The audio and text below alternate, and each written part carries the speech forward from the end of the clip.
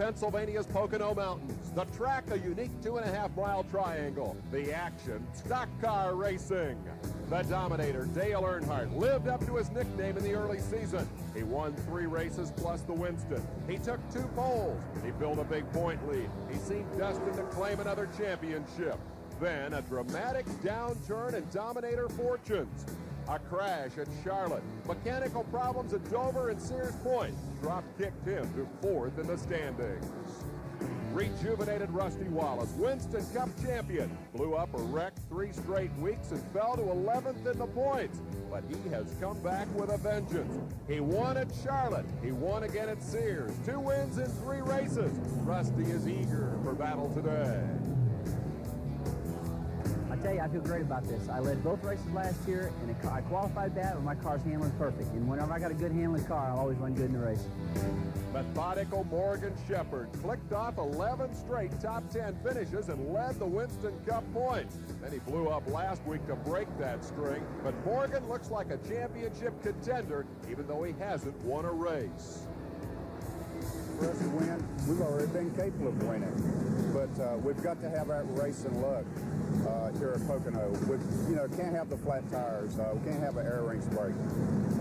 But our team is ready to win, whatever.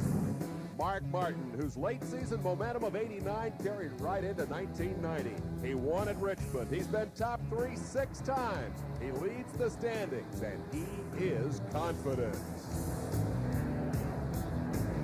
No question. I drive for the best sponsor, the best team on the circuit. I know we can win this race. At 180 miles an hour, the helmeted heroes of stock car racing roar into battle at Pocono. And it's only on Showtime Event Television.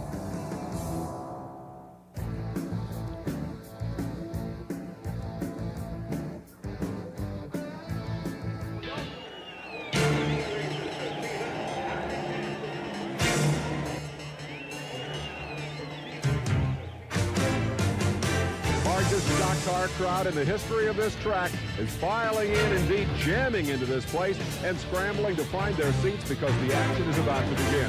Hello everyone, I'm Dave Despain. Welcome to a unique opportunity in stock car racing. We'll also snoop a little bit with our radios on NASCAR race control and find out what's going on there. And we'll have 3 in-car cameras each in the cars of Kyle Petty and Rusty Wallace. In all the elements to give you a spectacular show today, to help us describe that action, let's bring in the 8-year Winston Cup stock car veteran, winner of the 1988 Winston 500 at Talladega, Phil Parsons, ladies and gentlemen. And Phil, this shapes up as a great battle in the middle of a pivotal point race. Well, it really does, Dave. You have different emotions going on here. You have Dale Earnhardt, who started off real fast and had incredible bad luck the last 3 weeks, went from leading the points back down to 3rd. And you have Rusty Wallace, who's on the rise. He went from way back. Now he's up in the point battle. And you have Mark Martin leading the point battle, Morgan Shepherd, incredible consistency among those 2 drivers. And you also have Jeff Bodine only 20 points behind Earnhardt. So it should be a real good race. And speaking of mixed emotions, let's put this guy on the spot. Ernie Irvan is on the pole in the car from which this man was released after 3 races this year. You must have mixed emotions about that. Well, I do, Dave, but if I was in that car on the pole, then I wouldn't be able to be up here with you for 3.5, 4 hours. What a sacrifice. Let's meet a couple more members of our broadcast team, and in fact, hear from Ernie Irvan. We'll go to our pit reporters now, beginning with the pole-sitting driver. Pat Patterson of On Pit Road is there with Ernie Irvan. Well, thanks very much, Dave, and good afternoon, everybody. Ernie Irvan is no stranger to the front row. Just a few weeks ago in Charlotte, North Carolina, a special consolation type of event, the Winston Open, he was on the pole there. Last week in Sonoma, California, he sat on the outside pole. Bristol, Tennessee, he was on the pole. Today he's on the pole for this one at Pocono. You keep starting up here. We just got to finish one up front. I tell you, that's what we're working towards. We're getting our qualifying program down real good. Our race program's getting awful good, too. Tony Glover, the crew chief, is, trying to coach me into winning a race. We got the car capable. We got the crew capable. Now he's working on getting the driver capable. All right, he'll try to get capable this afternoon. Now, working alongside me on the pit road for this one today is the editor of Stock Car Racing Magazine and my partner, Dick Berggren. Pat, the man starting on the outside front row today is 48-year-old Dick Trickle. He's won hundreds, maybe thousands of stock car races, never at Pocono, never in a Winston Cup car. Were he to win today, it would be the biggest victory of his career. Dick, is today the day? Well, our first win is probably going to come at the most unlikely spot, and Pocono because of its indifference would be an unlikely spot. And the team prepared the car real good. The old Phillips 66 Top Arctic motor oil Pontiac running great. And we had a good late practice yesterday. I believe we should be able to run with them today. It's going to be a hot afternoon. It's very steamy down here. How are the drivers going to make out with all this heat? It's a long race, almost 4 hours. Well, if your car is handling well, so you don't have to physically and mentally work too hard, that's a big factor, how hard your car is driving and how well it's handling it. I don't foresee any problem from my end, but some of the drivers may have problems with the heat today, but I think we'll be all right.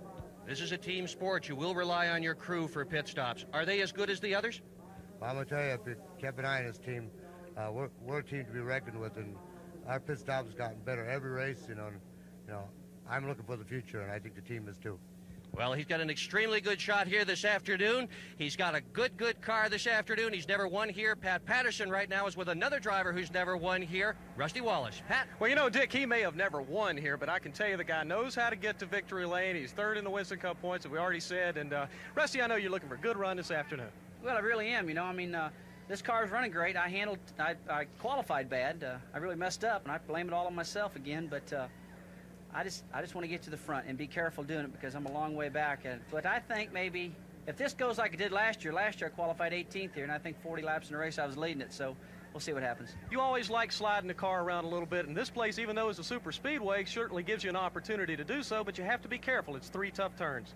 Well, believe me, that's not what I like, but when that happens, you can't quit driving. You got to keep going, and so when it starts sliding, you just got to keep running. I like to have all 4 tires stuck perfect. I think that'd be every racer's dream. All right, that's Rusty Wallace. He is the defending Winston Cup champion, and he's looking for a good run this afternoon.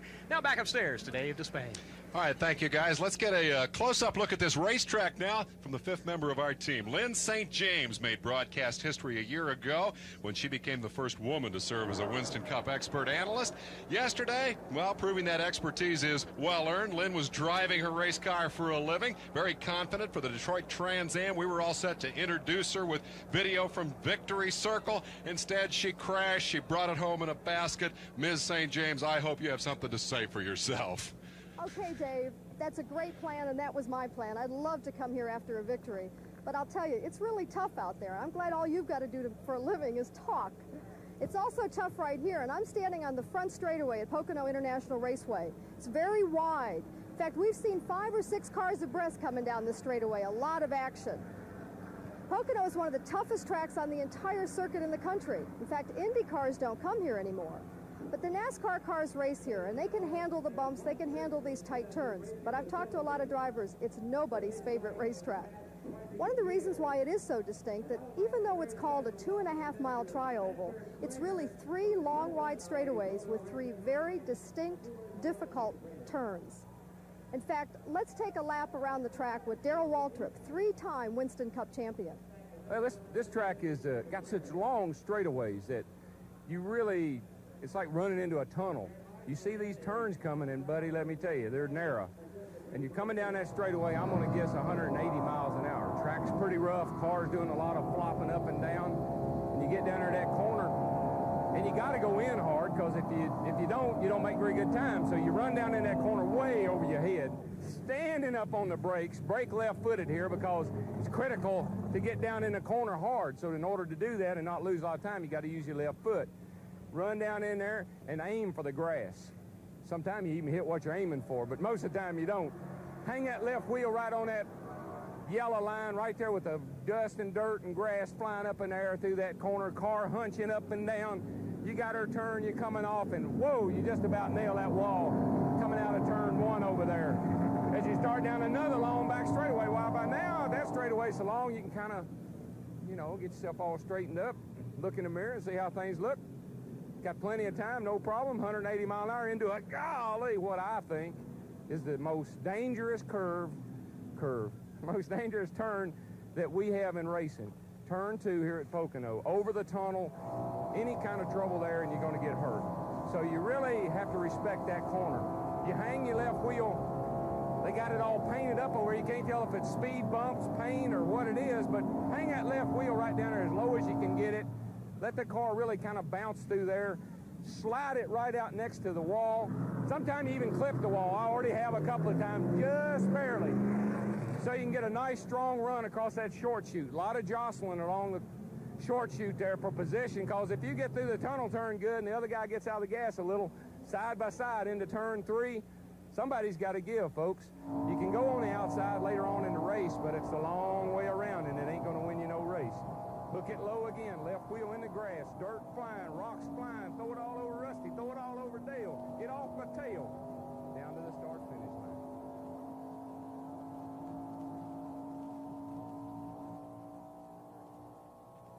The new paint on the racetrack makes it very slick. I can tell you from driving street courses, you don't want to drive on that paint, but you have to here because that's the line. That's Pocono International Raceway. Back to you, Dave. All right. Thank you, Lynn. Thank you, Daryl. We who talk for a living are certainly jealous of those of you who drive these things for a living. Let's get this thing underway. Waiting at the head of the grid is Bill Giles of Ogden, Utah. Gentlemen, start your engines.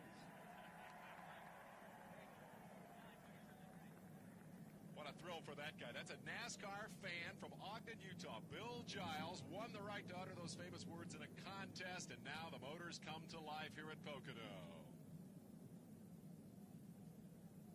Rusty Wallace firing up. Here's Sterling Marlin's machine. There's old Darrell back there ready to throw dirt all over everybody. About time for us to start and look at that starting lineup of how they'll get underway here today. The engines have fired along pit road. Engines warming, and very soon they'll roll out on that initial warm-up lap that will get the festivities underway here today. Let's take a look at the starting lineup. On the pole, Ernie Irvan, the youngster with the rags to riches story from Modesto, California, alongside the 48-year-old winner of 1,000 features, Dick Trickle.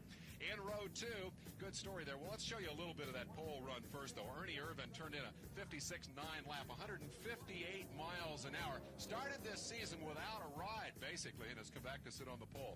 Bill Elliott fast right out of the truck, qualifies third. Jeff Bodine outside row 2, led more laps here during the 80s than any other driver.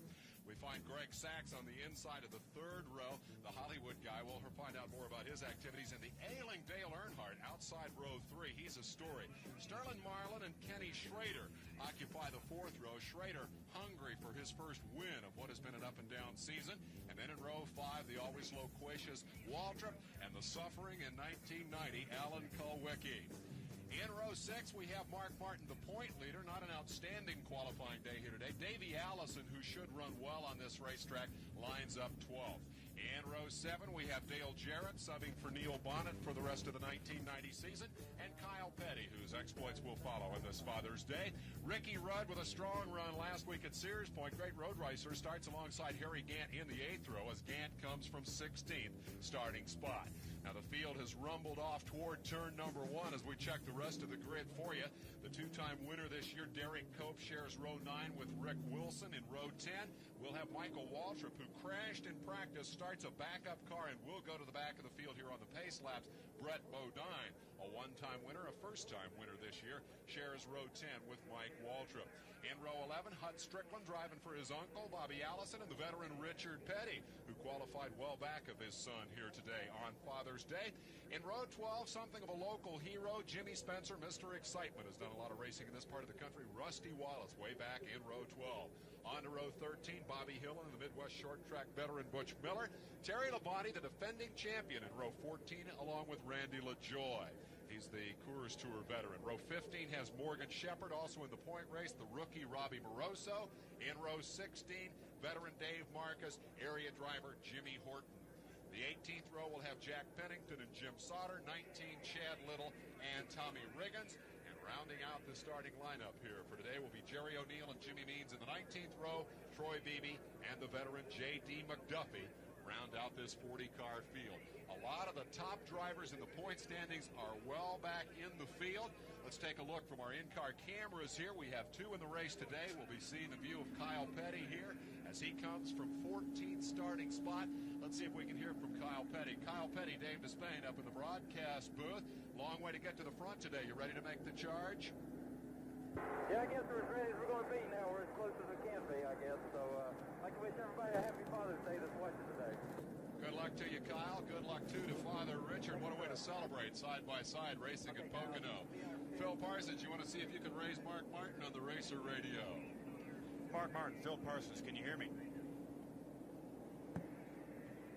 Phil Parsons talking to you on the radio, or TV. Mark, can you hear me? With a TV link on your radio. All right, Mark, how's it look? You're starting back a little bit. Can you get to the front?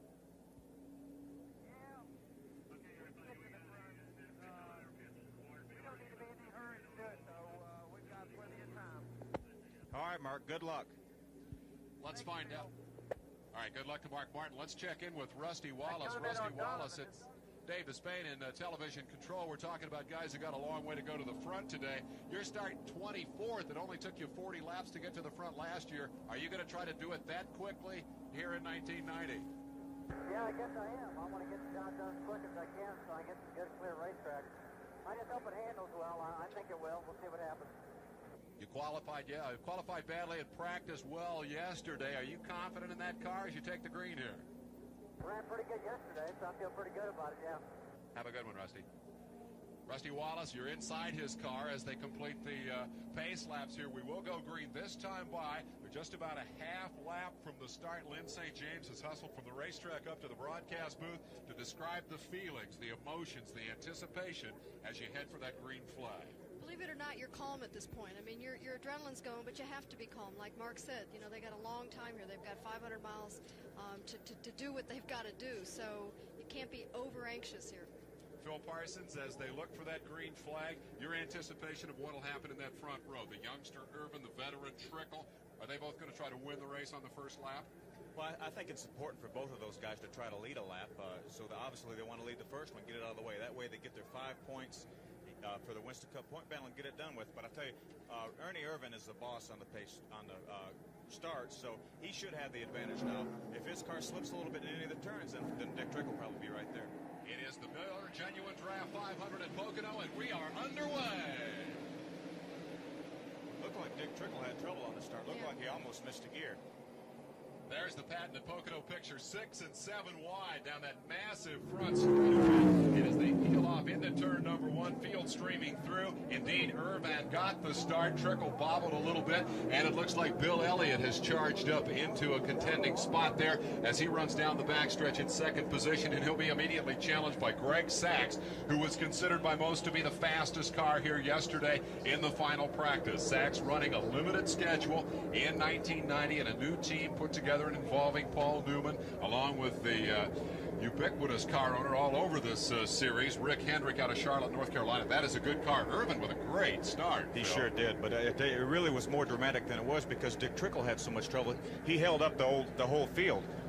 Here's Rusty Wallace and the view from inside his car. You see a constant Pocono problem, the dirt and dust being thrown up by the other cars, and oftentimes rocks being thrown up onto the racetrack. Irvin has led the first of 200 laps here as we ride with Rusty Wallace trying to get to the front. The view out the back sees Dave Marcus right wedged up there behind, trying to take advantage of that draft. Moving down to the inside, Wallace is trying to do the difficult here at Pocono, and that's pass on the outside. It's extremely difficult because right now the track is green and the adhesion is real good in the inside. You see Dave Marcus now on the inside of Rusty. Morgan Shepard was on the inside and got by Rusty, so Rusty needs to get to the inside. He may be trapped out there, too. There's just no hole to get down in line. And when you're Rusty Wallace, the Winston Cup champ with $1 million in your pocket, nobody's anxious to give you a lot of running room. Sachs is coming after the leader very, very hard. A couple of the young stars of stock car racing having a heyday at Pocono. Is way down to the bottom. Ernie Irvin hugs that inside, but he has been gathered up here by Sachs, who definitely wants to lead some of this race. Bill Elliott third with a gap of a couple of 3 car lengths back to him. Make it to 5 or 6 car lengths as they cross start finish and put the second lap in a row. And here is the challenge from Sachs, who got the bottom of the racetrack away from Irvin and he lead it as they go into lap 3. A lot of aggression there, Lynn. There's a guy who doesn't want to fool around, wants to get to the front, lead his laps early. That's true, but look at the gap that's there between 1 and 2, which really was set up by that problem that Dick Trickle had at the start. It's going to be a real charge for Elliott and to try to pull back up to the leaders, because the leaders could really pull away here. Elliott very strong right out of the truck here. They came off with the right setup. They qualified third. They're very excited about their prospects here today in what has been a tough season for them. They just haven't been able to get things together, have not yet won a race this year, and I know they're more than ready to do that. We're coming to a couple of tracks that they like a whole lot as we watch Sachs lead and Irvin in pursuit in the early running. A 2-car show there, a glimpse of Elliott, and he has been reeled in by Jeff Bodine, who now sits in 4th, the guy that I think has a real shot at winning this race today. Now we're inside the Kyle Petty car, and he's got a pretty good partner to run with. That is Kenny Schrader just ahead of him, trying to come from 14th starting spot today.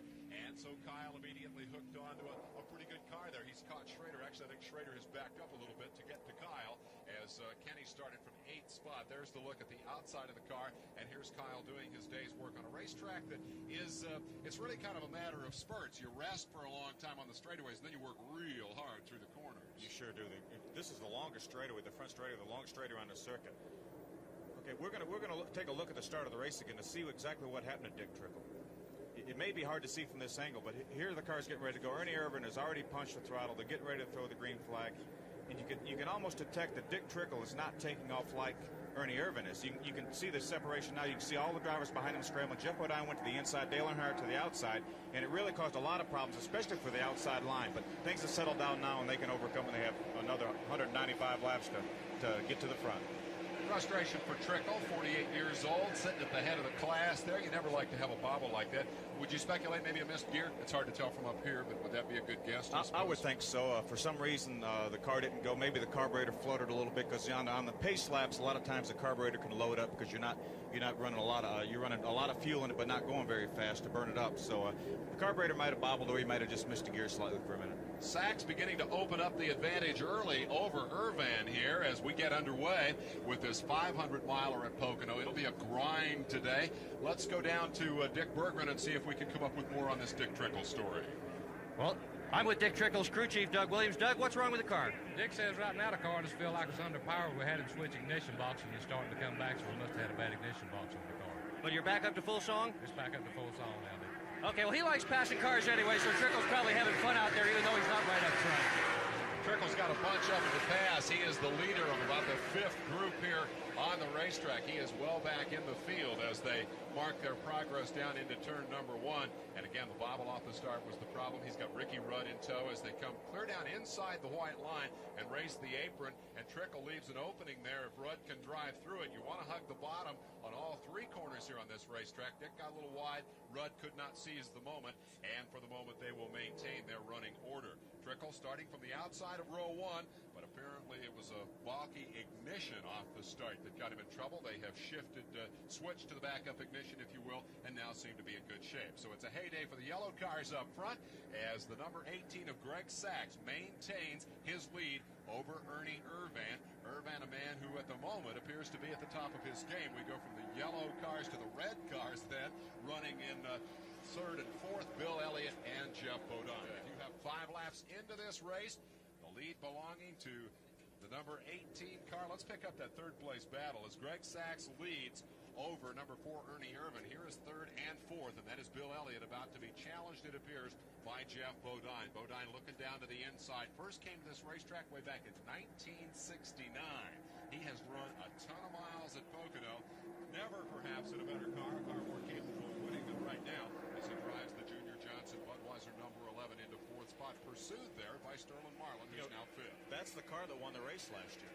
The car Jeff Bodine drive, the Junior Johnson, won the race with Terry Labonte last year. Labonte, meanwhile, started way back in 27th spot today, so from victory lane, it was a long way into the back of the field in qualifying. They simply did not time trial well. A lot of drivers had problems in qualifying. It was a short practice session prior to time trials, and a lot of guys just didn't get them up to speed, including several of the front runners. We've not said a lot about Dale Earnhardt today. He is badly under the weather with the effects of a virus that is also plaguing his team. Race for 3rd. Elliott slipped. Bodine said, "I gotcha," dove underneath, and we've got a new 3rd place man. Bill Elliott left the door wide open. Jeff Bodine said, "I'll take it. Thank you very much." I've been watching these cars, and the lead pack particularly, and they really seem to pull away. Ernie and the first 2 cars seem to pull away coming out of going into turn 1 and then down the chute, but then when they got to the tunnel turn, they were pulling up on them, and so that by the time they got to start finish, it was a pretty close race. So you've got maybe two setups here where the cars are running well at one part of the track and not so well on the other part. Note the progress of Sterling Marlin. He's up to 5th. He's in the middle of that battle and ready to challenge. Phil? Sterling runs well at this racetrack, and as Lynn was saying, this track has 3 distinctly different turns. And so a lot of times a car will be perfect in one end of the racetrack, but maybe not so good in 1 or 2 of the other corners. So, a lot of times, like Lynn said, you'll see a car really get through turn 1 good, but then lose ground in the tunnel turn or possibly even turn 3. I want to hear more about that. We're watching 3rd, 4th, 5th, and 6th. And on the right-hand side of your screen in black is Dale Earnhardt, the Dominator, plagued by this virus that we talked about that's left him with an upset stomach, coughing, sneezing. There's a lot of it around this area. His crew chief also plagued with it. The general consensus in the garage area seems to be if anybody can whip that bug and win this race, it would be the tough guy Dale Earnhardt. But he's got a challenger right now as they come up the front straightaway. He's got a bug on the inside of him right now, Dave. He's got a kid by the name of Ken Schrader. But I said earlier at the show that Earnhardt was in 3rd points, but he actually dropped all the way to 4th. Rusty passed him with his winner series points. I'd just like to correct that. Got it. Good point, and that is after leading the series early. Bodine is your 5th-ranked driver. He has come into contention in the last couple of races, and right now Dick Berggren, check that, Pat Patterson, I believe, is standing by with the crew chief on that car. Well, Dave, I walked down the pit road with Tim Brewer a little earlier before the race started, and Tim said, you know, this is a car that won last year. I got Jeff Bodine, and he's good at Pocono, and Tim's reached over to talk in just a minute.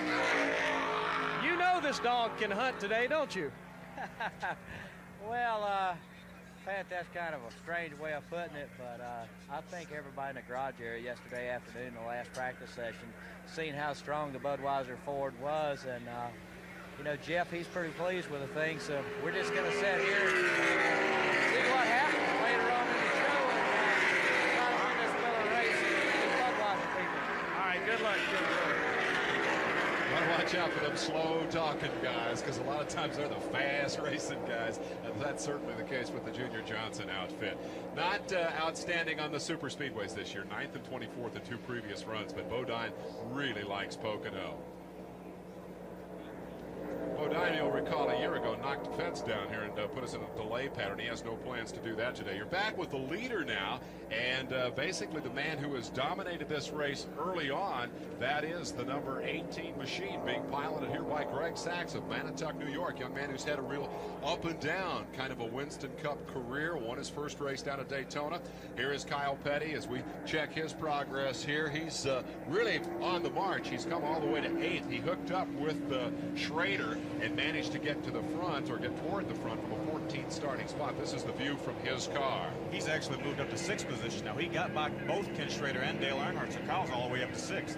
He's having a great run today. You know, we appreciate that, Kyle. We put that in-car camera in there because we wanted to see what it's like to go through traffic, and he's given us some good views of that here today. Hard-working young driver, of course, the son of a racer, grandson of a racer, and here on Father's Day, he carries the family tradition, checks the mirror for the 7th place man. But most of the looking he's doing today is toward the front of this field. You see the left foot braking there. That is something we'll get a lot of perspective on during the course of this afternoon. It's a technique that's unusual to this form of the game. Dave, next time we talk to Kyle, let's remind him to put the visor down on his helmet so he doesn't get anything in his eyes. I was thinking about that, but it's hot in those inside cars. I know in my Mustang in the Trans Am series, I wear the visor up because it's so doggone hot when you wear it down. It really is. I ran a race with a full face helmet at Daytona this year, the qualifying race, 125 miles, and I absolutely couldn't breathe, so I went back to the open face helmet. Yeah. Kyle is one of the few drivers in this division who prefers that full face helmet, and now we understand there is perhaps a problem with number 17. Darrell Waltrip says, when I qualify in the top 10, I get feeling pretty racy on Sunday morning. He was in the top 10 to qualify here today, but now we understand there may be a problem with the car that at last report was running 19th on the field. He's fallen into the clutches of Terry Labonte. Directly in front of him is Dave Marcus, and it appears that Waltrip is struggling a little bit, not only today, but how he has struggled all season.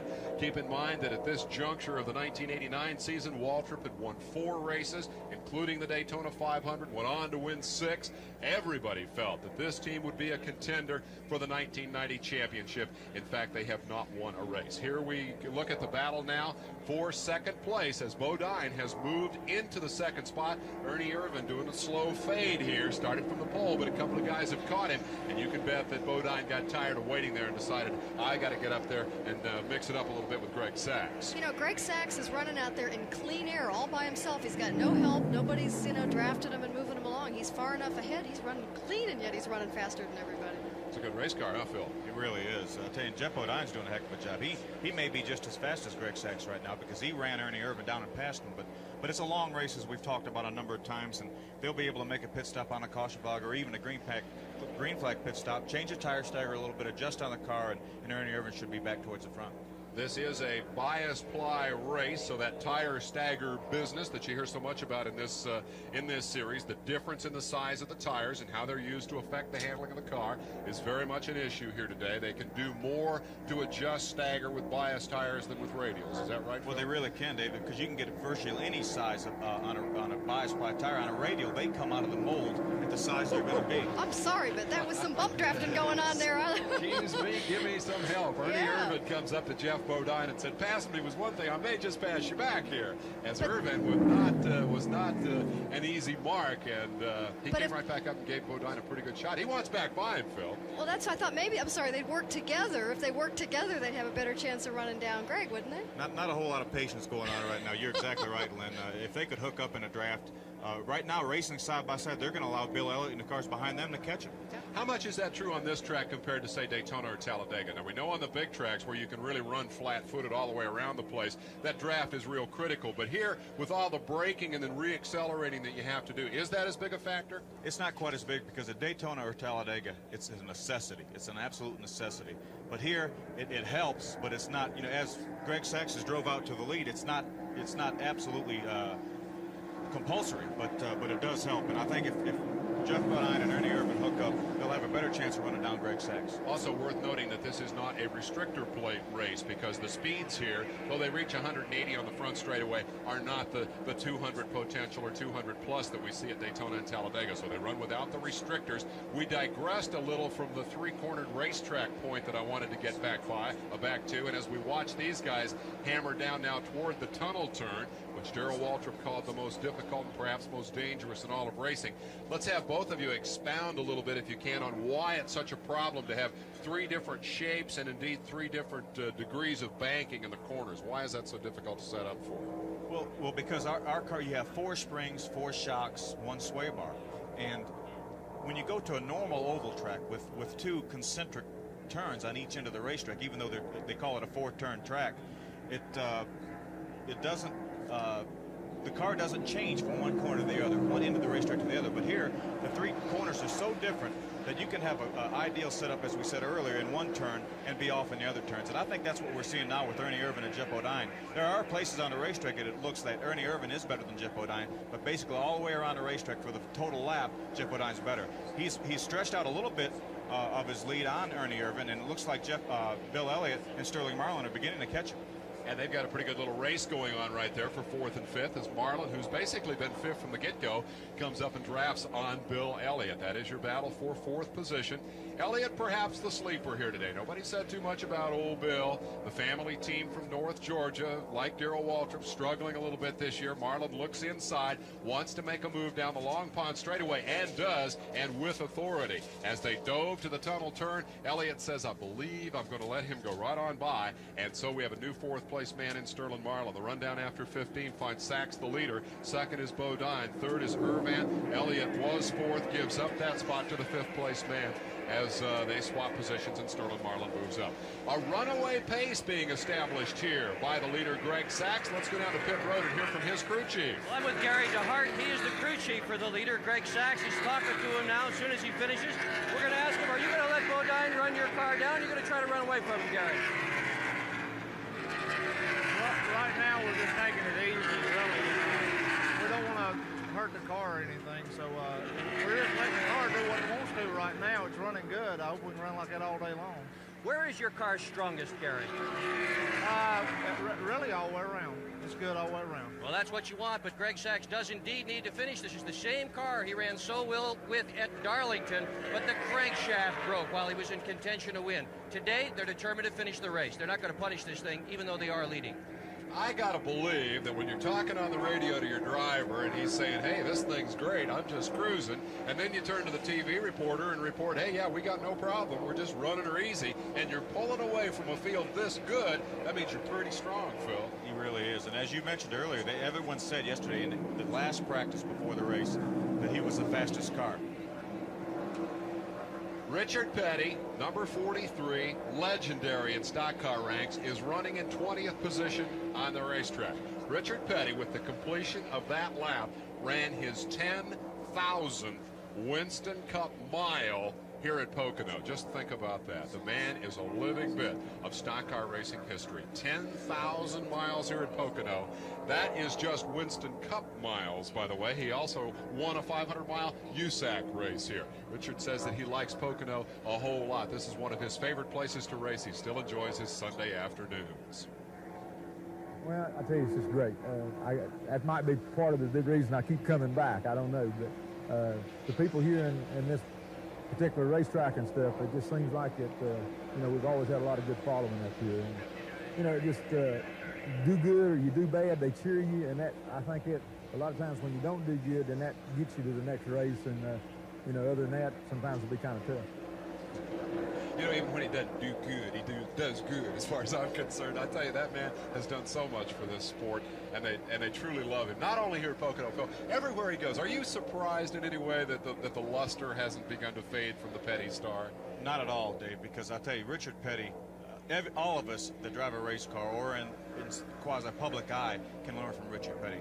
Good, bad, no matter what happens, he always has a smile. He always has times for the fans to sign autographs. He's just a terrific human being, and he has done so much for this sport. It would not be where it is today if it wasn't for Richard Petty. A lot of people have speculated that perhaps it's time for Richard to hang it up. Perhaps he should retire. I, for one, have said from the start, I think he ought to be allowed to go out there and race that car every Sunday afternoon as long as he's enjoying it. Unless he starts getting in people's way, and Richard is a sharp enough race car driver that when that happens, he'll park it. We're talking about Morgan Shepherd at the top of the show, and that was Richard right behind Morgan Shepherd, so obviously he's doing a pretty good job. He can still race the good guys. Here's the good guy today. Greg Sachs has been good from the get-go. He ran down pole sitter Ernie Irvan within the first 5 laps, made the pass, took the lead, and has showed his heels to the field ever since. He was a smiling and bubbly guy yesterday after qualifying, after the final practice session, we should say, because basically that race car was as good yesterday as it is today. Now, for Greg, who comes from Manatuck, Long Island, this is really like a hometown racetrack. Would it be in a special race for you to win here today? Oh, it'd be great. You know, I didn't even know I was coming to this track till about a week ago, and I couldn't be more excited than to be here in Pocono because I've got a lot of friends, fans from all the New England area, Long Island, New York, you know, my friends out in Manatuck, my hometown. It'd be absolutely great, especially to bounce back after last year's incident. And, you know, I've even run modifieds here on the 2.5-mile track. You know, I've won here in the Racing Champions, and I'd like to get back to Victory Circle. The man had a big crash here last year, has come back today to lead the race. Nothing like making amends for last year's miscue and doing it with a lot of style in front of so many of the hometown fans. Here's your leaderboard. Sachs is leading. Bodine, former winner here, is second. Sterling Marlin has marched past Ernie Irvan to take over 3rd spot. Good run for Sterling today. Still looking for that first Winston Cup win. Irvan, the pole sitter, is 4th. Bill Elliott says happy Father's Day star with a 5th place run so far. Kyle Petty has come from 14th to 6th. Schrader is 7th. Alan Kowicki in 8th position now. Kowicki, a struggling driver who owns the track record here. Dale Earnhardt ill today, hanging on in 9th. And Derek Cope, the Daytona 500 winner, number 10, is 10th after 21 of 200 laps. Long race here at Pocono because of the lap time. Takes almost a minute to run a lap here with the tight corners that you have. And so we're looking at a 3-hour and 20-minute race if it ran green all the way. You're inside Rusty Wallace's car here as he hauls that number 27 along, not making spectacular progress, certainly not like a year ago, but consistently moving toward the front. He is now 17th in the running order, and this is a picture we saw yesterday during the rehearsals as he really works that car. Look at the expression on that man's face. That is total concentration. Now he's out onto the straightaway, gets a little chance to sit back and relax and rest and think about what's coming next, perhaps check the mirror, see how far it is down to that next corner. But the problem is finding your way into that turn and then hunker down over that steering wheel, let your tongue hang out a little bit and brake with that left foot. That's a nice picture of just the amount of work that you have to do here. Stretching out his arms, shaking them loose. Phil, that's kind of representative of what we see on this racetrack, I think. It really is, and you notice yellow flag is out, the caution flag is out. I think it's Jerry O'Neill. Yeah, Jerry O'Neill has pulled off the racetrack at turn 1, and obviously a mechanical problem. No word of a spin or crash. O'Neill has parked it down on the apron, and at that juncture it does represent a safety problem. Actually, he's not quite to turn 1, and the car may well have stalled coming off pit road. He's sitting right down on the edge of the grass, and they'll need the tow truck to get him out of there. So with 23 laps showing on the board. The pits will close. They'll make one full lap of the racetrack. The pace car will pick up the front-running automobile, and after the completion of that lap, they will then be allowed to come in for service. And 23 laps in, I would presume we'll see most everybody. Yeah, I think everybody will come in. It's really over halfway on a scheduled pit stop, so everyone will come in. There may be some people that, to try to get track position, will only take on 2 tires, but I think all the leaders will take on 4 tires and a full tank of fuel and be set to go another 40 or so laps. It is the first caution of the day here. The record for fewest cautions in this event is 1. This race ran on one occasion, the fastest race ever, with only 1 caution, and I believe it was on that occasion that they ran 176 green flag laps from start to the first yellow. So now the pits are open, and Sachs leads the charge down onto pit road. He will be passed by Bodine, whose pit is all the way down toward the end, and the wholesale scramble is on. Fortunately, pit road here is almost as wide as the racetrack itself. It's a safe area in which to conduct your business. Let's go to Dick Berggren. Well, not only does Greg Sachs not get a lot of opportunity to drive, his crew doesn't get a lot of opportunity to do pit stops either. Sachs' team hastily assembled, doing a good job here this afternoon. Meanwhile, Pat Patterson up pit road with a bunch of other fast cars. Pat? Well, you're watching a very, very efficient pit crew. This is Gary Nelson's team. Kyle Petty, you've been riding inside the car with him. They changed right side tires, left side tires, and it's a good stop for Kyle Petty. He's down.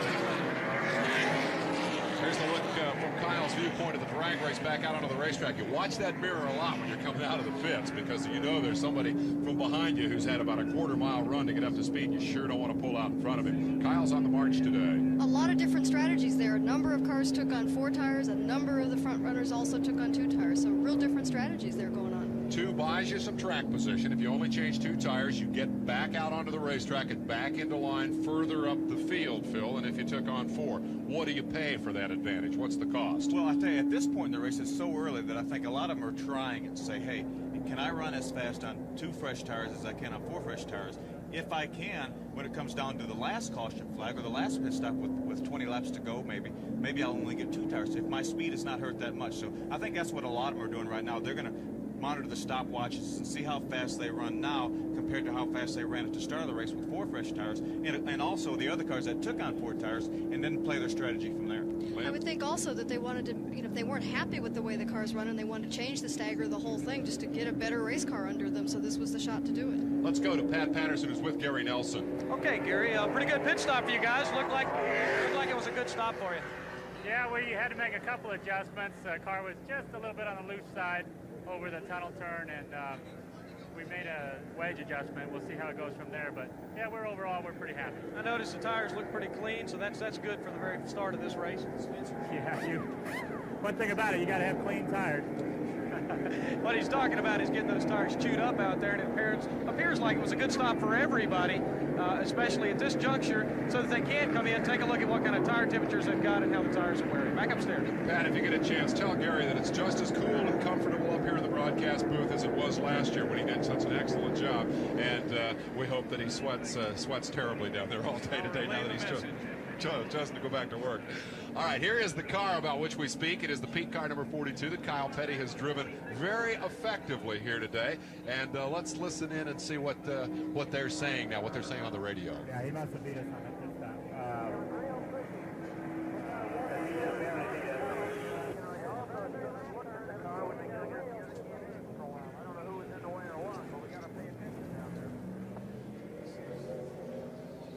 Okay, you're hearing crosstalk.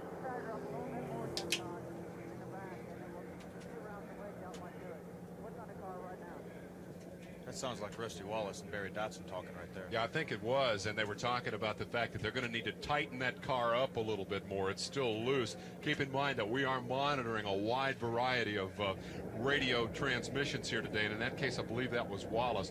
Petty maintained his position on the racetrack. He went in 6th spot into the pits. He came out in 6th spot, so no change there, as Petty, who started 14th, is turning in a good run here today. See if we hear any more of the radio talk. Dave, that's the pace car right there. The pace car will pull off the racetrack right now, right after the tunnel turn. And then the leader of the race will be the boss when they get back around. That's because it takes so long to get around. They just drop the pace car off, and now the leader has them until they come back around to take the green flag. And I understand the start actually is at the Winston Cup building rather than at the start-finish line. I don't know if we can see that on our camera. Kyle will have a mirror full of Dale Earnhardt when we restart this race, and all indications are we will be doing that this time by. So the field forms up behind the leader as they prepare to come off turn 4. It will be Jeff Bodine who leads the race, and we'll see a dart on the pit road. There is the green flag. J.D. McDuffie pulled onto the pits just ahead of the cars as Bodine leads the rush down toward turn 1 with Bill Elliott in tow. There comes the swoop by Earnhardt. The Dominator swings out of line and picks off the 26 car of Brett Bodine. So while Jeff is up front, Brett falls victim to a pass there by Dale Earnhardt, who has marched up to 7th spot. Elliott will get a chance to take a shot here at number 11 Bodine. Sachs came out of the pits 3rd, went into the pits as the leader, so suddenly we have a 3-car race and an opportunity to see what Bodine and Elliott can do up front, and what they do is pull away just a little bit. Bodine obviously real good under braking. Let's go to Dick Berggren on pit road. Well, Dave, the guys who are pitting far up pit road, way up at the other end, have something of an advantage on these pit stops. They get to accelerate all the way down pit road real fast, then they get to take off and nobody can pass them after they get out of there. Now, this here is Greg Sachs' pit. He's about in the middle of pit road. Sterling Marlin is right next to us. They have a tougher time, and pitting, they may often lose a spot or two. We were also listening to radio transmissions before this round of pit stops. Many of the competitors were complaining about cars pushing. They were understeering. That's because the weather has changed. It's become a little bit overcast. That will promote a pit pushing condition. Terry Labonte is coming in. He has a loose wheel. Terry Labonte coming in with what is reported to be a loose wheel. Lots of stuff going on down here, Dave Despain. Stay on top of it, Dr. Dick. Thank you very much. That is last year's winner of the race with a new ride for 1990 and a big problem early in the race as he has a loose wheel and will have to stop for repairs. I'll tell you, Dave, that's one advantage to this racetrack being so big. They can come in, tighten that wheel up, top it off with fuel. If they don't have any major trouble, which it looks like it's taking a lot longer time, but see, the leaders are still over just past the tunnel turn, so he can get back out, get up to speed, and if he can catch a caution, he can stay in the same lap. He'll need that caution to do that. He will be basically the length of the front straightaway behind, but on the lead lap, and that is the key. And it would be a surprise to see another one caution race like we saw here a few years ago. As Bodine leads down the front straightaway, Labonte will try to play catch up from the back of the pack. After 27 laps, Bodine is leading this race with Bill Elliott running in the number 2 spot. Let's sort it out for you after the pit stops and give you the new leaderboard here, the running order following that round of pit stops brought on when Jerry O'Neill parked his car down at the entrance to turn number 1. 28 laps complete. Bodine and Elliott battling with Sachs on their tail. Sterling Marlin with a good, consistent run here today, and Kenny Schrader himself, a proud papa, running in that 5th spot. He's been pretty consistently in that spot for most of the afternoon, at or near that position. He's been 5th, 6th, 7th. Actually, I think that's as high as he's been. Earnhardt is 6th. Bodine, Rudd, Kulwicki, and Irvine round out the top 10. Ernie Irvine was your pole sitter. Big battle going on right now as Sterling Marlin does that battle with number 3 Dale Earnhardt. Earnhardt has the bottom of the racetrack. Marlin has the determination. Side by side behind them comes Sachs and Schrader, and this is Pocono at its best. That's why they built that straightaway 80 feet wide, so they could do this kind of stuff. Boy, Ernie Irvine, who was so hot at the beginning, is just not running quite as good right now. And also Greg Sachs, who was really hot at the very beginning. So it's really changed the whole complexion of who's hot right now. Sachs, it's amazing what changing a tire stagger and putting a couple rounds of wedge in, taking them out, will do to a race car. Sachs' retreat is the more dramatic of the two. Irvine has kind of steadily worked his way back to about 10th or 11th spot on the racetrack, but Sachs really looked like he had the strongest car out there by a pretty healthy margin, and now he's no better than Sterling Marlin, certainly, and I wouldn't think a whole lot better than Kenny Schrader from the look of what we're seeing here. Here comes Kulwicki on the outside trying to do the most difficult thing there is to do here, and that's make a pass on the outside of the racetrack, especially on the likes of Kenny Schrader, but he may get it done as he comes powering out of turn number 3 here, and I guarantee you we'll call that turn 4 before this day is over, but there are only 3 here as he comes out on the outside. Kulwicki at least holding his own, and perhaps will be able to pull off that pass. The retaliation on the inside by the yellow car of Greg Sachs retakes a position from the 94. That is the race for 3rd and 4th between Sachs and Sterling Marlin. Good racing here for position. The story up front, not a lot of lead swaps here by Pocono standards. One of the things we always think of when we come to Pocono is the potential for rain. We've seen a fair bit of it here. This track for many years held the record for lead changes among Winston Cup stock cars, and people speculate that part of the reason for that was that about mid-race there'd be a big black cloud over turn 3 and everybody was trying to get to the front to lead it at the halfway point. Today the weather is magnificent, and the leader is Jeff Bodine, who led more laps here during the 80s than any other driver. Here is Terry Labonte again. Tail end of the lead lap for Labonte after an unscheduled pit stop. For more on that, let's go to Pat Patterson. Here is an unscheduled pit stop for Bill Elliott. Let's go to Dick Berger. Unscheduled pit stop. This is definitely not planned. They think they've got a tire problem. Ernie kicking the right front tire. They've changed the right side tires on the car. That's all they're going to change. Hopefully that will resolve the problem. Dan Elliott, did you get it? Have you got the tire that was the problem? Don't know. They're not sure. Elliott's team very concerned. That was Dan Elliott, his brother. That team has the most unbelievable luck with flat tires in 1990. I don't know what you do. I don't know how you could be more frustrated than those guys, because if I'm not mistaken, that is their 8th flat tire in 3 races. I mean, this is a team that considers itself a front runner all the time and could be a front runner this year. Phil, but the air keeps getting on the outside. What's going on there? I don't know what you can do about that, Dave. I went through a deal last year where I had 3 flat tires in 1 race at Bristol. I don't know what you do about it, but right now Bill Elliott's in the exact same position as Terry Labonte in the fact that he's about 2/3 of a lap down, but Elliott's running well enough that I think he don't have any trouble staying in the lead lap, and I think Terry Labonte's in the same way. So if they can get a caution within 30 laps, yeah, right there's the whole circled on Elliott's tire. That was the culprit. That's why he had to make his unscheduled pit stop. So he should be in good shape now. Pretty common problem at Pocono over the years. Not as bad since they changed the tunnel and put the tiger's teeth in there, but you still see a lot of cut tires. You really do, because turn 1 and turn 3 are just like they used to be. You run through the dirt. You put your left sides right against, as Darrell said in the course description, right against the grass. So it throws up a lot of rocks. The tunnel used to be the worst part, but they fixed that with the ripple strips and stuff. So now it's just turn 1 and 3, but you start with the flat tires. This ought to be a great break for Labonte because he's got a fast car to draft with back there. But Lynn, I don't think he's going to be able to hook onto him.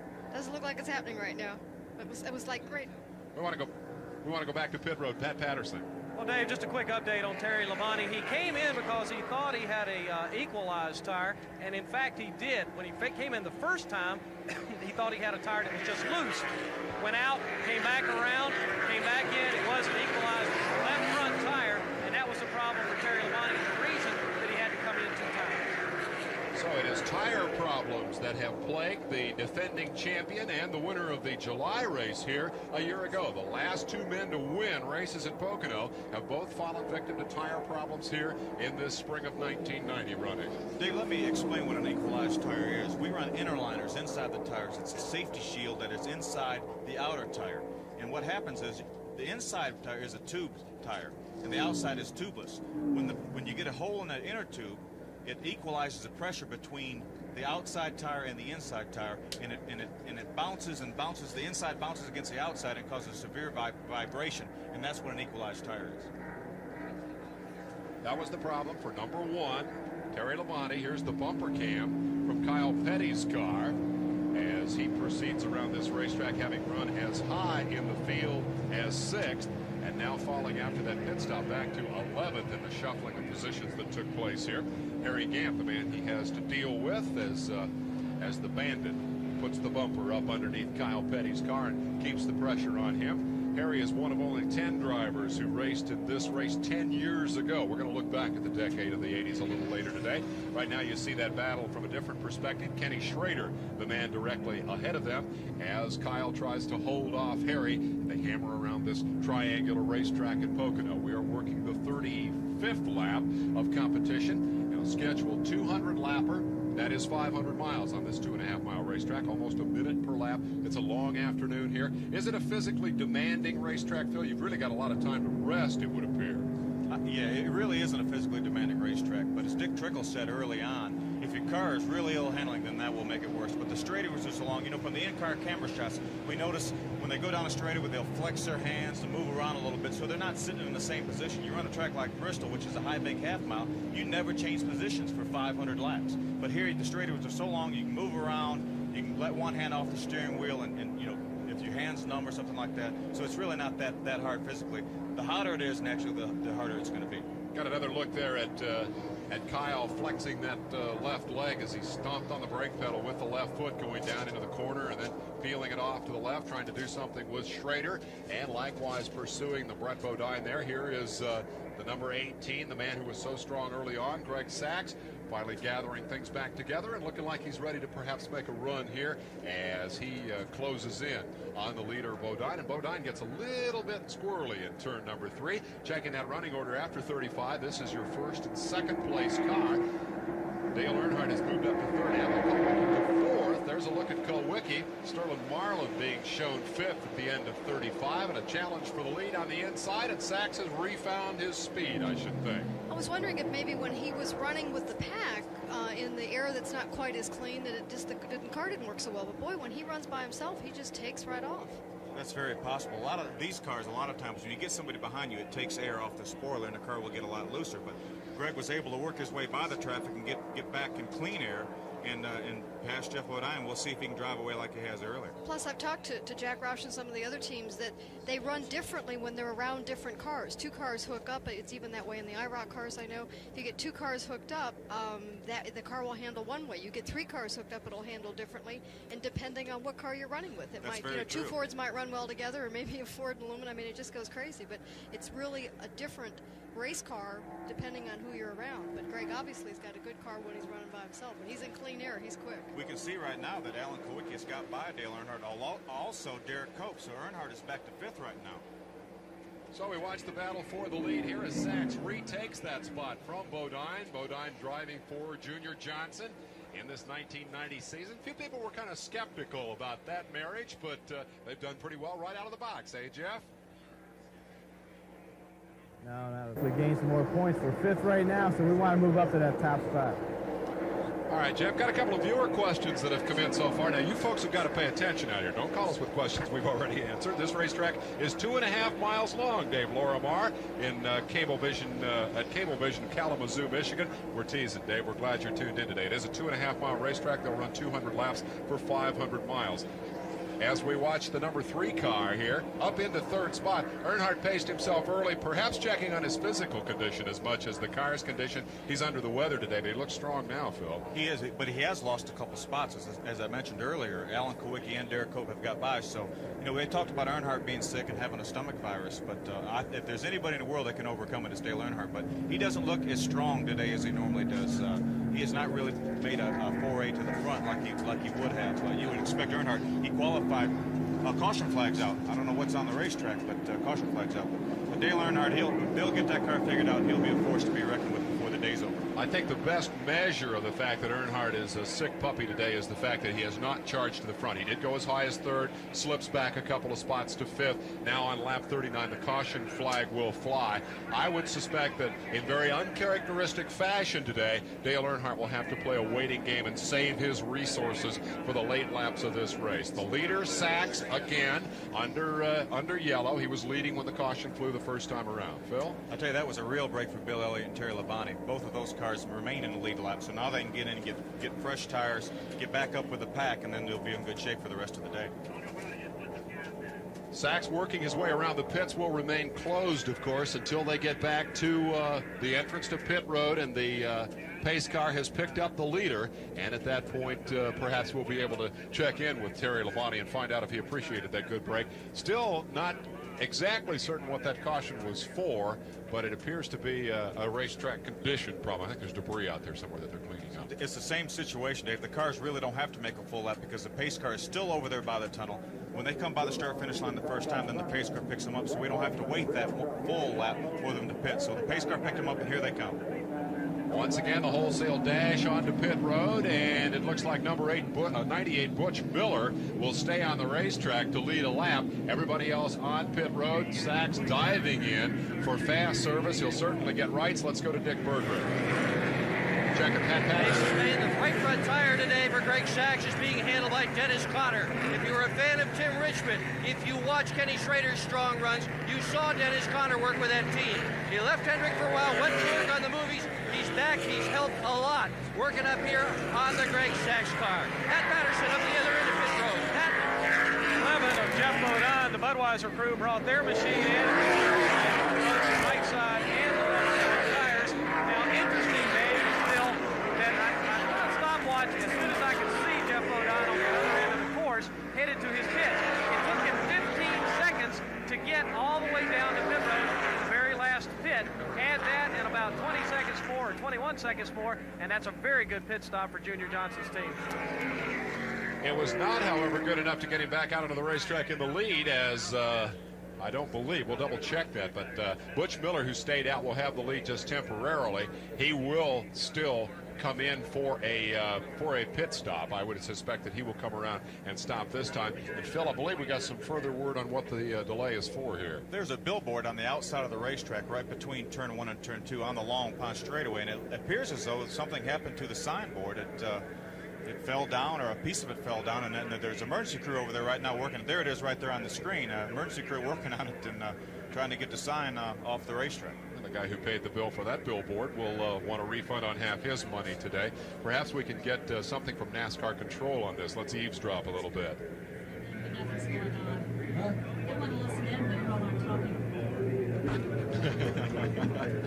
We're astounded. We heard that. The wind. Those automobiles going by. I think that was Kyle Petty and Gary Nelson talking, not NASCAR Control. They're obviously taking this very, very seriously. It was the wind of those high-speed automobiles that blew that sign loose on the backstretch. Obviously, it was a safety consideration. They're joking about it now because they've solved the problem. They got a crew out there that's taken care of it. It would have been a much more serious matter a lap ago. We've got a couple of serious questions from viewers who have phoned in. Jerry Washer in Houghton, Louisiana, wants to know the status of Lake Speed. Looking for a sponsor. Could you add anything to that, Phil? Dave Lake's got a deal with Prestone Antifreeze to run about 7 races this year. He ran in Charlotte, and I think he's going to be at Michigan next week. So that's what Lake's doing right now. He's got about a 7-race deal with Prestone, again with his own car. Christian Brule of Cablevision, Massachusetts, wants to know if the in-car camera adds any weight to the car. Well, it certainly adds the weight of responsibility, knowing that all you folks are home watching. In terms of the physical weight, it is very, very minimal and not a factor. Let's listen in on one of the men carrying a camera today, Kyle Petty and Gary Nelson, his crew chief.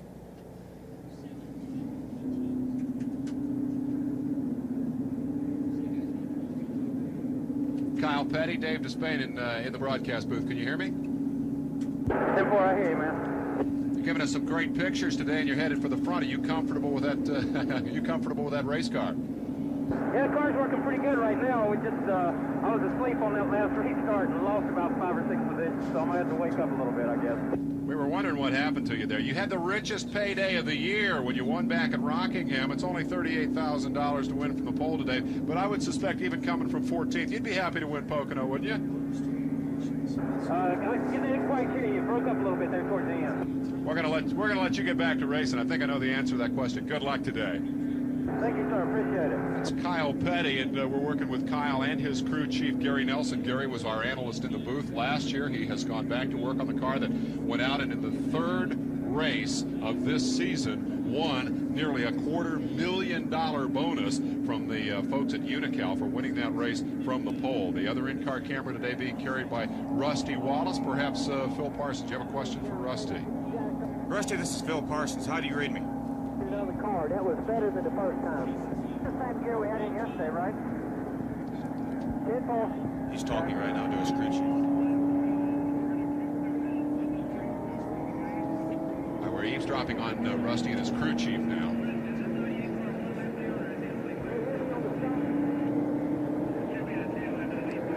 Rusty, this is Phil Parsons. Can you read me? Who? Rusty, this is Phil Parsons. Can you read me? Yeah, I got you. Go ahead. How's the car doing, Rusty? The car's handling good. I'm just trying to work my way up to the front right now. We're 10-4. Have a good day. Okay. We've heard talk from the Wallace crew of trying to tighten up that car, that it's been a little loose, that they don't have the handling quite as good as they thought they did. Now, they qualified badly because they had a Charlotte motor, basically a leftover motor from the big week at Charlotte that wasn't all that torquey and didn't work very well off the tight corners here, but they figured no problem because it was handling very well. Well, the handle seems to have gone away a little bit here in the early laps today. When he was talking when he was talking to his crew, he was talking about did they have the same gear in it that they had last time. So I think that's, you know, that's where they get that torque, and where they get that is making sure they've got the right gear. They're the drivers who have led a lap thus far as we watch the proceedings continue. Irvan has not been able to get back to the front since starting there. And a question from Kevin Connolly in Columbus, Ohio. Do all the cars have backup ignitions in them? That perhaps prompted by the Dick Trickle problem where the car misfired off the start and they did have to change ignitions. That's pretty standard, isn't it, Phil? I think so, Dave. Most every car here will have 2 ignition systems. It's just an insurance program, and to switch it, it doesn't even involve a pit stop, or it does? No, just flip a switch is all it takes. 41 of 200 laps are complete. We appreciate your questions. We'll answer as many of them as possible today as we take a look at the leaderboard here. Alan Kulwicki, 21st in the point standings, but the track record holder here is currently 6th on the racetrack and having a good day for a change. Derek Cope tickled to death to be at 7th. We're just about ready for the restart as they come off turn 3. As Pat Patterson alluded to earlier, Terry Labonte must have made 2 pit stops under the green because he's on the inside line, so that means he's 1 lap down. Butch Miller, who we thought was leading the race, also is a lap down. He's starting in front of Kyle Petty because he's technically on the tail end of the lead, on the lead lap. Here's a green flag, and they're back to racing. And the lap cars will get the jump on Kyle, who will emerge from this pit stop at the head of the class.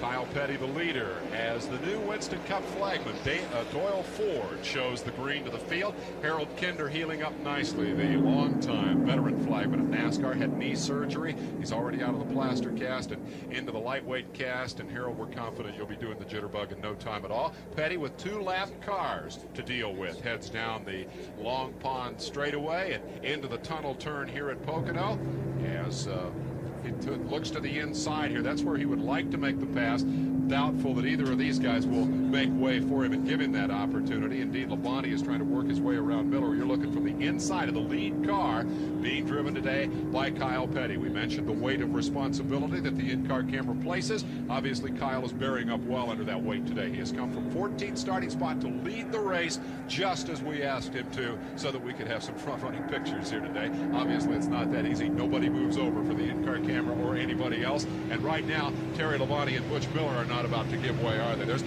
no issue of sportsmanship involved here. They're out there racing for their position on the lead lap. Well, absolutely. They desperately want to stay in front of Kyle Petty and get a caution flag to get back on the lead lap, because from 1 lap down, obviously you can't really hear it. Pocono have that good a finishing position, so they desperately need to stay in front of Kyle Petty or whoever the leader may be and try to get back in that lead lap. But he's obviously quicker than they are, and so it's really frustrating for him because it'll hold him up and the rest of the field will have a chance to come and run him down. So it's really important for Kyle, I think, to try to get by him and get out.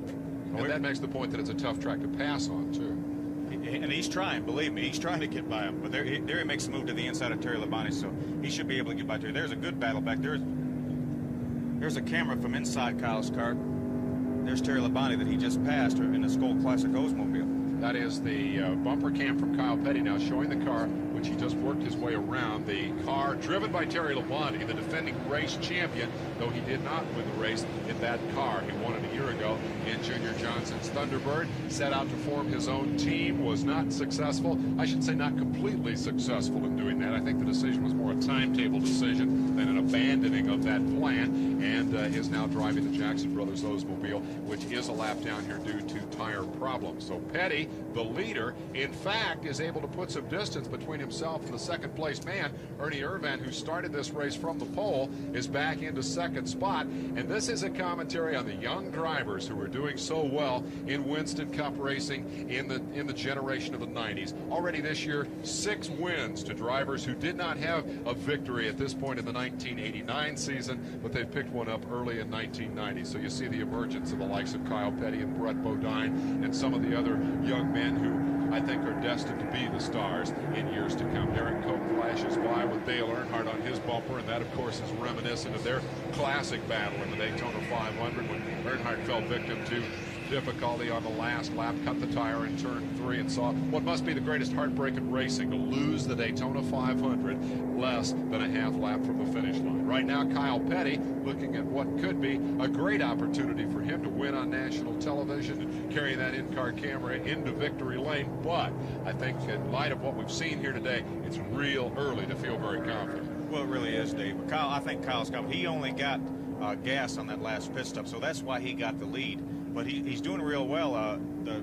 he's got about 4 or 5 car lengths on the second place car. But I tell you, Butch Miller in the banquet car is running real well. Because I really don't think he's holding Kyle Petty up that much, because if he would have been, then the second place car would have ran Kyle down and been all over him. But as of yet, it hasn't happened. Butch a little loose there, but Kyle wasn't able to get the nose underneath and seize the opportunity here. But you're right, there's no traffic jam on Petty's bumper. Butch is doing real good. Let's follow this battle around for a ways.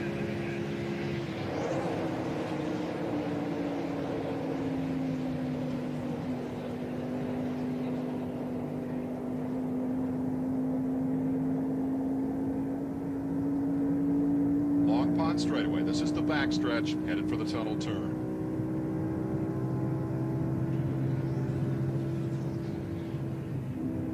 Left foot brake, hard left, over the ripple strips, tiger's teeth. See how it upsets the car. Short chute down into the comparatively flat and pretty forgiving turn 3, the final turn out onto the straightaway. Again, see the upset in the car? Way down on the grass here. Very critical to get off turn 3 well, because it carries your speed all the way down the straightaway. We talked earlier about the need to set up for whoever. 940, looking good, Kyle. There's a report to Kyle, looking good. That's Gary Nelson on the radio. And on pit road, Kenny Schrader not looking good at all. Just after the yellow, they're going to have to pit again. Schrader going to the right side for tires, and certainly an unscheduled affair. Richard Broom, the team manager for that team, back in the pits today after surgery on his back, and they don't like this. He's got quite a bit of damage to the right rear of his car. He either got into another car or got up against the wall, because you can notice the quarter panel where they're trying to beat the fender out to give the tire clearance. So Schrader got either into another car or into the wall. So they need to hurry, because the field's rapidly approaching turn 3 right now. There you can see it, and be pretty difficult right here from our point to speculate, but perhaps the guys in the truck could give us a look at what happened here, and perhaps we can go back and reconstruct the incident. Here is Kenny Schrader coming out of the corner, and there is the bump, and I'll bet that's going to push him right up against the wall, and boom, it does. Davey Allison involved, and also Mark Martin, who has not gotten a call here today. Martin has been back in the back, unable to march forward, but the difficulty in passing on the outside is exemplified right there. There was simply not room for him to do what he tried to do, which is go 3 wide. There really wasn't. Davey Allison, who he was going around the outside of, went to go around the outside of another car, I think Dave Marcus, and then that left no room for Ken Schrader. Let's go down to Pat Patterson and a report on Darrell Waltrip.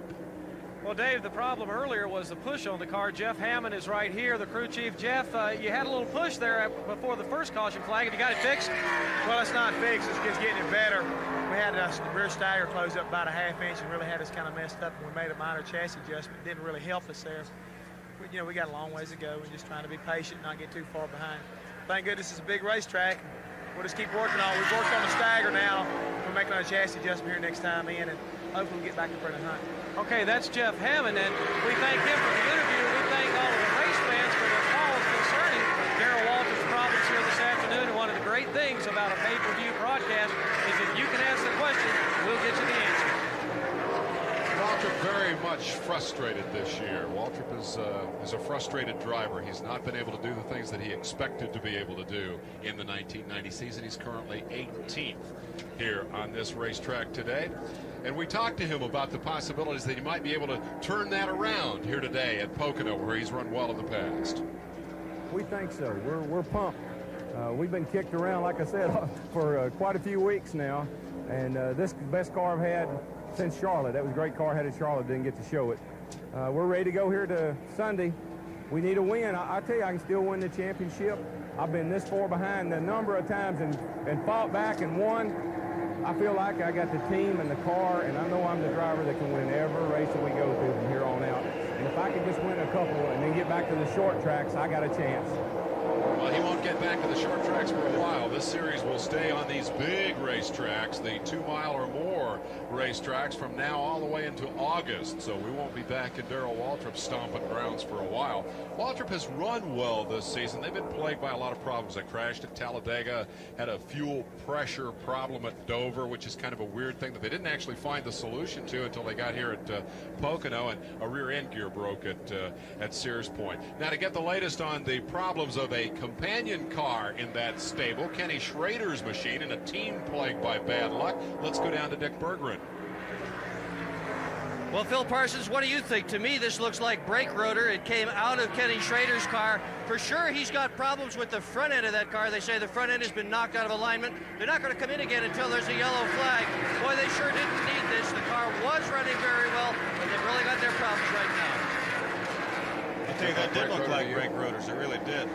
But I'll tell you, Kenny's, there's no way you can run faster on this racetrack without good brakes. So, well, only time will tell. We'll see how fast the leaders are catching him. Right now, he's about a half the length of the Long Pond straightaway ahead of the leaders, and we'll see how quick they catch him. If he has a brake problem, they're going to catch him fairly quick. That is a beat-up race car. It has damage on the right rear from the wall. It has damage all down the left side from contact with Davey Allison. This is the story up front, and now we see the traffic jam beginning to form.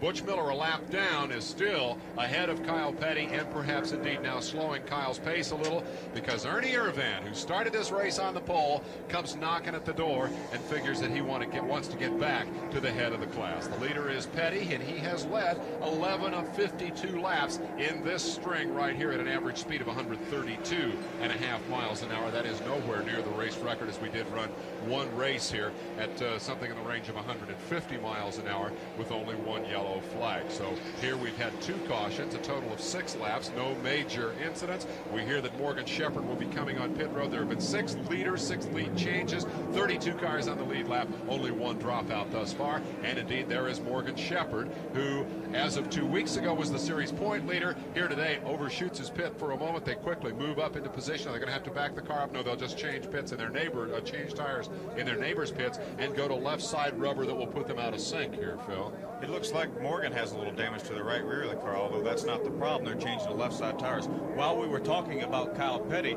leading the race, he is now back in the 3rd position. Ernie Irvan and Jeff Bodine got by him, so Kyle is back to 3rd.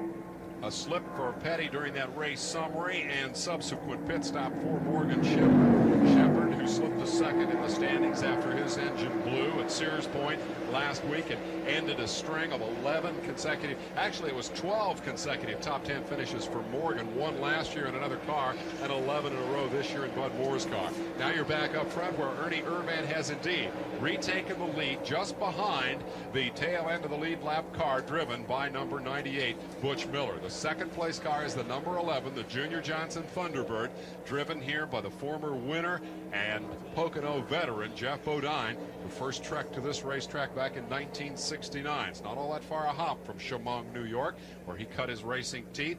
He's driven modifieds here. He's raced USAC stock cars here many years ago, and now he's here in a Winston Cup car to try to claim his 2nd track victory in this division. And occasional glimpses of Kyle Petty, who has indeed slipped from 1st to 3rd. There's a good view of how they actually stick the tires down in the grass. And how did Darrell say it? Throw rocks on Rusty, throw rocks on Dale. You know, get off my tail. Well, that's what you want to try to do coming out of that corner, and it's tough, as you can see. I'll tell you, we talk about Rusty Wallace and really hasn't done much. There he is right there in that lead pack. So Rusty's got his act together right now as Ernie Irvan goes down to try to put Butch Miller a lap down. Here's the battle now. Tight competition. Miller in the middle of it. Looked like they might have touched a moment as Bodine stuck the nose under the lap car of Miller.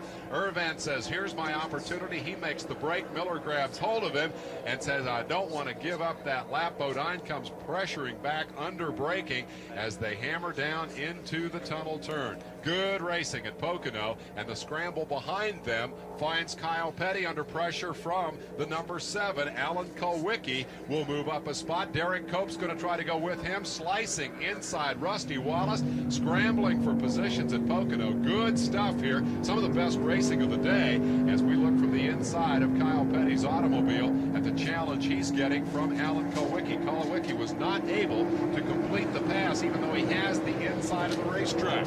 They will take him all the way back down to turn number 1. Kulwicki certainly has position, but apparently not the drive off the corner, Phil. But he still had a position when they got to turn 1, so he was able to get by Kyle because he had the optimal line the inside, and he also took Derek Cope and Rusty Wallace with him. And look what happens to Kyle. He was third, and now he is sixth as they all go streaming by on the inside. The look from the Wallace automobile shows the tail of Derek Cope up ahead. I think Cope's for real. We all found that out of Dover, didn't we? Everybody said after Daytona, well, that might have been a fluke. You know, that was Dale's race to win. I think Derek Cope proved himself a Winston Cup driver in every sense of the word at Dover, which is a tough place to win. Well, he definitely did, Dave, but I didn't think Daytona was a fluke. I mean, yeah, Earnhardt was probably going to win the race if he didn't have the flat tire, but Derek ran well all day long. He was second right on Earnhardt's bumper, so I don't think it was a fluke. It certainly would not have been a fluke for him to finish second. There's no doubt about that. He drove his heart out in that race, and Buddy Parrott and the crew did a great job. Now you're inside Kyle Petty's car, and a view that he has seen regularly throughout the day as Greg Sachs continues to truck along just ahead of Kyle Petty. Kyle's got himself in the middle of a dogfight, and what did look like a pretty good run has suddenly become problematic, and I wonder, Phil, if they're not paying a penalty here for what they gained earlier. Don't I recall that they didn't take on any tires before when they stopped? Might that be the price of that now? I think so, but I overheard Gary Nelson and Kyle talking, and they wanted to get out and lead a little bit, and that's what they did. You know, that's what it's all about, to get the exposure for their sponsor Peak. They led some, and they're still not in bad shape, and they'll have another caution flag or another pit stop to get the tires on. And again, as we talked earlier, they may have been wanting to see what no tires would do to the speed of the car. There's time for experimentation early in a 3.5-hour race. Let's go down to Pat Patterson and find out about the Morgan Shepherd problem.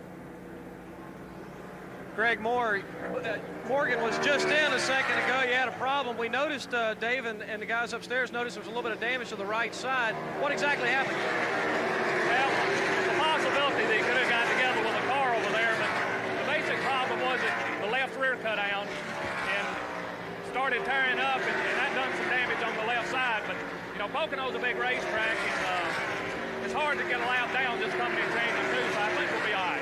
Okay, that's Greg Moore. He is an engine builder and son of Bud Moore, and that's Morgan Shepherd's story.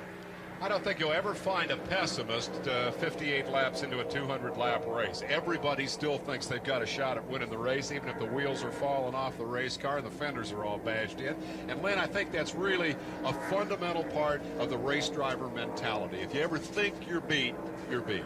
Boy, that is the truth. I mean, even when you're driving a car that's not, you know, it's broken, a car that's just been crashed, you still think you get it back to the pits. You know, the adrenaline, the ego, the drive, the commitment for what you're doing is so intense that you never want to give up. Even if, I remember the first time I ever crashed, I sat in the car, which was totally demolished, and yet I wanted to get back that, I tried to crank it again, restart it, get it back to the pits. So it's very, very intense. Watching the battle for the lead here as Ernie Irvan drags Jeff Bodine around this place. Just a minute, Phil, I got one more question. I think she tried to dodge the issue here. She's talking about the first time she crashed. I want to know about the last time she crashed. What'd you do yesterday anyway? Well, I got in with Dick Danielson about 9 laps left, and we didn't both make it through the corner. We both could have made it through the corner, but we didn't. So just going for it is all I was doing. This was the Trans Am race in Detroit. You had a shot at a good finish. What if is an old story, but you had a shot at doing real well. Well, I was running the top 10, and knowing that it saved my tires, it was really my race at that point that I had exactly planned, and that's the way everybody did. But at the very end, they had to red flag the race. We ended up about 5 of the top 10 contenders went out with crashes, and so it was a lot of melee. I could have finished well.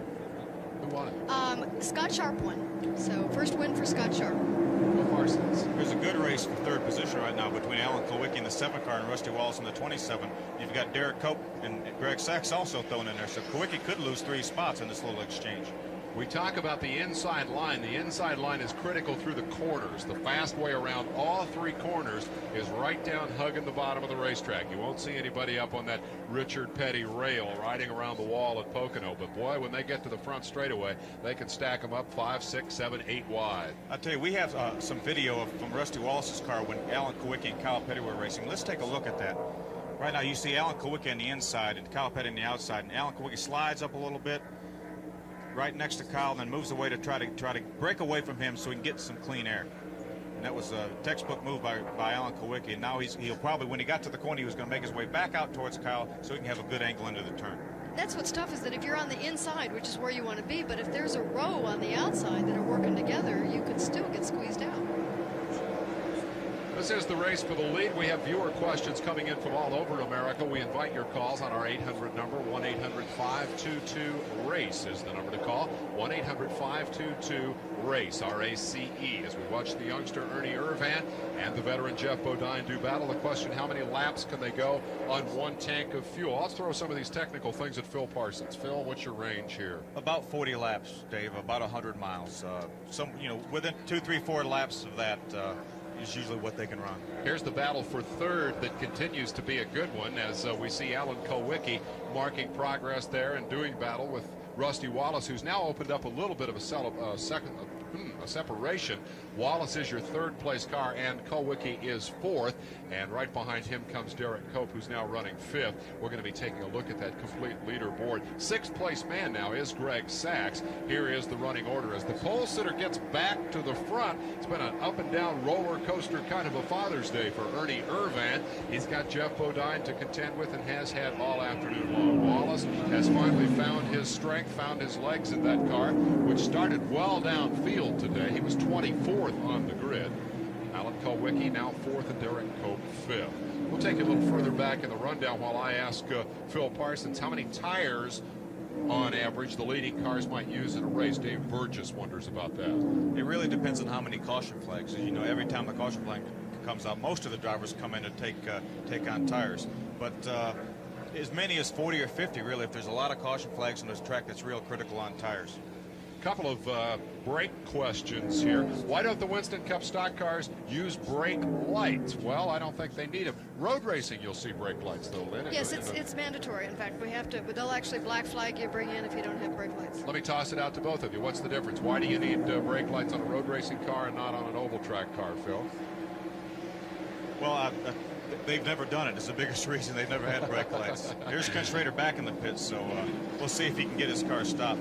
If he lost his rear, if he has a broken brake rotor on the rear, he still has front brakes, so it's not like he doesn't have any brakes at all. But I was just noticing while we were giving the leaderboard that he got passed by the leader, so he got a lap down. Then I guess they felt like they better come in and change things and try to get the car fixed. He came in very cautiously. He wasn't aggressive onto pit road, which would indicate the brake problem. Or here you see a flat tire. This has not been Kenny Schrader's day. This has not been Rick Hendrick's year. Rick Hendrick owns 3 cars out here. This is one of them. They have yet to win a race. They are 0 for 36 if you count the official team cars.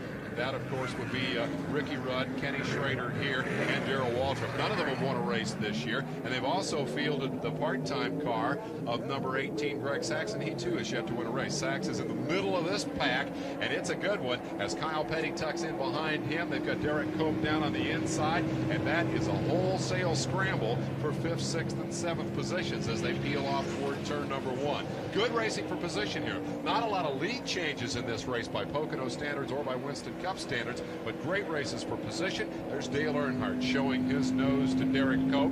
Cope becoming familiar with that view here as he's raced with Earnhardt as much as anybody this season. You're seeing it from Kyle Petty's bumper cam as Kyle leads that battle down the backstretch, currently running in the 5th spot. I tell you, Kyle's still doing a heck of a job knowing the fact that he didn't get tires on that last caution flag. So I think Gary Nelson and Kyle Petty learned something from that, and it may really come in handy late in the race.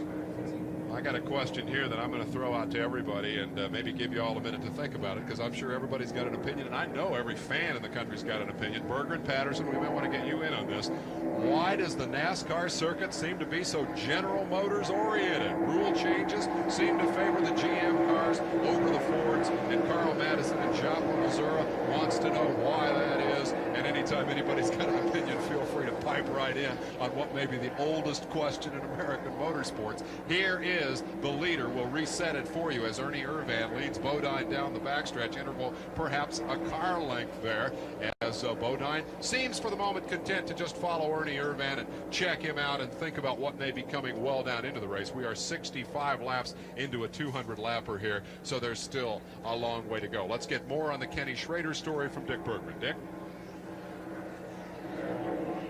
Raced at the local Schrader last night, raced at the local local 5-mile point speedway in a dirt car, finished second. He's not doing so well today. You're seeing a picture of a brake rotor. They're going to have to change the right front brake rotor on Schrader's car just to make sure they got the right one. Right now they got 6 brake rotors out here. Now this car's only got 4 wheels, 4 brake rotors, but they got 6 of them. And at some point, sure enough, Schrader's going to come in and they're going to have to take an extended pit stop.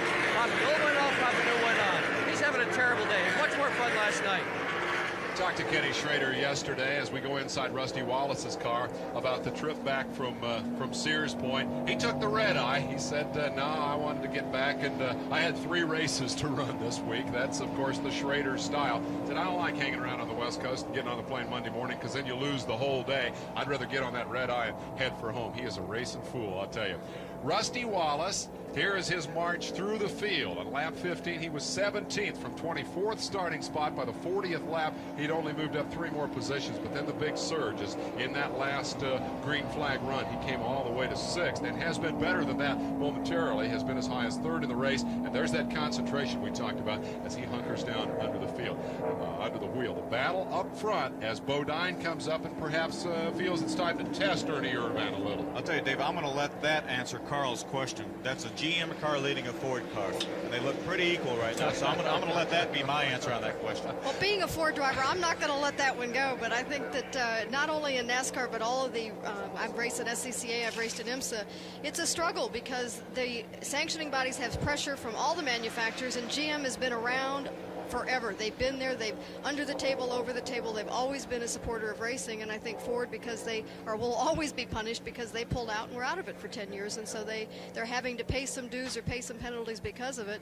But I think the sanctioning bodies truly try to make it fair, but there's always that price that I think Ford is going to have to pay for not being there in the downturn. Did I hear the word punished come from the lips of this woman who doesn't have to face the NASCAR officials next Sunday afternoon? You think that indeed GM does get favorable treatment then, perhaps? I think with push comes to shove sometimes it happens. I mean, I don't think it's an intentional, we're just going to, keep favoring GM, keep favoring GM. I said they try to be fair, they try to make it, because what all the sanctioning bodies want is competitive racing. They want to have a show out there.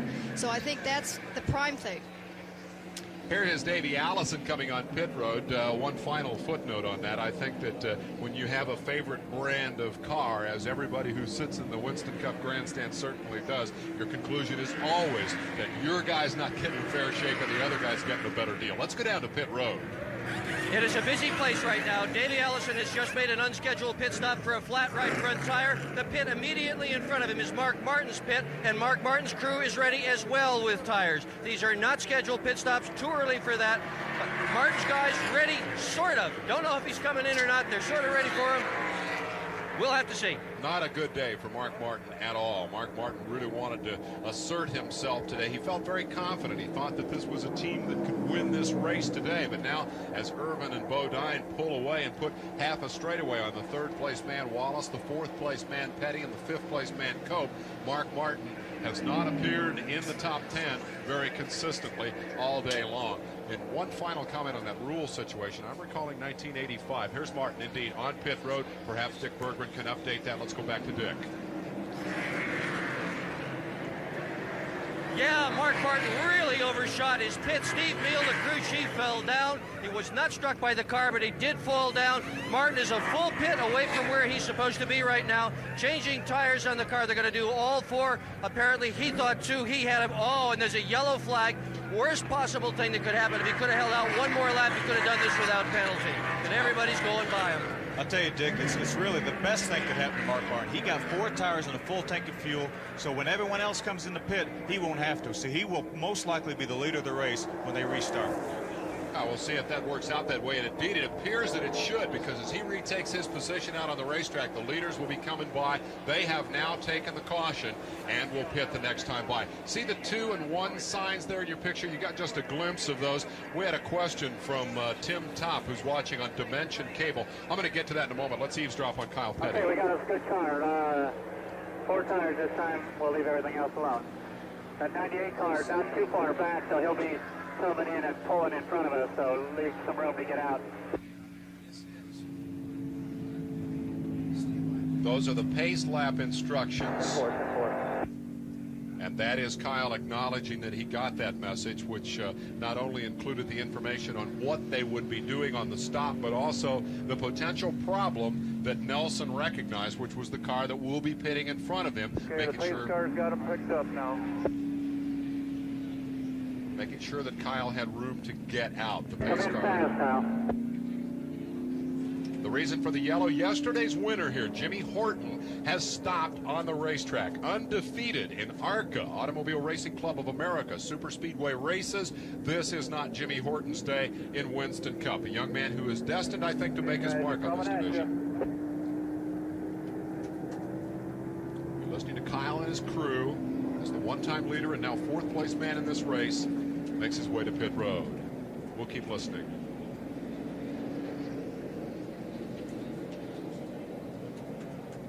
See if you hear the camera on Gary Nelson's helmet, actually, watching the pit stop of Kyle Petty.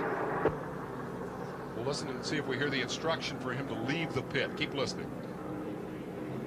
Here's Nelson going to pick up the tire, retrieves the tire, gets it back over the pit wall. Go, go, go. Go, go, go. And that is the instruction. And there is Kyle Petty checking the mirror. Nelson looking on. You got that 26, Kyle. He beat me to the line at the end of pit road, Gary. Okay.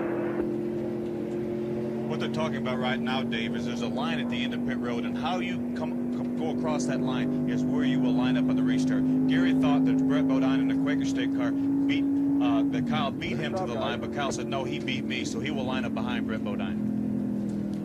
By the way, when he sticks his hand out the window, that's just to be able to grab some air to help cool down. You know, it's hot in there. In fact, you can see he's working on his balaclava in there, but just to get that air to come in. I've also watched him. He puts his right hand and get some cool air through the tunnel there. The 80 car. It was the 80 car. Let's go to Pat Patterson with Gary Nelson. Who beat who out of the pits? We heard you on the racer radios talking about who beat who down there. It looked like a pretty good stop to you guys. We had a real close call with the 26 car. They're having some really good stops. I think they got us though right at the line. There's a line right at the end of pit road, and there's a man standing there.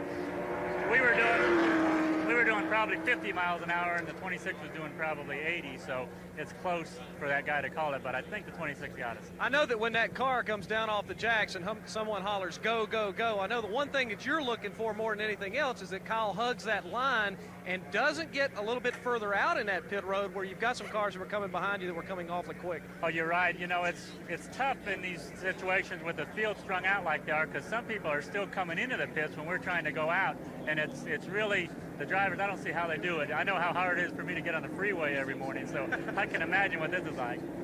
How about the track position right now for you guys? You feel good about where you're at as far as the tires go and electing to do the two-tire change? Everything feels good. You know, for us to be able to just get gas only on the last stop and still stay out there and lead 10 laps under green when the other guys had 4 new tires, that tells us we're going to be a force for this whole race. You know, when we have equal tires with the other cars, we're really going to do good. Okay, gentlemen, 1 lap to go. We'll be back at it here at Pocono. Back up to Dave. Gee, I'm glad we hired Phil Parsons today. Wasn't that exactly what you said, that they were checking their situation to make sure that they could be, to see if they could be fast on old tires? Sure, and they really were. So I agree with Gary totally. When they're on equal tires, they're going to be very strong. And I think you also predicted that Mark Martin would lead this race when we went back to green, and that's exactly where he is. Let's go to Dick Berggren with a report on Dale Earnhardt. Well, Dale Earnhardt's pit stop was an interesting one, David. They adjusted the car in 2 ways. The thing has been a little loose in some parts of the racetrack and a little tight in other parts, so they tried to fix the whole thing. Most importantly, everybody's wondering how Earnhardt's feeling. Richard Childress told me he's not feeling any worse, but he's not feeling any better either. He looks all right in the car, didn't even take a drink. He just looked right straight ahead. As soon as the car dropped off, he went. Typical Earnhardt. Tough guy. Well, tough indeed. This bug that has bitten Earnhardt and indeed several members of his crew today is pretty nasty, and a couple of members of our television crew have come down with it as well. It's a stomach problem and an upper respiratory problem all at once, and I can't imagine what it must be like to drive a race car feeling like that. I'll tell you, when Dale Earnhardt gets a sniff of the lead, he'll feel a lot better, Dave, believe me. That would be a great cure. Martin, just outside the #1 of last year's winner, Terry Labonte, emerges as the leader.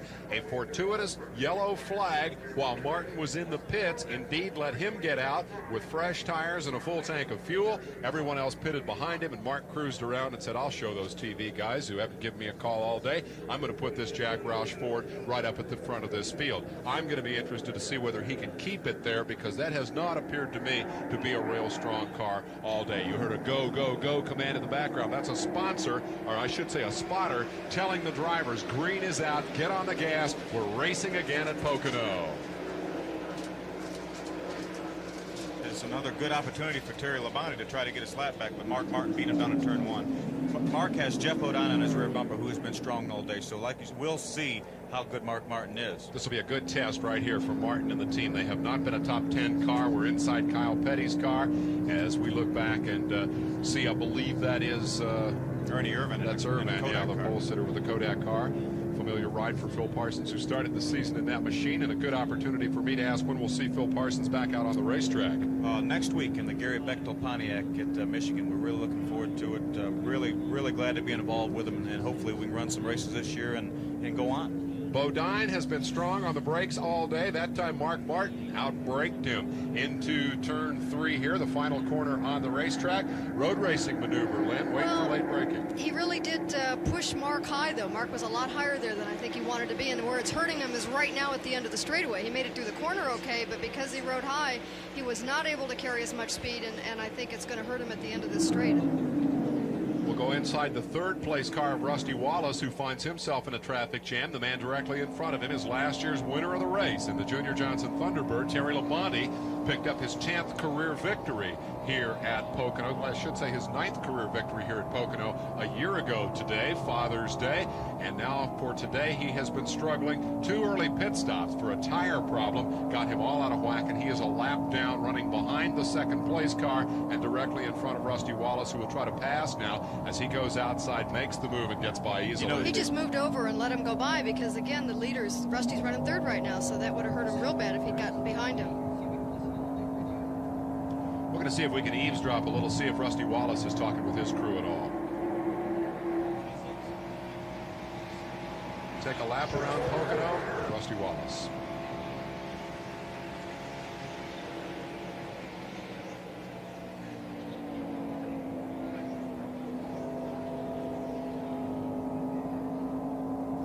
Rusty has all he needs to think about right there with the Bodine car directly in front of him. And I would say Barry Dodson is probably pretty happy to just let Jeff do his work here.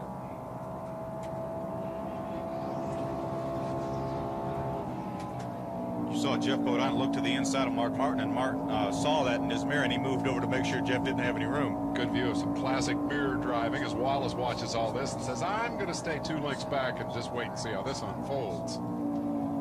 Today, the fact that Rusty and Barry are not talking, I think, means that Rusty's car is pretty good, and he feels good about it. These are the top 3 cars. Wallace looking pretty good as he closes in on Bodine. Martin, the leader for the first time today. Brett Bodine, 4th. They'd like to make it a family finish inside the top 5.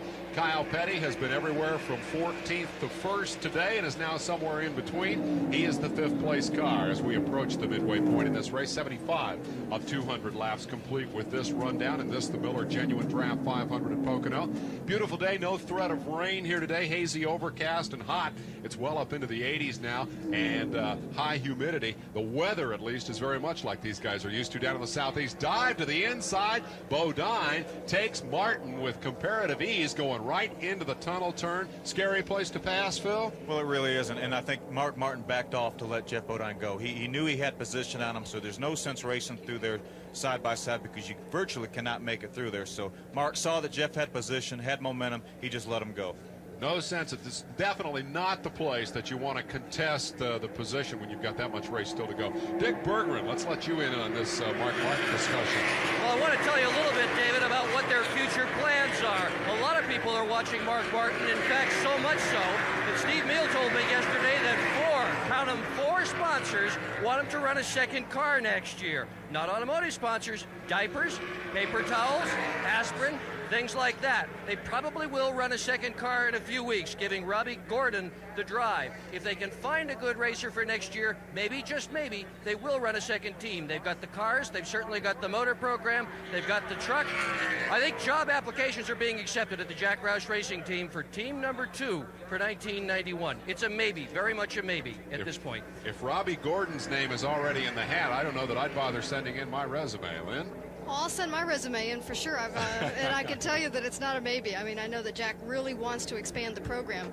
I mentioned about teamwork earlier and how some hooking up and run stronger, and it really does happen. If you can run with a teammate, and sometimes somebody else on the racetrack isn't out of the same team, but when you hook up together, you can run better, and Jack feels that he can have a much stronger program if he has more than one car running. Jerry Washer called in not with a question but with a comment to Lynn St. James. Like to see more of her in Winston Cup racing. So go ahead and send in that resume to your former boss, Jack, and perhaps you'll get the job. Consider it done. This is the battle for 7th position as we mark the progress of Dale Earnhardt fighting the bug and Kyle Petty carrying one of our in-car cameras today. It is the battle for 7th, and Alan Kulwicki comes up to join that battle, and the caution flag is going to fly as Robbie Moroso skates down off the racetrack onto the apron, didn't hit anything, gets it back up and underway. Moroso, the rookie, will bring out the Is that the 4th or 5th caution of the day? We'll double check that as Bodine brings the field back around as the leaders race back to the caution flag. I don't believe there'll be any challenge for position there, and now the leaders are under caution. Mark Martin second and Rusty Wallace is third, and let's give a listen now and see what kind of conversations Wallace will have under the yellow. Green laps, Rusty. Let's see what they do. What Barry was talking about, he said, let's do what they do. That means if the leaders come in, they're going to come in. If the leaders stay out, they're going to stay out. Point is, they just had a caution. They don't need a pit stop. They've only run 5 green flag laps, as we heard Barry Dodson say. So I think what Jeff Bodine and Mark Martin do, that's what Rusty Wallace is going to do. Be pretty quick. CFA Rob Barroso spotted down there. He's just went by. It's going to be a couple laps to wait. There's water and shit all over the track down turn 1 and 2. Update on the track conditions from Rusty Wallace as he lets Budson know the approximate time of the stop. The duration of the yellow is the issue there because, again, Dodson may want to rethink strategy. If he knows he's got a couple laps and needs a chassis change or something, they might elect to give up track position to do some work here. But I don't think a couple of laps will make that much difference to them, and we'll see. If they change strategy, perhaps we'll be able to overhear it. Meanwhile, Wallace trying to shake himself loose there, getting ready to go back to green. Let's go to Pat Patterson and find out what happened to Rob Moroso. Well, Dave, exactly what the crew chief said. Now, Jake Elder is the crew chief on this car, and Jake is waiting on his driver to get the car back in, Rob Moroso, the Crown Igloo Oldsmobile. And apparently what the story is he got a little bumped. He got bumped. You don't get a little bumped, do you, Phil Parsons? You get a lot bumped. And that's what he said. He said he got bumped out there and he spun the car around, and they're waiting on him right now. NASCAR should have opened up the pits as most of the leaders should be headed back towards the entrance to pit road right now. So we'll kind of stay with it for a second, give you guys a chance to rest for a second and watch this pit stop for Rob Moroso. Now, Rob Moroso is running for the 1990 Rookie of the Year crown. And since there's not been a lot of competition, Moroso is pretty much a shoe-in with it right now. However, he's got to learn how to make some good pit stops, and Jake Elder's certainly the guy that can do that. Now, you can see by the left side of the car that there's some black tire marks on the car. The team is working on the right side. Also got crunched a little bit around on the right side of the car. They'll change both the right side tires.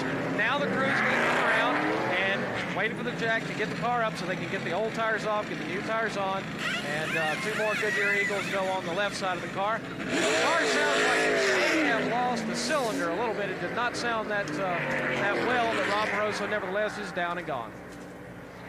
We'll take a look at those rookie standings. Moroso is indeed the leader and expected to be the runaway winner of the Rookie of the Year honors. That is the strongest program in that group that includes Jack Pennington, Jerry O'Neill, who brought out the first caution flag here today by parking down inside turn 1, and Jeff Purvis, who moved into 4th on the strength of a single run in a Winston Cup car this year. Moroso, certainly one of the bright young lights in the stock car racing horizon.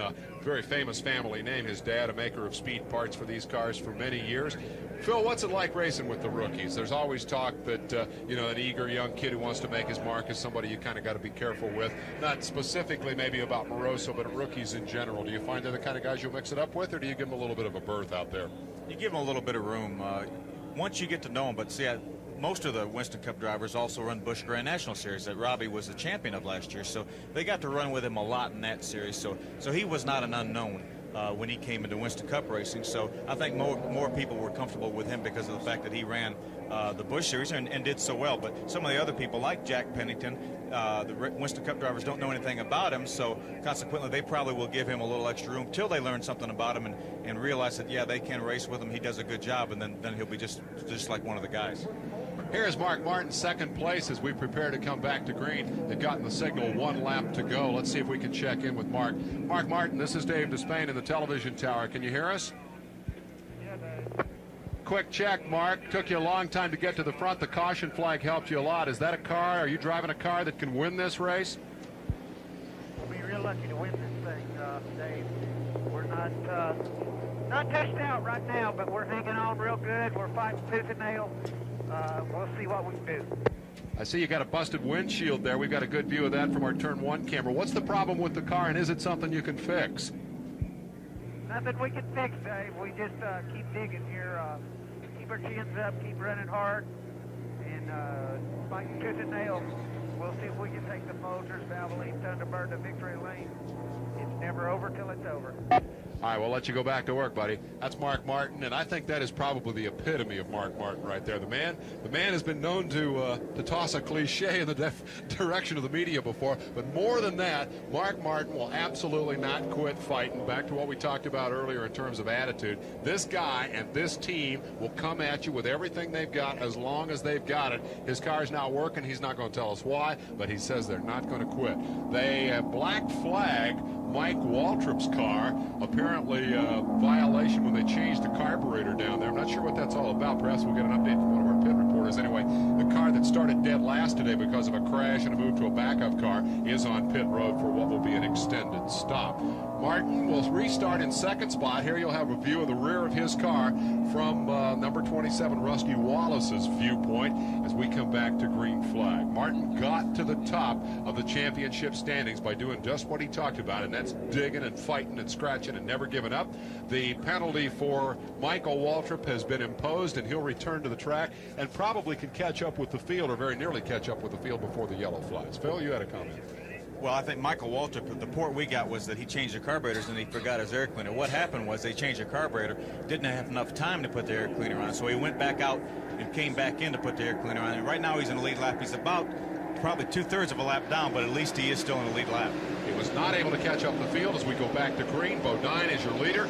Lap 83 is underway. Let's see who makes the move. They go 5-6 wide in typical Pocono restart style, and Bodine will lead them back into turn number 1. You begin to think of Jeff Bodine as perhaps the most consistent guy here today. He's been a front runner all afternoon. Terry Labonte, for being a lap down with his tire problem, has certainly managed to keep his sponsor happy with television performance today. He goes inside Mark Martin and takes him 3 wide, and Rusty Wallace says, I can do it too, and that is exciting stuff as Wallace dives to the inside, follows Labonte through, brings Martin with him, and we've got a crash at the top of the tunnel turn, and that's going to stack up the field right behind them. A tangle at the back of the tunnel turn drops Ricky Rudd to the inside of the racetrack, and that very nearly took out a whole bunch of front-running cars. I'll tell you, I'm not sure that move we saw by Rusty might not have indirectly caused that caution flag. Terry Labonte beat Rusty Wallace back to the line, so he is now back in the lead lap.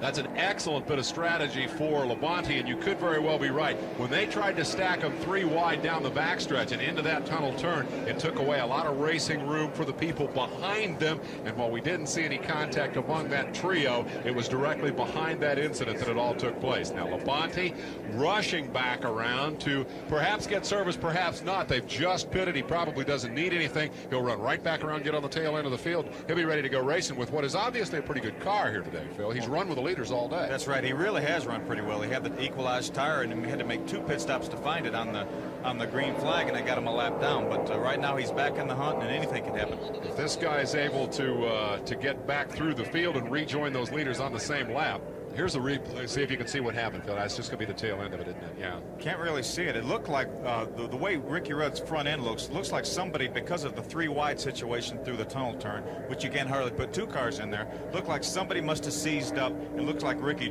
just drove underneath him. That car's pretty well splattered, too. Where would all that oil have come from? Any speculation on that? He either, when he drove on him, he either broke his oil cooler or broke something else of somebody else's car that looks like oil all over the hood. So the way it looks like he stopped, so it must be his own oil cooler, because when it broke the oil cooler, he lost oil pressure and he probably shut the engine off. That's why he stalled right there. Yeah, I was going to say, if that's from somebody else's car, we'll know it real quick, because there'll be a second car coming on pit road. So apparently that is Rudd's own oil that we're seeing on the front of the number 5 machine. Third place finisher a week ago thought he could win the race at Sears Point, but had a tire misfortune late. The leaders have pitted. Wallace is on pit road, as is Mark Martin. Derek Cope has come in. Ernie Irvin has stopped in the caution brought out by number 5. Let's go to Dick Bergman with Mark Martin's stop. Well, Jack Roush is calling the stops today, making the decisions as to whether to stop or not. And at first, when that thing happened, he said no. But then up and down pit road, everybody changed their mind. Roush did too, and everybody I can see here has taken 4 tires and a load of fuel. All right, we're under the 4th caution period of the day here for Mark Martin. As Mark Martin makes his service, the caution brought out by the incident involving Ricky Rudd. Field will reform as the number 11 of Jeff Bodine continues to be perhaps the strongest car here today. Davey Allison has come on pit road. Sterling Marlin, who was an early front runner. Mike Waltrip is back on pit road, as is Richard Petty. And the rest of the field, as everybody gets synced up with their service. Let's go to Pat Patterson.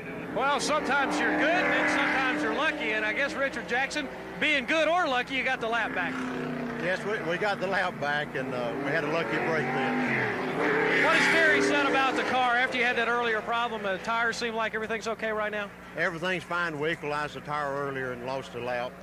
And, of course, we got a chance now to get it back. I think we're in the race now. Well, you know, he won this race last year, was a winner here at Pocono, so you got a driver that can do it. Question is, can that car get it done? Well, we really can't say right now, by being a lap down and out of sync. We hope we got the car that can win. He did win last year. He certainly can win again this year. All right, well, Richard Jackson's been around this thing for a long, long time, so I'm sure that he'll get the job done in the pits, and hopefully Labonte can get it done on the track. We're going to give a listen right now to Kyle Petty's radio. Well, we got 116 laps to go. 10-4, man. Confirmation to Kyle on the laps remaining, 116 still to race. It's a long day here at Pocono. See where Petty rejoins the field after the restart. He should be somewhere around 5th or 6th as they form back up and bring it back down with what. We'll just treat every caution as if it's the last one, and from here out. And I think it'll be up to the end of the race before we decide on 2 tires or gas only, if it looks like it'll help us. 10-4. Gary Nelson, it's Dave Despain calling. You feel like you've jockeyed yourself into position to win this race? Yeah, we're working at it. You know, we stopped early and didn't take tires just to see what the car would work like, and was able to lead a little bit and then come back, and now some of the guys in front of us are doing the same thing. So we feel like we've changed 4 tires now, and if the race goes green or with just a couple of cautions the rest of the way, we'll be able to take advantage of the situation. One more quick one. Who's the strongest car out there? Do what now? I say one more quick question. Who is the strongest car out there? I tell you, right now that 11 car is strong. He's been strong all day long. His old car is pretty much works wherever he wants to put it. He can run on the bottom, he can pass on the outside. He's making really good time over the tunnel. The guys that are making the best time over the tunnel are the ones making the best time around the racetrack right now. Thanks, Kyle. Good luck to you. Let's go down to pit road now and check in on the situation with the crashed Ricky Rudd. Well, Ricky Rudd's car is really a mess. He's behind the wall here. The oil, Dave Despain, was from some severed oil lines up front. Ricky, what happened? What put you in the problem? Well, it exploded a left front tire. That's what started everything. When the tire exploded, it knocked the oil line off and scattered oil, and pretty bad deal there for a while. Couldn't see where I was going and trying to stay out of the oil. It was a mess there for a minute. Is this thing so bad that you can't fix it? It looks like they're going to try. Well, it looks a lot worse than what it is. The worst thing about it, it knocked the oil line off, and the motor probably ran for 10 seconds with no oil pressure. That's the worst thing. Yeah, it sure is. Ricky Rudd's best finish here at Pocono was second. That was in 1986. He's not going to do any better than that today. They have really got their work cut out for them. I will remind you that last year, Rusty Wallace had precisely this problem at Pocono. A shredded left front tire. When the tire shredded, it cut the oil lines. Rusty came back and he finished. He was not in the top 10, but he did finish the event. Ricky Rudd hopes to do the same today.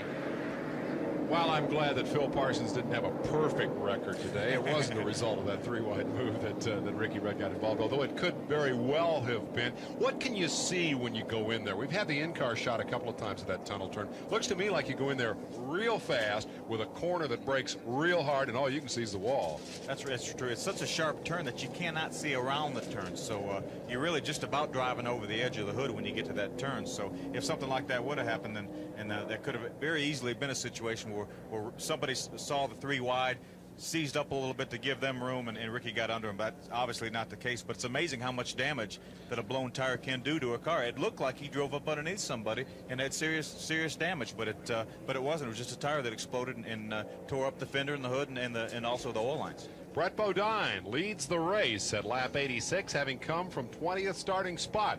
And it's been a steady march, as you can see in our serial score here. He was 16th on the 15th lap. He was up to 7th by lap 25, and now with the caution has moved all the way to the front. And perhaps we'll see a brother battle for the lead here, as you heard Kyle Petty say that he thinks that brother Jeff Bodine may be the strongest cat out there. Jeff and Brett have had the opportunity to both become winners in Winston Cup racing. Brett, the newest winner on the tour, and I think a guy who's destined to win some more, Phil. I think so. I've been watching Brett today, and he's really run well. He hasn't been up front where we really have seen a lot of him, but he's run well. He's moved steadily up, and now we'll see how we can do now that he has the front. Here is your leaderboard. Bodine climbs to the top of it for the first time. Brett Bodine for the first time today. We'll go green, I believe. No, we won't. The caution flag will remain out. A lot of oil over there from the Rudd incident. Earnhardt with his best position of the day. Likewise, Dale Jarrett, who has stayed on the lead lap. Now you see that the yellow has shuffled some of the guys from back in the field up into positions of challenger for the moment. Chad Little is fourth, the law student from the West Coast, trying to make his way in Winston Cup, and the rookie Jack Pennington, who could make a real run at Robbie Moroso in those rookie points today if he could hang on to that fifth. I don't think that car is probably strong enough to do that. Mr. Excitement, Jimmy Spencer's first appearance in the top 10 today as he comes to 6th starting spot. We'll get at least one more lap under yellow. The lights on the caution car have gone out, and so it's time to get back to business. Kim Perry wants to know from Jacksonville, Florida, who has won this race the most. Bill Elliott has won it 4 times. He won everything in 1985, including both Pocono races. He won this race in 88, and he won again here last July. He's a 4-time winner. The late Tim Richmond won 3 in a row in 86 and 87. Bobby Allison, whose career ended at this racetrack, won 3 in a row in 82 and 83. Pat Patterson has another viewer question. Viewer question, and I'm going to try to give you the best answer I possibly can. The question is there a method to retain fuel once that's being spilled on a pit stop? Well, this is a catch can, and the catch can goes right behind the left rear quarter panel of the car, and that is what catches the gas through the overflow valve once the gas is being put in on the left side of the rear of the car. And this question comes from Jim White. He's from Cox Cable in San Diego, California, and hopefully, Jim, that gets that a little clearer for you. All right, thank you very much, Pat. Lynn, you got one about the brake markers down at turn 1. I started to answer that before and didn't get to it. Can you clear that up for us? Well, Tim Top called in, and he actually has the right answer to his question. When approaching turn 1, markers on the outside wall read 321. Does that mean 300, 200, and 100 yards from the turn? That's exactly what it means. It's the yard markers leading to the turn. So they don't always have those at super speedways, but they have them here. Here you got to look at them. From that camera perspective, they don't look that far, but that is, in fact, 100 yards, and it takes just about a second for a Winston Cup car to traverse that distance under full racing speed. Here's the view from the other direction, and their purpose here at Pocono is very critical. You've got to know where to hit the brakes. It's for that left-foot braking that we're talking about, yeah. So it's something that you don't always see at speedways, but you see them at our road courses all the time. this is the only racetrack, the only oval that we race on that has turn markers. At Watkins Glen, naturally, and Sears Point, we do. Halfway, perhaps, with this round of green flag. A couple of lap cars at the head of the field on lap 89 of 200 as we go back to green. The green car of Brett Bodine is the race leader, and now the oval dominator comes back to life as Dale Earnhardt squirts up into that second spot. There are the lap cars that ahead of the 26 of Brett Bodine, working their way down the long pond straightaway, and now suddenly Earnhardt slowing dramatically. Problems for Dale Earnhardt. Unbelievable how this team's luck has turned. We'll get an update as soon as we know what's wrong. It sounds like the tire problems of Daytona have reoccurred. Apparently, Earnhardt has cut a tire. Look what happened here in his last 4 outings. He won the race 4 races ago, then came back to run 30th, 31st, and 34th. The result of a crash, a broken camshaft, and a blown transmission when a belt came off the transmission pump. And now, apparently, a cut tire, which should not drop him back perhaps to 30th for a final finish position, but conceivably could cost him a lap here as he's had a long, long coast. That's the bad news about a long racetrack. Let's go down to Dr. Dick Berggren. We're using bias ply tires today. That's a rather old-fashioned tire. You can hardly buy them for a street car. They are much more susceptible to punctures than the new radials. They do not have a radial for Pocono, and as a result, we're seeing more punctures than we're accustomed to seeing.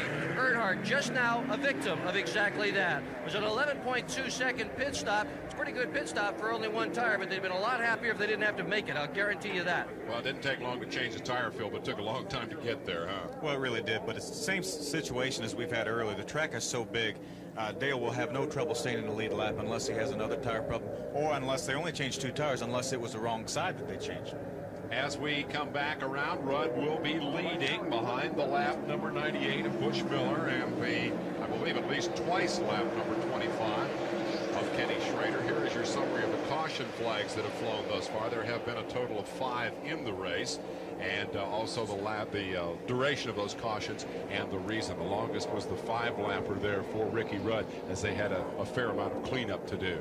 Brett Bodine's in the lead. Did I misidentified and call him Ricky Rudd? That was bound to happen. I knew I was going to do that before this day was out. A lot of team shuffling for 1990 as many the drivers, in fact 10 drivers of lead cars or good cars changed teams, changed uniforms, and changed sponsors. Well, that's, you know, when we were talking about Jack Roush expanding in the sponsorship, there's so many teams that want to come in, and then there's all the shuffling, and it's hard because a sponsor develops an identity with the driver and a team, and if they can keep that, boy, the momentum I think they get is so strong. But when there's so much switching going on, it's really hard sometimes for the sponsor, I think, to get the full benefit when they switch teams. But we make mistakes. Sometimes the fans make mistakes, but at least we got a lot of sponsors wanting to get into NASCAR racing. A pit road observer that I think should probably remain nameless was talking to me this weekend about Dale Earnhardt's deal. Not that there would be any reason in the world why Earnhardt would want to change. He's got what must be the best deal in stock car racing, but he was pointing out that even if Earnhardt did want to change and go drive, for example, for Junior Johnson, it would be very difficult because of all the GM and Goodwrench public relations horsepower that's behind that team. It'd just take a long time for them to gear up for a new driver.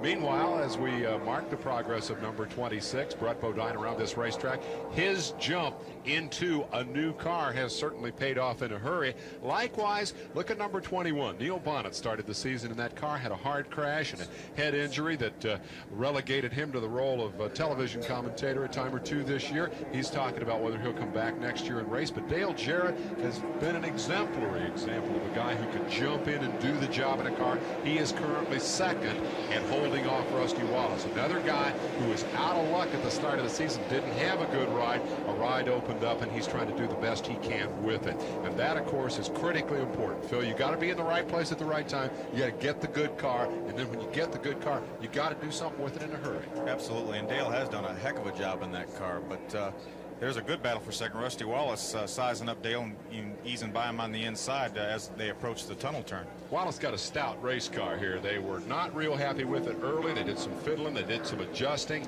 And lo and behold, they've gotten it all sorted out now. And he is the second place machine. That will drop Jarrett to third. Fourth is Irvan. Fifth is Kowicki, who's been consistent here today. Let's go to Dick Berggren in the Rusty Wallace pit.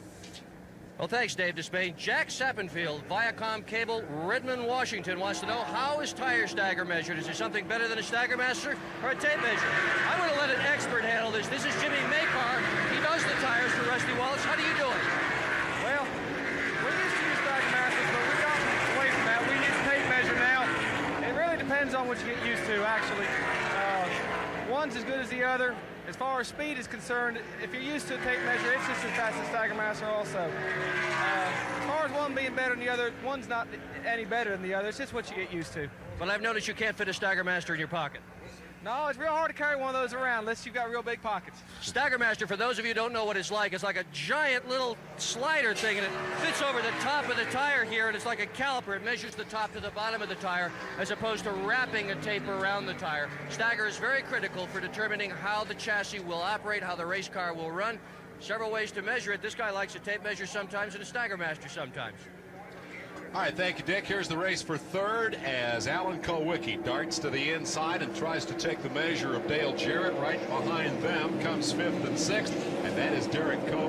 Moving around this race's pole sitter, Ernie Irvin. Good competition up the head of the field. You get a glimpse there, the second yellow car also headed for the front. Once again, number 18, Greg Sachs, who was very salty early, but now seems to be a middle of the top 10 car. That pack right there embraces basically 4th, 5th, 6th, 7th, 8th, and 9th positions. And as you can see, there's not a whole lot of difference in them. A good move there by Sachs check that. Yeah, it was Sachs who moved around Irvan and comes up to challenge Jarrett. And Jarrett is in danger of retreating here. The yellow helped him get to where he is. And the question now is how long he can hang on to that position. I think that was a situation where Dale got either 0 tires or 2 tires, and where the rest of the cars he's racing against probably got 4. So that's why Dale is retreating somewhat.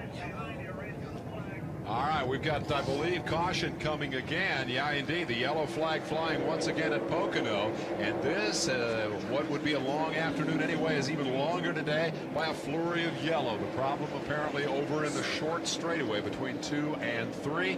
And once again, the yellow flag has flown here on lap 96, and I believe that's the 6th caution flag of the day. It looked like it was Richard Petty. I hate to say that, but as I looked out over the field there, it looked like it might have been Richard Petty. Frustrating day for the man who has run his 10,000th mile on this racetrack today. That's 10,000 Winston Cup miles. Figures he also must have run about 1,000 USAC miles on this race. He won a USAC race here way back when. There is the battered remains of Richard Petty's automobile here this afternoon. Petty has hit the wall in the short straightaway between turns 2 and 3, and an incident that undoubtedly was triggered off the tunnel turn. All you can see is wall when you go through there, but if you lose it there, it sometimes takes a while to hit that wall. Richard hit it nose first. Mike Waltrip went just past this point and got into oil yesterday and backed his car into the wall and had to go to a backup car. Those have been the 2 worst crashes of the weekend. You remember when we were talking to Daryl earlier in the lead of the show, he said if you have a crash at the tunnel turn, you've got a serious crash. That's what happened. Petty has hit the wall pretty hard. The front end is badly damaged, and we will bring you an update on his condition as soon as we have it. No reason at this point to believe that Richard is in any sort of danger or even hurt, but we'll get an update on that as soon as we have it. The cautions coming in rapid succession here, and that dictating the strategy. In this case, everybody's going to go to pit road. They were just in. Now they'll come again, and here is Brett Bodine to get right side tires. Wallace also going to the right side. Radio's buzzing here. Let's go to Dick Berggren. Watching Rusty Wallace do his tire change. That's Barry Dobson, the crew chief, carrying the shaft. On the left front is the guy who just explained about tires staggered to you, Jimmy Makar. They've already got the right side tires on. Left side tires about ready to go. Fine stop. Excellent stop. Rusty, first one off. Even though it is a big wide pit road, it gets very, very crowded in there, because if you get jammed behind another car and you got to take that wide line and 2 other guys are racing down pit road side by side, you can easily run out of room here. It looks like Wallace will lead the parade off pit road. Pocono, Pennsylvania, on what has become a beautiful day for stock car racing. The track was threatened by clouds early. We had some rain here on qualifying day, but it caused no problems as Ernie Irvan went out and dashed to the pole position. Race day itself has been beautiful, and in response, the largest crowd in stock car history at Pocono has jammed this place. Richard Petty's car is about to go up on the hook as the 6th caution flag of the day has waved here. The record for the most cautions in the event is 9, and we're not yet at halfway, so we could break a record we don't want to break here today. As Petty's car is hauled away, we note that on pit road, the number 94 of Sterling Marlin is also up on the hook, or we should say is in getting some service. Petty is up on the hook, and Marlin is in for what looks like it might be a longer than average stop. Richard Petty still looking for victory number 201 in his career. Been a long time since number 200 down at Daytona on the 4th of July. Here is the number 94 car making its exit with some obvious damage. He's hit something, Phil. It looks like he probably was involved with Richard Petty because through the tunnel turn, you normally don't hit the wall head on there. You normally lose the car and back into the wall. So Richard Sterling might have had a problem and got together with Richard, because the way the back of his car looks, it kind of corresponds to the front of Richard's car. So that may have been indeed what happened. A lot of times you have to do a little reconstruction after the fact to figure out these situations, and indeed it looks like Marlin has been involved. Perhaps one of the most. Let's go to Pat Patterson. All right, we talked with Richard Petty's crew, and the king of stock car racing is okay. They're taking the car to the garage, so the day is going to be over for the king here at Pocono. All right, we are preparing to go back to green. It'll be a little bit here as they clean up here, and so we're going to take that moment to look ahead a little bit, because upcoming, the decade of the 90s in stock car racing, how will it compare with the 80s? What's wrong with this picture? What's wrong with this picture? Wait a minute, can this be right? Judging from these pictures, there's something changing in the world of Winston Cup stock car racing. Could the new decade mean a fond farewell to some of the legends of stock car racing? What kind of new heroes are we developing in Winston Cup stock car racing? And what do they think it will take to achieve the status of the 90s? I think a driver of the 90s is somebody that starts out being a well-educated, a well-spoken, loyal individual that is in a position where he understands what it takes both in and out of the race car. Being able to drive the race car effectively, get out of the race car, and be able to fulfill the obligation for a corporate sponsor. You have to take a little bit of time and take care of yourself, eat right, eat the right foods, and just be conscious of what you need to do to stay in the best shape, because, again, that's what it's going to come down to here with the race cars being as equal as they are, is who's going to be in the best shape and able to go the hardest at the end. I really think that, to be a true champion, that it goes way beyond being able to sit behind the steering wheel and drive a car. It takes a unique person to be the Winston Cup champion or any kind of champion, of motorsports. There's a whole lot more to the sport than just driving a car. To understand what may happen in the 90s, first you have to look back at what occurred in the 80s. We saw competition formulating itself to being keener than it's ever been before. We've got sponsors that make us the envy of all sports, I would say. And the 80s were really wonderful for NASCAR and all of the people that participate in NASCAR. With all of the changes, one has to wonder about technology. Probably in the 80s that we got a sign of something that's going to happen in the future in terms of philosophical point of view. I think that consistently we're going to see that less is more. And that with the pressure to hold the speeds down, and with everybody's effort to make the engines be more efficient in terms of specific output, the burn rates, the things that are being learned with regard to the standards for fuel economy and emissions, has created a great deal of new information that will make engines consistently make more power. It takes big bucks to go fast and win in NASCAR Winston Cup stock car racing. More and more companies continue to flock to what now is considered a $500 million industry, but what people speculate as being a $1 billion industry by the year 2000. And as if all these new sponsors parading in and out of the garage area each week weren't enough, Tom Cruise and company convinced Hollywood to make a movie. Well, one thing we know, and that is that the race fans are sure excited about it. Bring on Tom Cruise in Days of Thunder. One thing's for sure, stock car racing has never enjoyed the success that it currently enjoys throughout these United States. Is the price of sponsorship out of control, and will all of our old heroes fade away? These are only questions that the 90s can answer. We might be able to at least solicit opinions, though, from a couple of our experts here. We're back at Pocono, Pennsylvania. I'm Dave Despain with Lynn St. James and Phil Parsons. Any reactions? Any reason to think that the 90s will be anything less than super successful? Absolutely. I mean, not that it's going to be less. It's even going to be, like Jack said, you know, you're going to have to do better, and more is really on the front. As a representative of Ford Motor Company, I know their concerns of really finding drivers that can speak well. I mean, when we were talking to Mark on the radio, he called it the Folgers Valvoline Ford Thunderbird. So it's really going to take professionalism that's never been there before. We are back to racing here at Pocono, and we hit the halfway mark in this Miller 500, a 500-mile, 200-lap competition reaching its halfway mark with the number 15 car out front. First time today we've seen it, Morgan Shepherd chipping away at these guys after an early problem with the tire.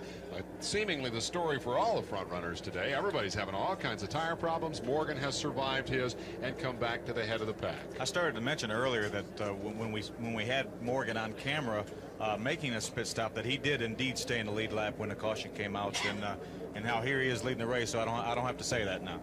Once you get back to the back of the pack and are able to start picking people off, then you benefit not only from your own progress up through the field, and the fact you might have a little better race car, but also those subsequent cautions have also helped him. We should further update that Richard Petty story, and for that, let's go to Dick Berggren. Well, Richard Petty has pulled into, I shouldn't say pulled in, he's been towed into the garage area with a car that is severely battered. It's up on jack stands right now. The front end's all torn in. The good news, however, is Richard got out of the car under his own power. NASCAR asked him to take the obligatory ride to the infield care center. Richard nodded okay. That's where he's gone. Not a lot of work trying to fix this thing. I wouldn't want to try to fix it. I doubt they're going to be able to get it ready in this day. Richard Petty's car torn up. Richard Petty's not. That's okay.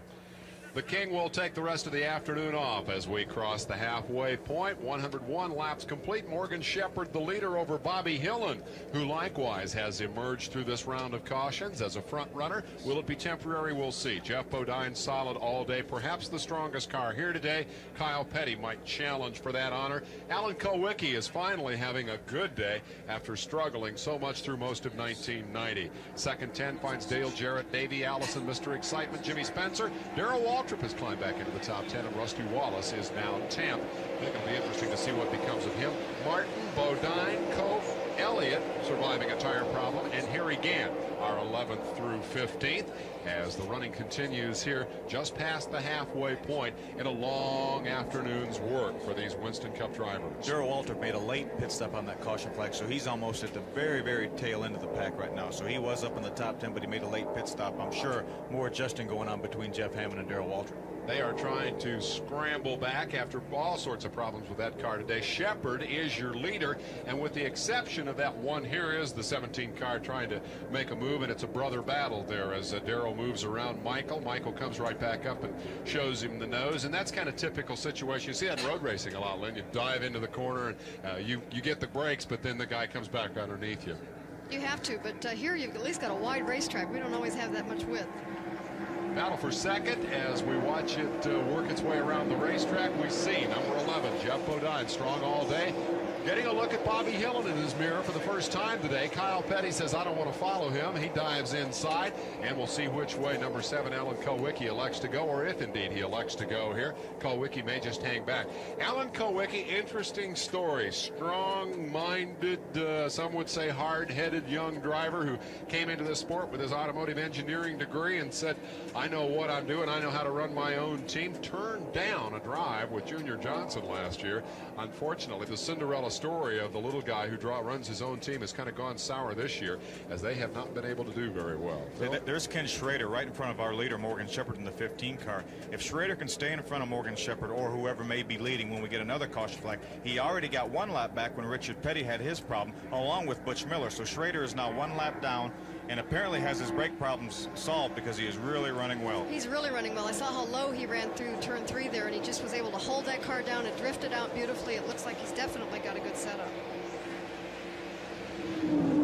We are watching the leader, Morgan Shepherd, and as has been the pattern here today, cars emerge from the pack and seem, when the green flag falls, to be stronger than anybody else. They dart away and pull away from the continuing battle for second. Second has been a race all day. Bodine is in that race right now with Bobby Hillin, who didn't qualify a lick here today, didn't practice very well, but the key is race day, and he's racing very effectively now in 3rd spot with Kyle Petty on his bumper. About a car length of separation between each of those cars, now running 2nd, 3rd, 4th, and here comes Kowicki into the frame in 5th. To finish the Kowicki story, I think Alan is trying to do too many things. Now, he might disagree. In fact, I'm certain he would disagree with that, because when the opportunity came to be a hired gun, to just go and sit in somebody else's race car, indeed one of the best race cars in the business, the car at the head of this pack right here, that is Kowicki, and that Budweiser Ford is Junior Johnson's automobile. When the opportunity came to drive for Junior, Kowicki said, no thank you, I'm going to do it my own way. Unfortunately, in 1990, that team has not gelled. They are 21st in the point standings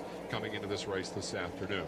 Good to see him having a good run. Kyle Petty carrying a camera car today, being challenged by Kowicki, and Kowicki just shoots by. You'll see him come in from the left-hand side of your screen, take over 4th spot, and kick Petty back to 5th in a continuing battle among 2nd, 3rd, 4th, and 5th place drivers.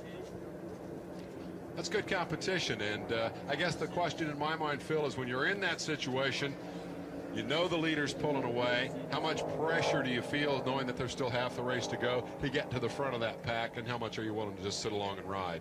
I think they're content right now to sit along and ride. I don't think they'll, I mean, if they can catch the leader, fine. I mean, if Jeff Bodine can run down the leader, fine, he'll try to pass him. But we know we have like 95 laps to go or 90-some laps to go, and it just doesn't make any sense to push your car. You want to keep the tires as fresh as you can because, you know, you never know. It may go green the rest of the way, and you may only be able to put 2 tires on the caution flag instead of on the green flag instead of 4 on the caution flag. So you don't want to push things, just let it settle out. You don't want the leader to get too far away because if it does go green, you don't want him to build up an insurmountable lead. So right now I think they're patient just to sit back and wherever they fall, then let it fall.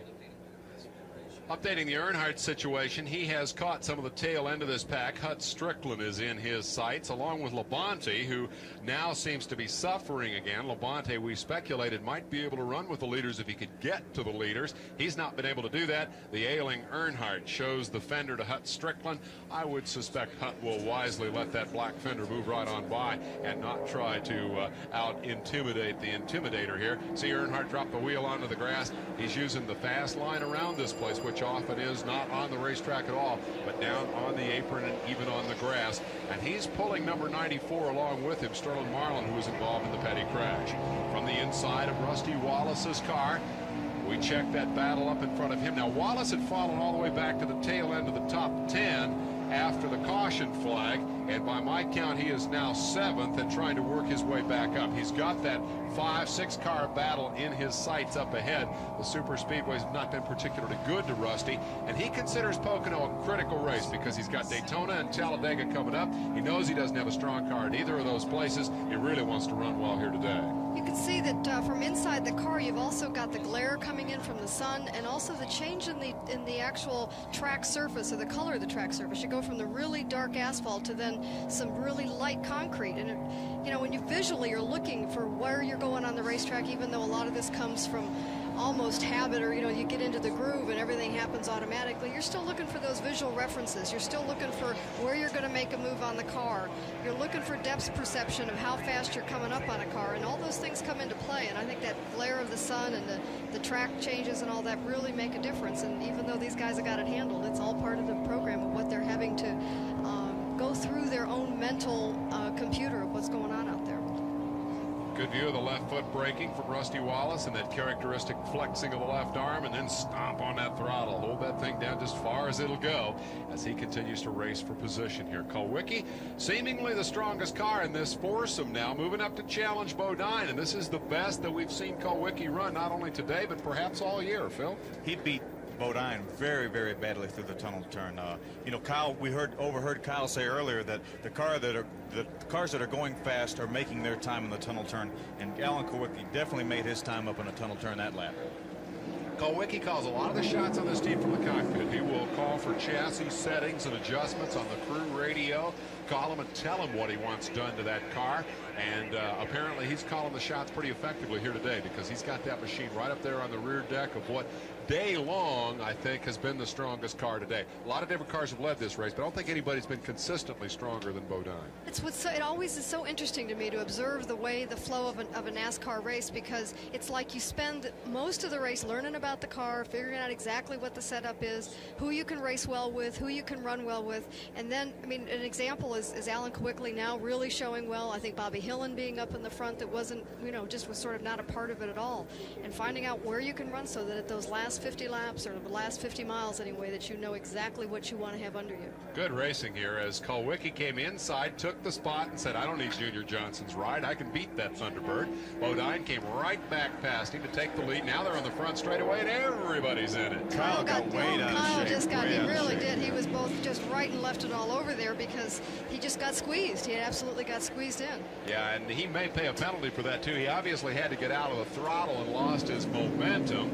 That is going to be costly in terms of the battle for position. He lost several spots in the altercation, but perhaps worse, lost all of his momentum going down the straightaway. Another move for position by Kulwicki, as Kyle is now playing catch-up. And I think we're going to get another look at that. Phil, maybe you can diagnose what happened here.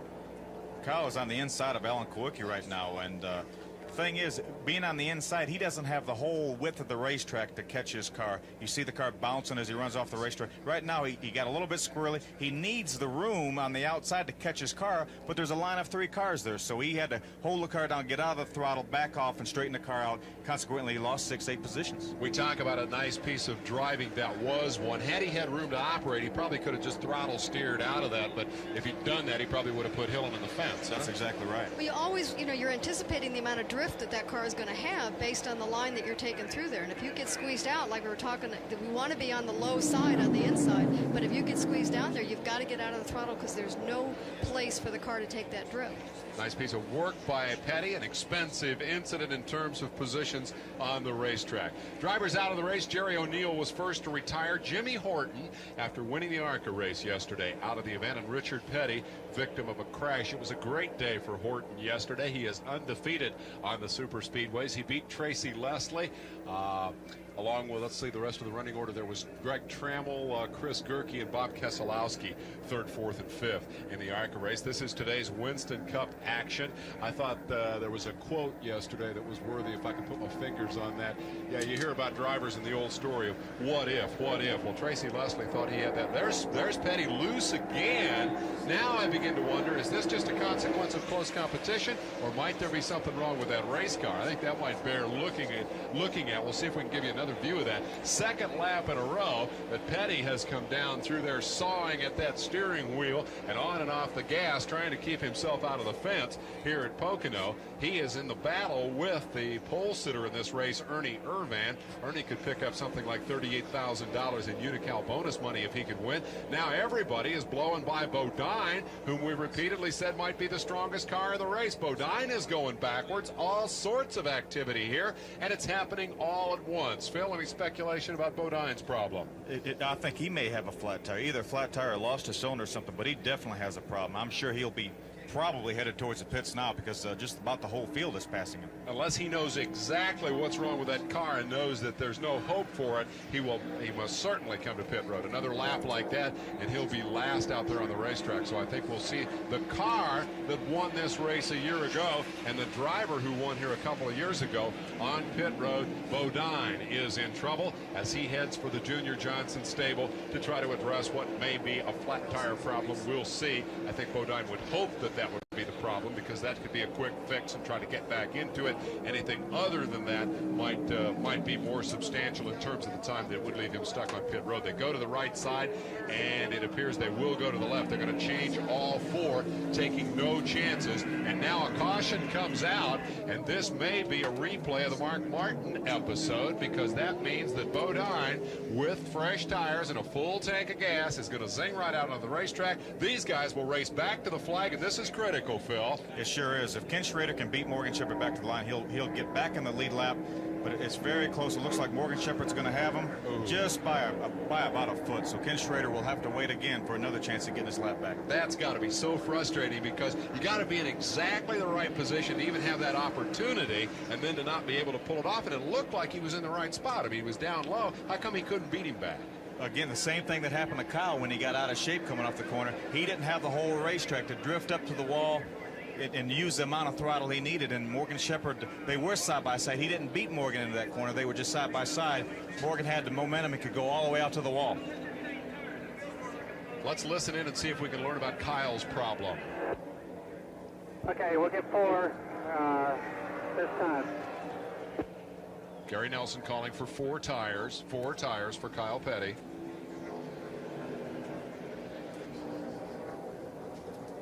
No response from Kyle. He knows what he needs. If they don't talk about it, we'll check back with them after the tire change and see if we can find out what's going on with it. That was a real break again for Jeff Bodine. We've seen it happen a number of times today, about 10 times today. He's going to be in the pit, so we're going to have to stop a little longer this time. And then 98 will come in after us, so it's going to be tight getting out. 4 tires. Gary Nelson again talking about the Hustle position. down pit road, Tom. Hustle down pit road is the instruction. The earlier comment about the cars that will be pitted with him. Spotter letting them know that he's on pit road. All the leaders are in. There's the car on which we've been eavesdropping. He's all the way up at the turn 1 end of the pits. He has to come around Morgan Shepherd. Let's go to Nick Berger, who's with Baby Allison's car. Jamie Allison here in car number 28. He worked himself all the way up to 3rd spot. He's only going to take 2 tires. Reason for that, he wants the track position. Ever so important track position here. Pat Patterson. All right, we're with Tim Brewer, and Tim is watching all the activities on the pit road. Awfully loud. The sun is smiling on you today. Well, not really. Still, can't do anything about flat tires here. But I guess we kind of lucked out on that deal. Of course, I've seen the 6 car get lucky in the 25, so I guess it was time for us to go. Tim, you're a pretty good handicapper on watching the field. Couldn't hear you, Pat. You're a pretty good handicapper on watching the field and picking who really got a strong car out there right now. And obviously Jeff does. Anybody else that, I mean, is really strong that we haven't seen running up front? Well, whoever gets the best set of tires when they come off pit road for the long run, that's just one of those deals to where you're going to have to wait and see. And it's going to be a good race. You're going to race 3 or 4 cars for the win. Jeff pretty happy with the way it's working in the turns right now. Pretty much so. He got a little excited a while ago. The car wouldn't turn down the middle of turn 1, and that's the characteristics of a flat right front tire. When you go in, the car just goes straight. But he should be in pretty good shape now. Okay, that's Tim Brewer, and Lady Luck is smiling their way right now. Yeah, I would say so. The 7th caution of the day was a godsend for the driver of the number 11 car. Here's one of the safety crews going up to clear a piece of debris and doing the 50-yard dash back down the hill before the field come by. Bodine will emerge just as Mark Martin did earlier at the head of the field and with the lead here as the caution car brings them off, and Jimmy Means heads back to pit road to begin the 2nd round of pit stops for those who will need a second or perhaps did not come in on the first stop. Phil? Let's listen to... No, he did the best thing. He pitted while the green was out. The caution came out. He's got 4 new tires and he's a leader. Now that's Gary Nelson. It was the 8 car that spotted, and he's still out there. I think, didn't Jeff Bodine get only 2 tires when he had that flat tire? I think he got 4. We'll see if he did get 2. Okay, got 2 tires. 2 tires for Bodine as he darted back out to the front. They had, it appeared to me, had started to go to the left side and then elected not to get him back out there to take full advantage of this situation. You overheard. Okay, well, that's what I think. Yeah, now that's been corrected. Now, Phil, that's my turn to be right here today. I know you're the expert, but I want to get at least 1 today. He did get 4. They had just started to go to the left side as the shot changed, but I thought they were going to go ahead and change them all. And that was precisely the moment when the caution came out. And that was the information that Gary Nelson was relaying there, I believe, to Kyle Petty to make sure that Kyle was aware of how Bodine got back up there into the middle of that. So, again, the communication is critical. It's important for us to be in the middle of the loop so that we can tell you what's happening, but it's equally important, I guess, for the driver to have that information because he needs to know what the other guys got in order to measure his own performance. Absolutely. I think it's critical for Kyle to know that Jeff Bodine has 4 fresh tires and anybody else around him. So I think it's very critical because then he can gauge that, well, I can beat this guy. I only got 2 tires. He got 4. Lynn, how much is that information valuable to the driver, and how much is all that radio talk a distraction? You've got a lot to think about without having chit-chat on the radio. Yeah, but the more facts you have, the more information you have, the better. I mean, obviously, the chit-chat's not much under green. It's mostly under yellow, and you're able to file that away and not have it distract you. I mean, there's not any idle chit-chat. It's all important information. Update on Richard Petty. He has been released from the hospital. That was purely a precautionary check as required by NASCAR. He has been released and has driven away in the van. And now we are back under the green flag here. We have restarted here at Pocono. And I believe we're working lap 117. Yes, indeed, there is the confirmation as we get back to it. And jumping out front, Derek Cope, your Daytona 500 winner, gets around. Jeff Bodine takes the lead. Winner at Dover, winner at Daytona, and a challenger here at Pocono, and a guy that obviously is determined you'll hear his name a great deal more in the future. Rusty Wallace's view of the dirt and dust being kicked up as they hustle through turn 1 of this triangular racetrack nestled in the beautiful Pocono Mountains of eastern Pennsylvania. Dave, I think actually what happened was Derek Cope must have got to the line across pit road before Jeff Bodine did, even though he was on the racetrack. So that Derek Cope was really in the lead on the restart. Let's go to Dick Bergman in the pits. Well, Phil, Derek Cope has been in the lead a lot this year, Daytona in particular and Dover as well, and what a difference a year makes. A little over a year ago, this team did in fact disband. All help was told on a Monday. That was it. They couldn't keep going. On a Wednesday, Cope showed up with Purolator sponsorship. From there, he went on, won the Daytona 500 and a few weeks ago at Dover. Now that sponsorship agreement expires very soon, literally a few weeks from now. Cope is a very valuable property as a proven winner. As a result, Purolator certainly is interested in re-upping, but so are 3 additional sponsors. What a difference a couple of wins can make. I bet the price is going up, too. I bet it is, too, David.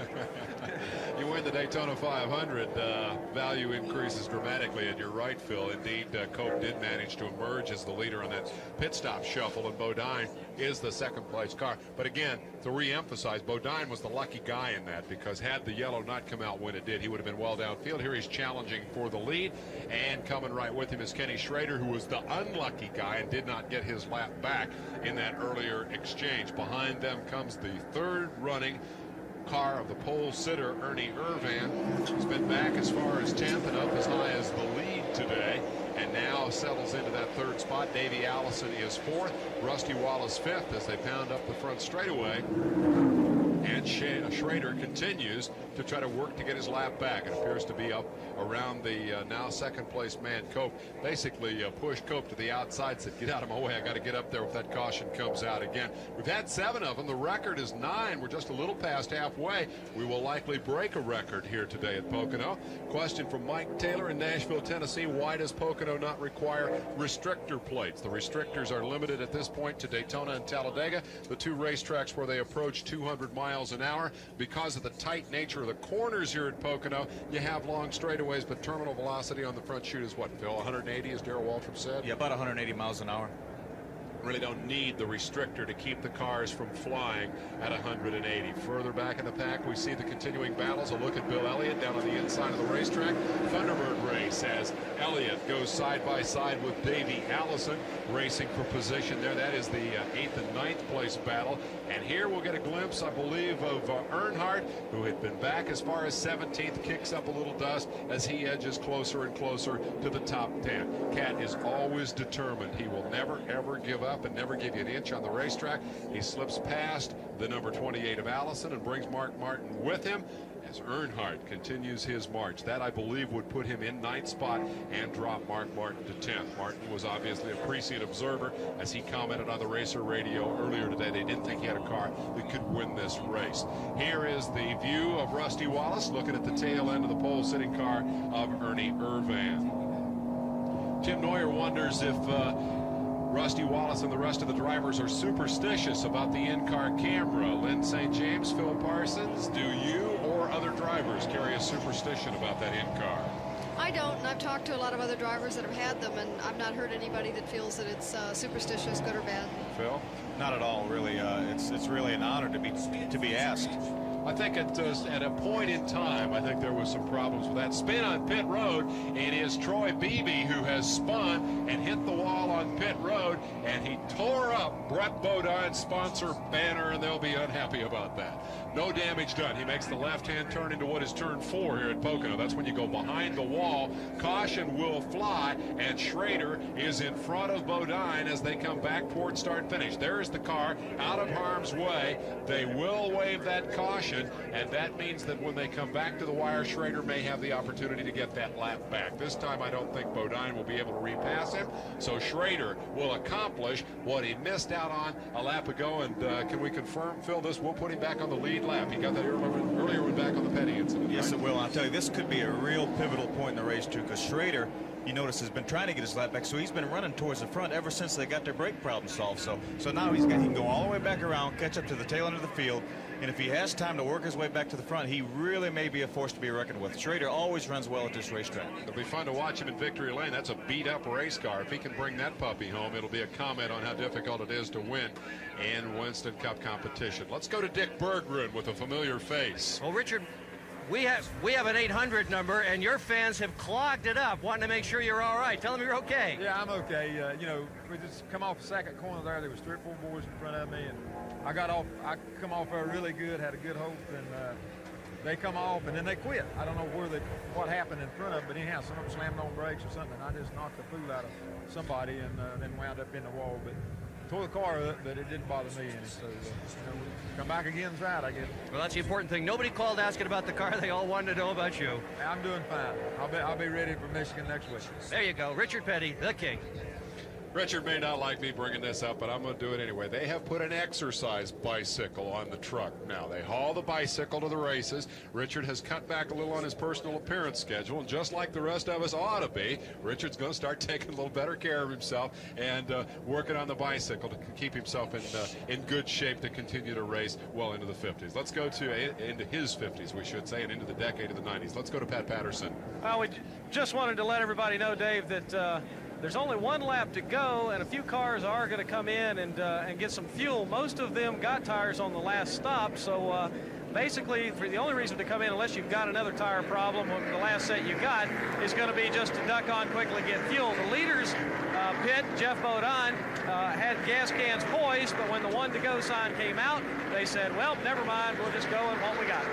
Waltrip does make a late stop. We have an 800 number you can call today with your questions. That number is 1-800-522-RACE, R-A-C-E. Tim Starlipper wants to be a superstar of stock car racing someday. He's from Charlotte. That's a good place to be from if you want to get in the racing business. Philly wants to know how many asphalt hours he needs to get onto the NASCAR circuit. He's starting his racing career next season. How many asphalt hours do I need for NASCAR? I'm really not sure in hours, Dave, but he has to be able to, to run well on the track he's starting on, then go up to another division. If he starts in hobby, go to the next division, then the next division, and get where he runs well in the division he's running in, and then he can think about maybe going to Busch Grand National or something like that. Is there a danger in trying to go too quickly, and how do you kind of rein in? How do you keep from being impatient, want to jump right into the next division too soon? Well, I think there definitely is a danger of going too quickly because you know, you can only do so much, and for him to try to come out run 1 year of hobby cars around North Carolina at Hickory or Concord, something like that, and to try to come and run with these guys, it would be impossible. And he would just, if he had somebody behind him paying the money, and then they wouldn't be there long because they knew it, you know, they wouldn't be getting anything out of it. So he just needs to take his time and do well at where he's racing and what division he's racing, and then just try to gradually move up. Quickly, Lynn St. James. Yes, I've talked to Jack Roush about that a lot too, talking about our new teams and expanding teams, and I would concur with this, that he feels that you need at least 3,000 miles on each racetrack before you really know and can be a contender at a racetrack. That's a lot of miles on each track. Yes, indeed. Tim, I hope we get a chance to call your name on one of these telecasts. Let's listen to Kyle Petty. Get ready. Go, go. That was the spotter signal. Go, go. The command to Kyle. The spotter high overhead has a better view of the overall situation than does the driver, and actually gives the driver the command to start. So Kyle gets a good jump here as Bodine continues to lead this race. He was on the point for the restart as none of the leaders pitted. Good action here at Pocono all day long, in part because of the flurry of yellows. Nobody likes a yellow cluttered race. We've had 7 today. The record is 9. But one thing it has done is kept those leaders in tight formation up front all afternoon long. The most consistent car in the pack has been Bodine, and he's back at the head of the field once again. This is Jeff Bodine. Brett Bodine has led the race on one occasion, but Jeff has been the strongest and most consistent driver all day. We should update that Troy Beebe was uninjured in that crash that brought out the last yellow. Let's confirm that information. And now Cope coming up from second spot. Third is Ernie Irvan. Fourth, I believe, is still Rusty Wallace as the field work their way down toward start finish. And looky here, the old dominator Dale Earnhardt is up to 6th place. Think how well he'd be doing if he was healthy, Phil. Knowing Earnhardt, probably not any better at all. Bill Elliott's unscheduled pit stop. Is that another flat tire? That will be absolutely unbelievable. He is on pit road.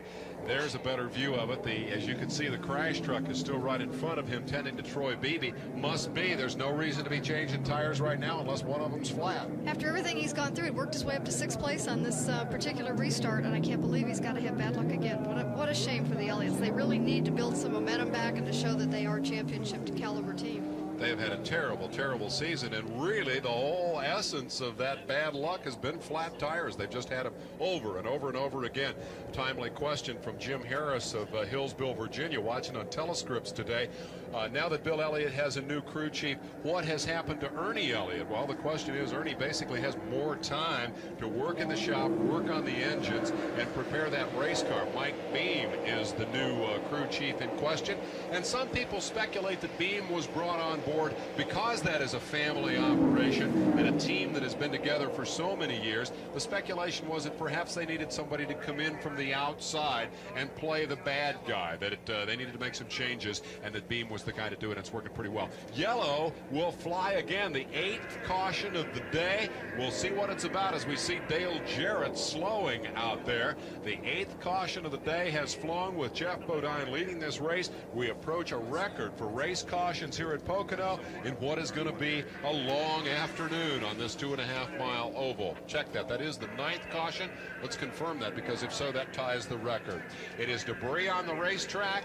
Perhaps a chunk of Bill Elliott's tire? Could be. Elliott had to make the stop for the tire change, and I believe that is his 8th flat tire in the last 3 races. That could also be Dale Jarrett's, because we saw Dale Jarrett going slow, so that could have been why he was going slow. Another break for Bill Elliott, though. He came in and had a real tough break, but boom, the caution comes right out, and he gets back. Now he can catch up with the field again and try to work his way towards the front.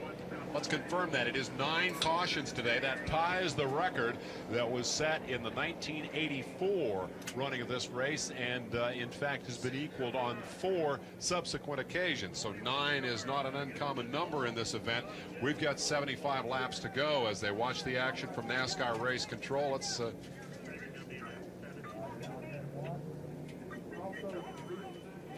We're inside NASCAR control right now. These are the people that run the race. These are the people that tell this flagman to throw the caution flag. They tell the pace car when to move, when to come in, and tell the flagman when to throw the green flag.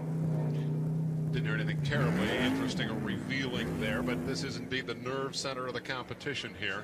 And the debris on the racetrack was spotted undoubtedly by one of their safety personnel, quickly radioed in, yellow flag flies. Now I think perhaps they're trying to direct the crew to where it is. Let's listen. Got any debris that you need to pick up? Let's get one to go. Man on the right is Dick Beatty. On the left, the coach, Les Richter, former football star, now NASCAR competition organizer. And here come all the leaders. They realize this caution will extend another lap, and all the leaders are going to come on pit road. Here is the leader in the race. Bodine slides her into the Junior Johnson pit. Junior goes in for the chassis adjustment on the left rear. Looks like they're going to right side tires. Let's go to Pat Patterson. Watch the jack man.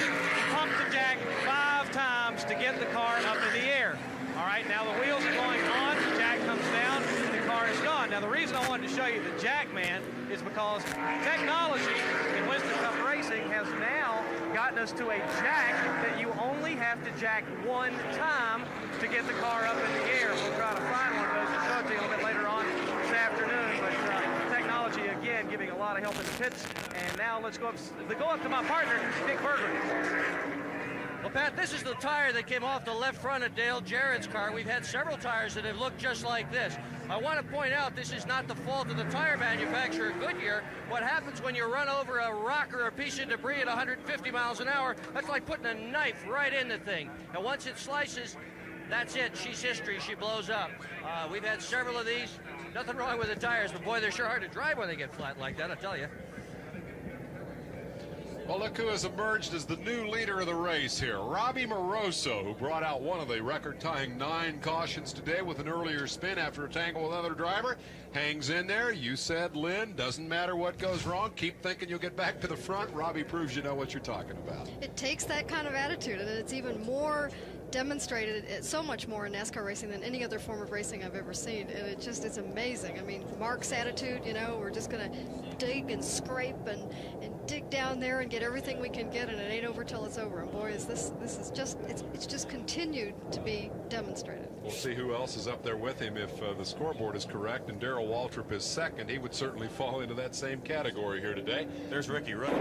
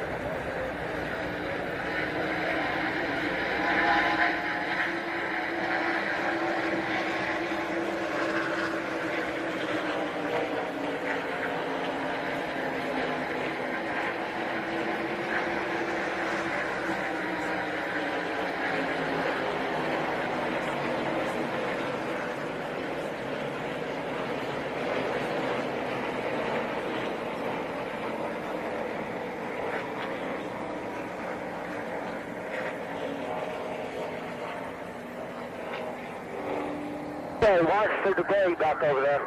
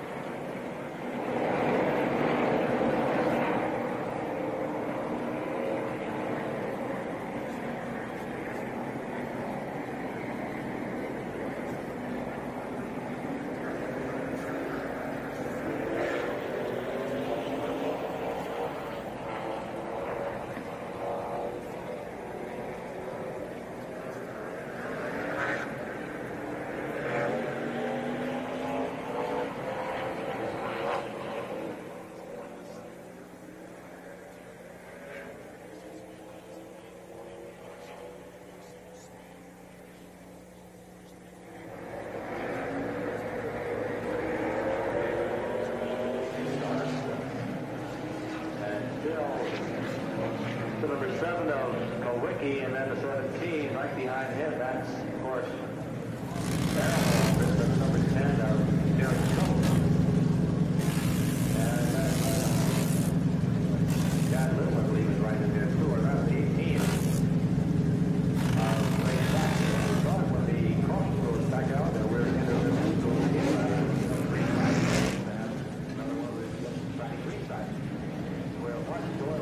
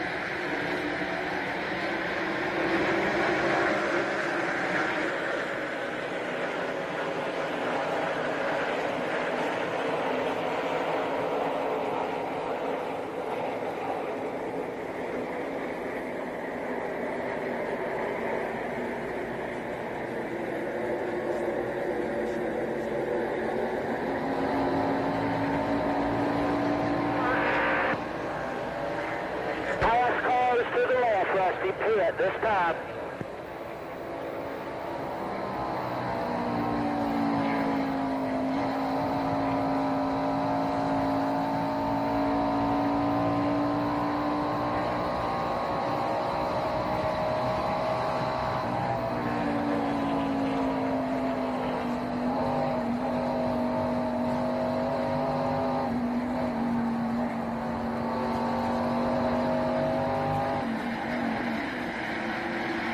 Stop and go. Okay.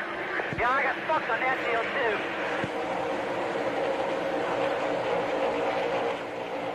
Okay.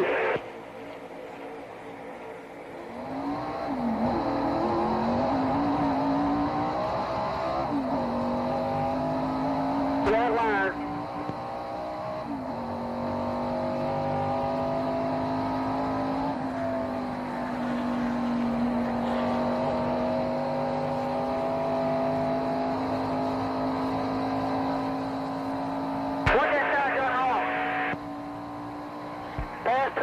Till you get to the stripe.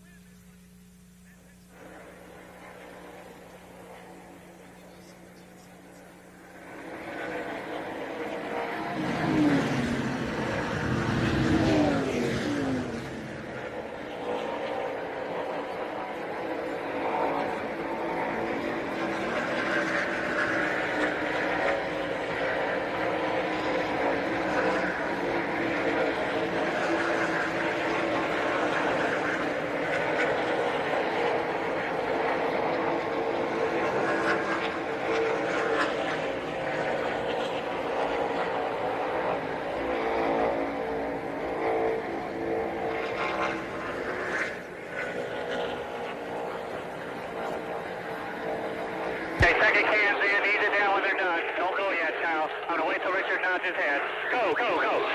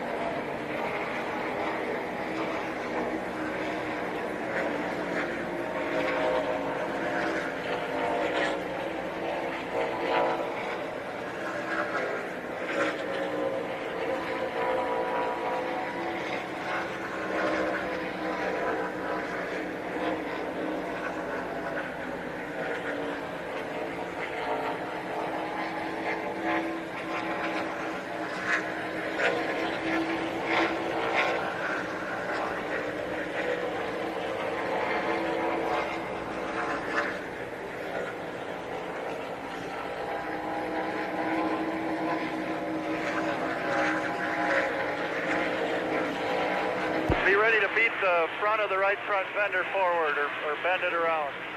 He's coming in. Okay, did you run the sign there? What? I think we ran the fifth sign anyway. Let's go ahead and fix this thing, you guys. Get some hammers, Donnie. Pull it out, man. Get some water, somebody. Let's see what's wrong here. Hang on a minute. It's okay up there.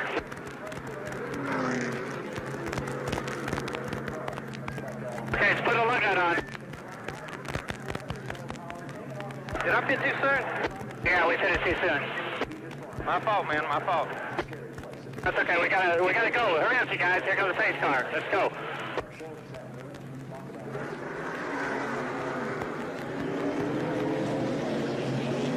Yeah, now we know we gotta start dead last. My fault, Gary. My fault, man. Okay, get up some speed and see if anything smokes.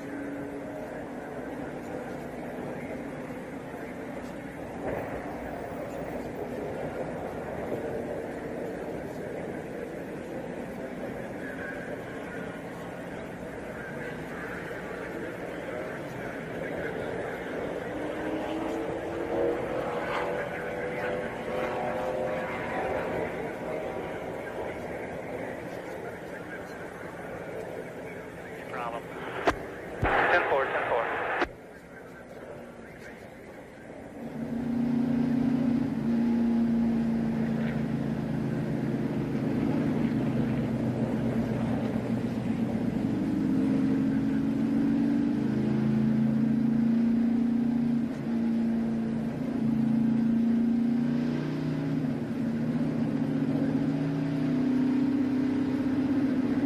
Yeah, I hear you loud and clear, man.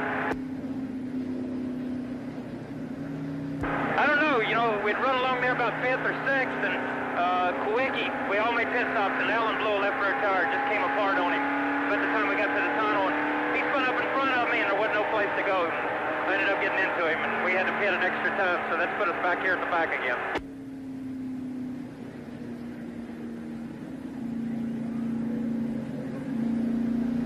Hey, when you're this far back and there's only this many laps left, you just run as hard as you can go and get whatever you can get. Thanks, sir. 1 to go, Kyle, 1 to go.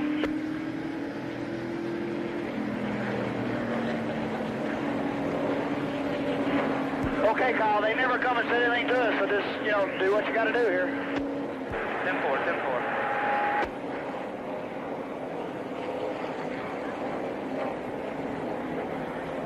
Hey, is this set of tires like the last set of tires?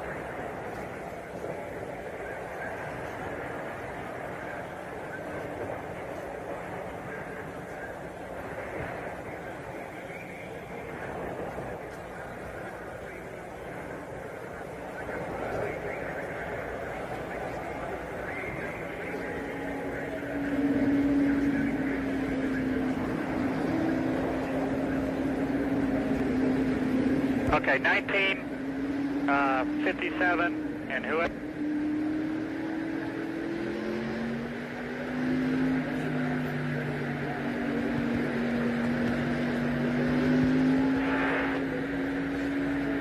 Okay, get ready, get ready. Get ready, green flag, go, go.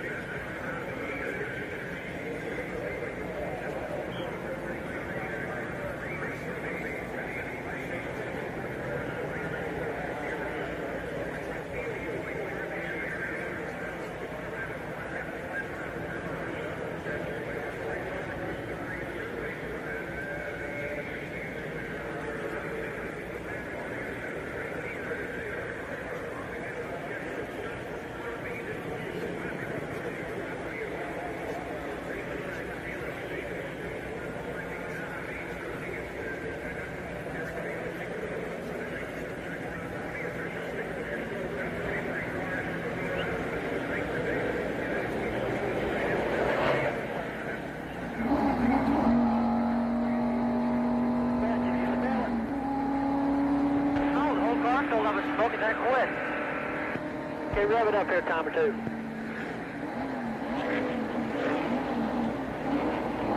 Okay, it might be the transmission or something.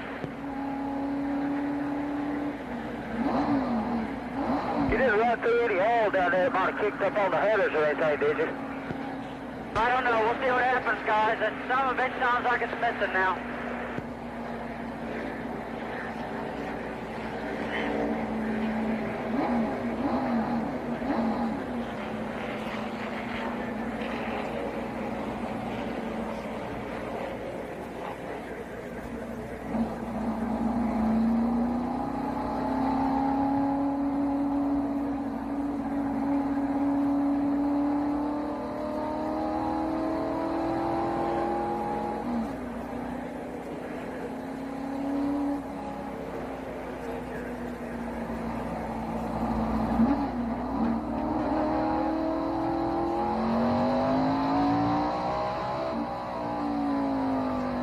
It doesn't seem like anything in the carburetor does it, Rusty. Oh, I don't know. I just put it in second gear, revved it up and took off, and it seemed okay. I don't know. It looked like to me when you went right by where that car wrecked that I kicked some oil up on the headers or something, because right there those cars are wrecked where it did it.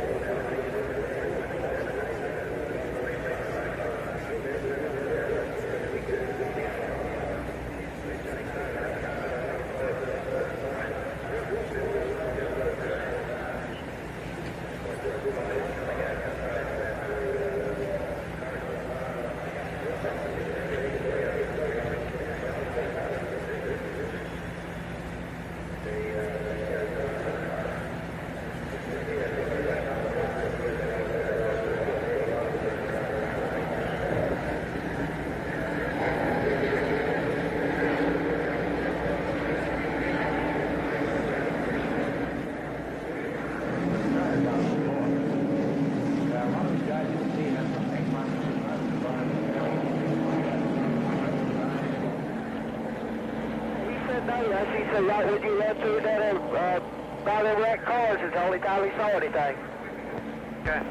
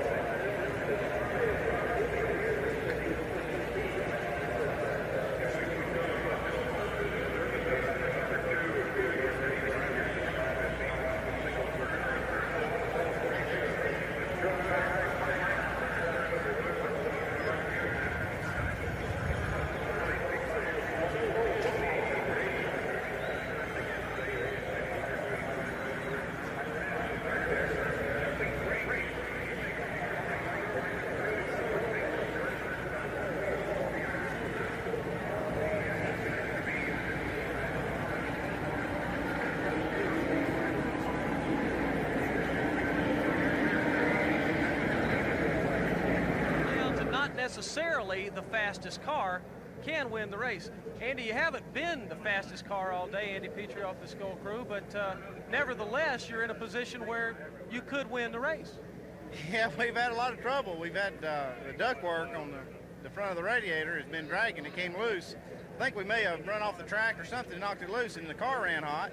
And we've just had a lot of problems getting it fixed and getting the car cooled back down. We used a lot of those earlier cautions to get it cooled down. And now we're trying to concentrate on getting our track position back and getting, be in position to win. Well, you've got another lap or so, I think, before they put them back under green. As far as the handle on the car, has Harry been happy with that portion of it?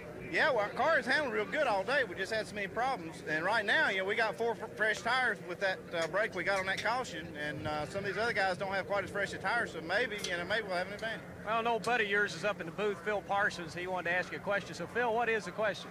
Ask Andy if he wins the race, will he get a new pair of sunglasses instead of the pair he's got tie wrapped together there? Phil is making real serious fun of those sunglasses of yours. He wants to know if you win the race, are you going to get a new pair? Yeah, these broke. I've got a tie wrap holding them right there in the center. I guess they can see that. Well, he's going to have his eyes glued through those glasses to see what Mr. Gant's got for the last few laps here, and we'll go back upstairs. You sharp-eyed devil. I thought those were supposed to be that way. We confirmed that all 3 drivers are okay after the crash at turn 1. This will require some additional cleanup. They dropped an awful lot of oil and water on the racetrack up there, so it'll be a little while before we're able to finish cleanup work on this turn 1 situation. And I guess that'll bring up the question then, Phil, again, the yellow, the pit stop strategy under the long yellow. Do you look at the Army here trying to get this racetrack scrubbed up? 2 questions, really. 1, when will you pit? And 2, the first time you run off into the aftermath of this, what's going through your mind? Number 1, none of the leaders are going to pit because they have enough fuel to go the rest of the way. Track position is so critical that they are not going to give that up. Now, the cars on the tail end right now, the cars that are still in the lead lap, but on the tail end now, they have nothing to lose. They may come in and get 4 fresh tires. So they have about, 10, 15 laps less on their tires than the leaders because they have nothing to lose. But they would rather be up in a situation that the leaders are in and stay out on the old tires because track position is so critical. Now that Army moved down to the infield to let the field stream through. You see it from Rusty Wallace's car. His car still very suspect here. And they've been running under yellow long enough now and had a chance to talk back and forth to one another that perhaps we wouldn't be interrupting if we jumped in on the racer radio. Rusty Wallace, if you can hear us, have you been able to further diagnose the potential problem with your car? What's wrong out there? I didn't know I had a problem. Well, we've been eavesdropping on you, Rusty. This is Dave Despain. We heard you talking with your crew about possibility it might be missing and possibility that it might be leaking oil. Anything to either one of those? Well, I don't know, Dave. I ran past the car down there, and when I went past that car, I see a bunch of smoke come up, so we might have run over something that caused the smoke. I don't know, but right now everything's fine. There's no problem. That's good news. You ready for the sprint here? It's going to be a whale of a race. See how strong Harry is. He looks pretty strong. All right, buddy, go get him. I think Rusty doesn't want to acknowledge anything might be wrong with that car. We mentioned the eavesdropping that's been going on. Rusty would just as soon have had us believe that there was absolutely nothing wrong, and that communication was not so much for us as for Harry Gant's crew.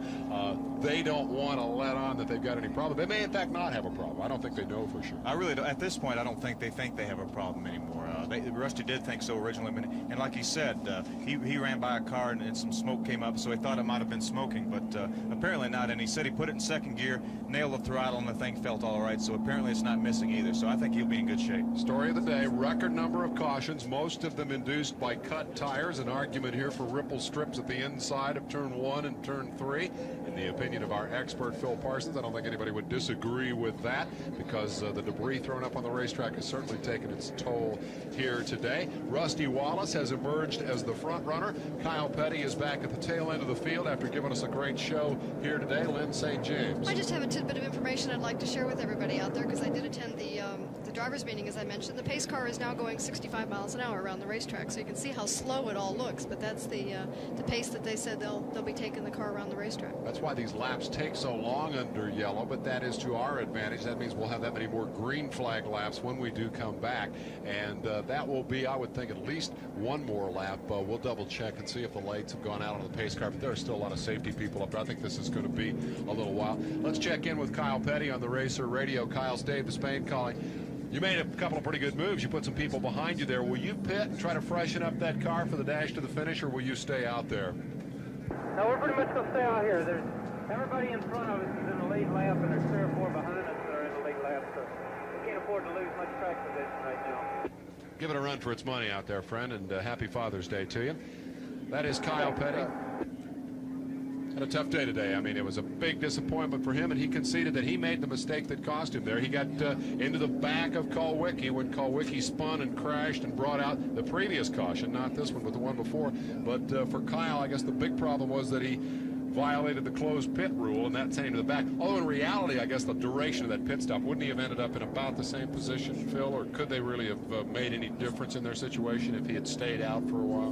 I'm not sure that, I think he might have been a little, he probably would have been better off if he would have stayed out, but the fact that he did pit too early, they probably didn't have enough time to get all the work done, so he had to come in. But if he would have waited and came in with the rest of the field, then he would have had a chance at beating people out of the pits and may have been a lot farther up. But I tell you, Kyle thought just a few cars behind him were in the lead lap. There's actually 8 cars behind him in the lead lap. There's 23 cars right now in the lead lap, and Kyle's 15th, so he's ahead of 8 cars. Kyle's done a heck of a job today. When you add it all up, and he's still going to have a little bit of time to operate here. He's got a comparatively fresh race car, even if it's a little bit beat up in the front. Here are some of the record crowd that have jammed Pocono International Raceway today. They sold out the grandstand yesterday. First time in stock car history here that has happened. They packed them into the infield today, and now this huge crowd, this record crowd, will see a spectacular finish as we have 1 lap to go, 1 lap to green. I want to thank all of you who have called in today. We probably won't get to your questions if you call us now because we're pretty close to the end of the broadcast. We'll try to get in a couple of more before we wrap up here today. But to each and every one of you who have called today, to each and every one of you who watched today, we certainly appreciate it, and we certainly hope that you've enjoyed this telecast. The best is yet to come as we get down to a finish. Question from Craig Staggs, Arlington Telecable, Arlington, Texas. Average horsepower on these cars, Phil? About 650, both for the Fords and the GM cars. We were speculating over dinner last night about the difference in horsepower on the dyno from the best car to, say, the 10th place car.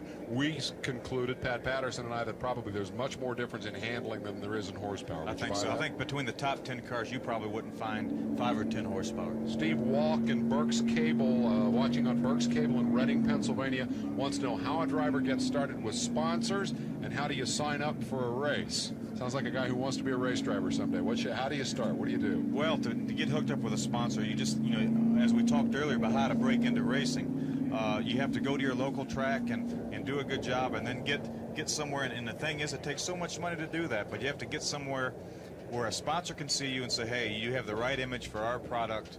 We're going to sponsor you, and we're going to go Winston Cup racing or whatever kind of racing that you may choose, and that's how you get hooked up with them. Sometimes when the drivers switch around, like at the end of this year and the end of last year, one driver will change from another team to the other. The sponsor will already be at the team, and the driver will just change. So there's a multitude of ways to do it, but how to initially get a sponsor is really to be in the right place at the right time. I'll give you 10 seconds, Lynn. You're one of the best in the business at taking care of sponsors. What's the key? What's the most important single thing you do to take care of your sponsor? Never thought you'd ask, Dave. You just got to knock on a lot of doors is what I've had to do. Just knock on doors, talk to people, get them enthused, and really try to get them aligned with you. 20 laps remain as we come down for a restart at Pocono. 20 of 200, a mere 10% of the race to decide it all. Does Rusty Wallace have a problem, or does he not? He doesn't want Harry Gant to know if he has a problem. Gant is right behind him, ready for a shootout. Wallace slowed down and then jumped on the gas and gets a nice restart as he rockets 10, 15 car lengths in front of Harry Gant coming down the front straightaway. Now they all dart out of line, but Wallace played that like a master. Big move way down to the inside. That, I believe, is the number 18 of the man Greg Sachs, who has run so much at the front of the field here today. The unobstructed view of Rusty Wallace, and a problem for number 8 Bobby Hillen. He will pull to a stop just past the exit of the pits, and I'm not sure whether he's out of harm's way or not. That'll be an official's call. That may very well be a yellow flag. If he stays there, it'll definitely be a caution flag because he's too close to the racing surface. But yeah, as a matter of fact, they're throwing the yellow flag right now, so they're going to race to the flag. They'll bring it right back out Kyle Petty's crew radioing to him. There is a car stalled on the front stretch, letting him know where the problem is. The race is back to the yellow flag. The 12th make that 13th, I believe, caution of the day as they come to start finish. No change in position because Wallace had an incredible restart, jumping back out in front of Harry Gant. He'll get a chance to do it again. Rusty's always so good at those restarts, but at least he didn't have to worry about jumping in here because he was right in front. Yeah, nobody to pass. He was the head man. That was basically a brake check is what that was. I mean, he slowed down, got up against Harry Gant's bumper, and then had to get Harry out of the throttle, and then took off. I don't think Harry will get caught like that again. He won't be able to do that twice in a row, I'll bet you.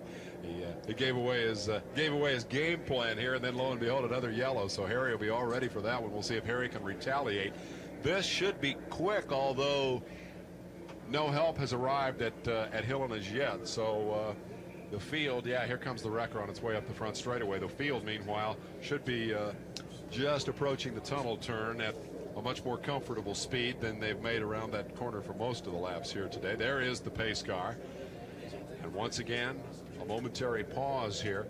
I would think that you start getting a little antsy somewhere about now. You want to get this thing going again, make the run down to the finish here. Let's get it on, right? That was one of the things I think that when Rusty was hearing things, you know, sometimes you start to hear things, feel things when you're towards the end of the race, and you don't want to think anything's wrong with the car, but you know, you get a little nervous, you get a little edgy when you got time. And if you were running flat out now, if you're running under green, you don't hear or think anything. You're just going with it. But when you've got under yellow, you start thinking about things. They've had a lot of time to think about it today. 13 yellows, breaking the record, shattering the record of 9. Let's go to Pat Patterson. I just want to make a comment, Dave, and that is that a lot of times when it gets down to the very end of a race like this and you see some last-minute caution flags, a lot of people say, boy, but why did that have to happen, you know? But I want to comment that the NASCAR officials did everything they could. All of them down on this end of the pit road were trying to wave at Hillen, hoping that he would look in his rearview mirror to pull the car out of harm's way so they wouldn't have to stop the race, but it didn't work out that way, and it's a tough way for the day at the end for Bobby Hillen, who certainly would have liked to have finished this one. I noticed that the lights on the pace car are out, which means there's going to be about another half a circuit around the speedway to get the green flag, so I'll let you have it back. I presume the fact that he's going up on the hook indicates that Hillen couldn't do much of anything with that car. He was obviously stopped and stalled, and now he's simply supervising the recovery operation here as they pull the number 8 back to the garage area and out of the way. That's too bad. Hillen had run top 3 in this race for a while at mid-race and is coming off his best finish of the year, 5th last weekend at Sears Point. The long-awaited final restart perhaps coming up next here as they are less than a lap away. Let's go to Dick Berggren. With Barry Dotson, these caution flags are helping you guys. Excuse me, Dick. Okay, he's going to talk to Rusty Wallace now. They are getting ready for the green. We'll see if we can get to talk to him. The cautions are helping you, Barry. So far they are. You know, I'd like to see about 15 more of them.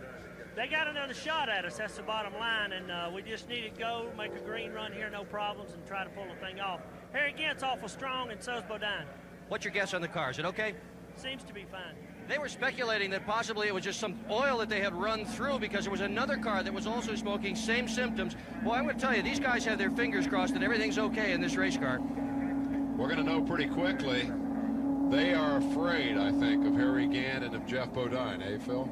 I think so. They know Jeff Bodine's been really, as you've mentioned a number of times, the most consistent car all day. Right now he's back in 4th position. So what Rusty wants to do is get an incredibly good start, put enough distance between himself, and if Harry can't stand an assault, then maybe Bodine won't have enough time to get by both Harry Gant and Hut Strickland and be able to chase down Rusty Wallace. Well, we're all going to get all of the answers very quickly here, assuming we can stay green this time. Rusty Wallace will lead him down for the restart with Harry Gant right on his heels. Hut Strickland's had a great run today. He's got that thing up in 3rd spot. I think there's a lot of question whether he can keep Jeff Bodine behind him. Hut's car has not been that strong all day, but what counts is the last run to the checkered flag. Bodine is 4th, Darrell Waltrip is 5th, and those 5 guys will be charging down to the green flag right now. And again, and Wallace got a great break. He virtually repeated the move that he made on Harry Gant earlier. That is exactly what Wallace needed at this juncture. Keep in mind that a lot of those cars in the middle of that pack are lap cars, and that will help Wallace as well, because as they close up, the more buffer he can put between himself and the second place machine of Harry Gant, the better off he's going to be. One of those cars is Dick Trickle in the 66, who started outside row 1. Hutch Strickland Harry got such a bad start, Hutch Strickland was able to pass him down at the end of the straightaway, so now Hutch Strickland is running in second position. How about that? Happy Father's Day, Bobby Allison, car owner on that car. Wallace takes her deep into the tunnel turn and pulls Dick Trickle through there. Trickle, the lap car. Wallace looking in his mirror. Where are they? I know they're coming.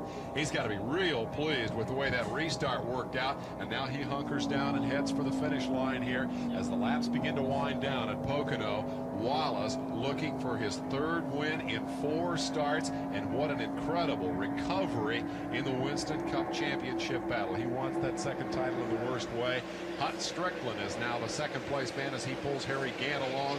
We're getting down to showtime. We talked about how good Jeff Bodine was. Well, his brother Brett Bodine has passed him, and now Brett Bodine is up to 4th position with Jeff back to 5th. Position swapping back there behind Wallace. All of those guys trying to quickly jockey themselves into position to become contenders. Hutch Strickland's caught on the outside. Harry Gant got by him. Brett Bodine got by him. Now Jeff Bodine's trying to get by him. He tried to make a move to get by Trickle and must not have been able to make it. It really cost him a lot of time. Here goes Derek Cope right through the grass, it looked like, trying to get by Hutch Strickland. I got to get myself a piece of the action. I'll stick the nose down in the grass, says Cope. It costs him spots. Behind him comes the gang war. Everybody wants a piece of the action with 15 laps to go. 15 more circuits of Pocono International Raceway, and we'll see if Wallace can pull off his third victory in 4 starts and make another big hike up the Winston Cup point ladder. This is classic Rusty Wallace on his restarts. I've watched him for so long, and every time he always just times those restarts so well. And he just classic. He knows when he needs it, too, because earlier we saw a not-so-classic restart, a penalty that sent him all the way to the back when he didn't actually jump the restart. He violated the rule by cutting to the inside and passing on the left before they got to the starting line. And so Wallace got the opportunity to make this restart at the head of the field by passing everybody out there, which is a remarkably strong performance. The question now is whether he can make it stick for what is now 14.5 laps of competition still remaining. Let's run them down. Here's the prize money for today. Over $500,000 on the line at Pocono. This is big, big business. Harry Gant was able to get by the lap car of Dick Trickle, so now there's nobody in between him and Rusty Wallace. So Harry desperately needed to get by Dick Trickle. Now we'll see if Harry has the strength to run Rusty down. Reminiscent, if I recall correctly, of a year ago when it was Terry Labonte up on the point and Gant playing the spoilers role. The third place car, the number 26 of Brett Bodine. Strickland falls to 4th. 5th is the number 11 of Jeff Bodine. That's the man that we expected might emerge here as a contender. Has not yet been able to do that. 6th is Cope. 7th is Waltrip. 8th is check that. 8th is Greg Sachs. 9th is Sterling Marlin. 10th Davey Allison. 11th is the 15 car of Morgan Shepherd, and 12th is the number 6 of Mark Martin. So there are 2 of your point contenders in 11th and 12th spots. And here is a 3-car battle as Sachs moves to the inside of Morgan Shepherd. Ooh, and into the grass again goes Cope, and that time he almost looped the car. Martin saw it coming dark to the outside and passed Morgan Shepherd. Tremendous shuffle of positions here, and this is back at the tail end of the top 10 as they do battle for those Winston Cup points that are all important, particularly to Martin, number 6, and Shepherd, number 15. Dave, as of 2 laps ago, Derek Cope was running 6th. Now he's all the way back to about 12th position. He made a move to try to get by some cars, and it didn't work. And he really has cost him.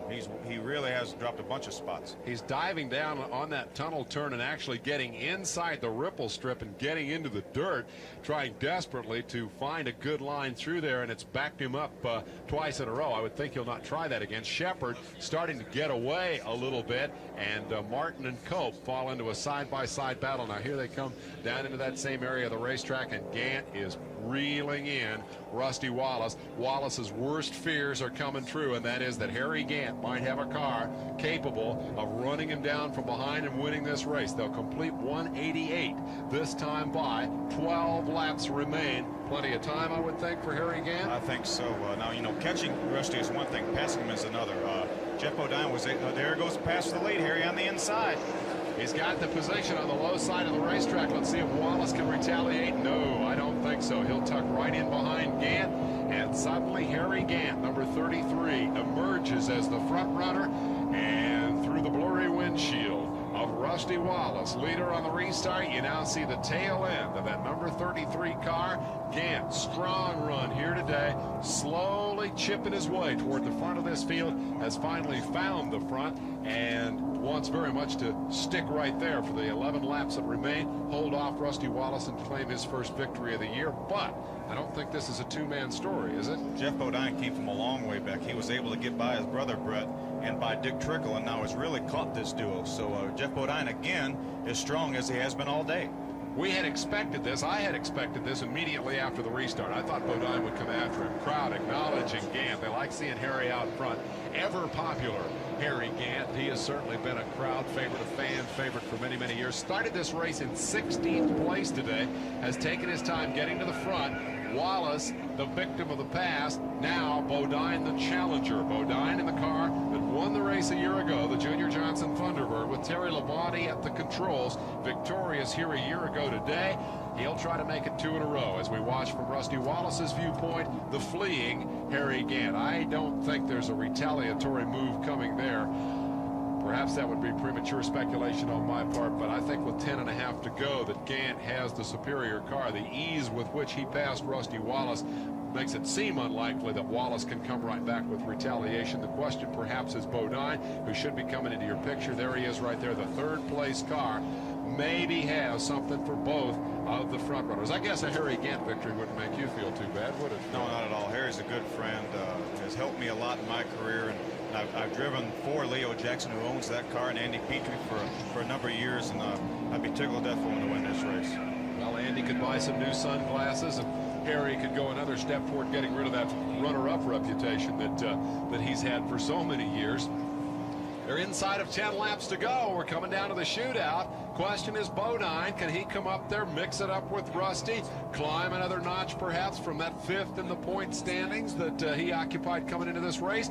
And what of Harry Gant? Will he be able to hang on for now a little more than 9 laps and win his second race here at Pocono? He was last victorious on this racetrack way back in 1984 in a Chevrolet.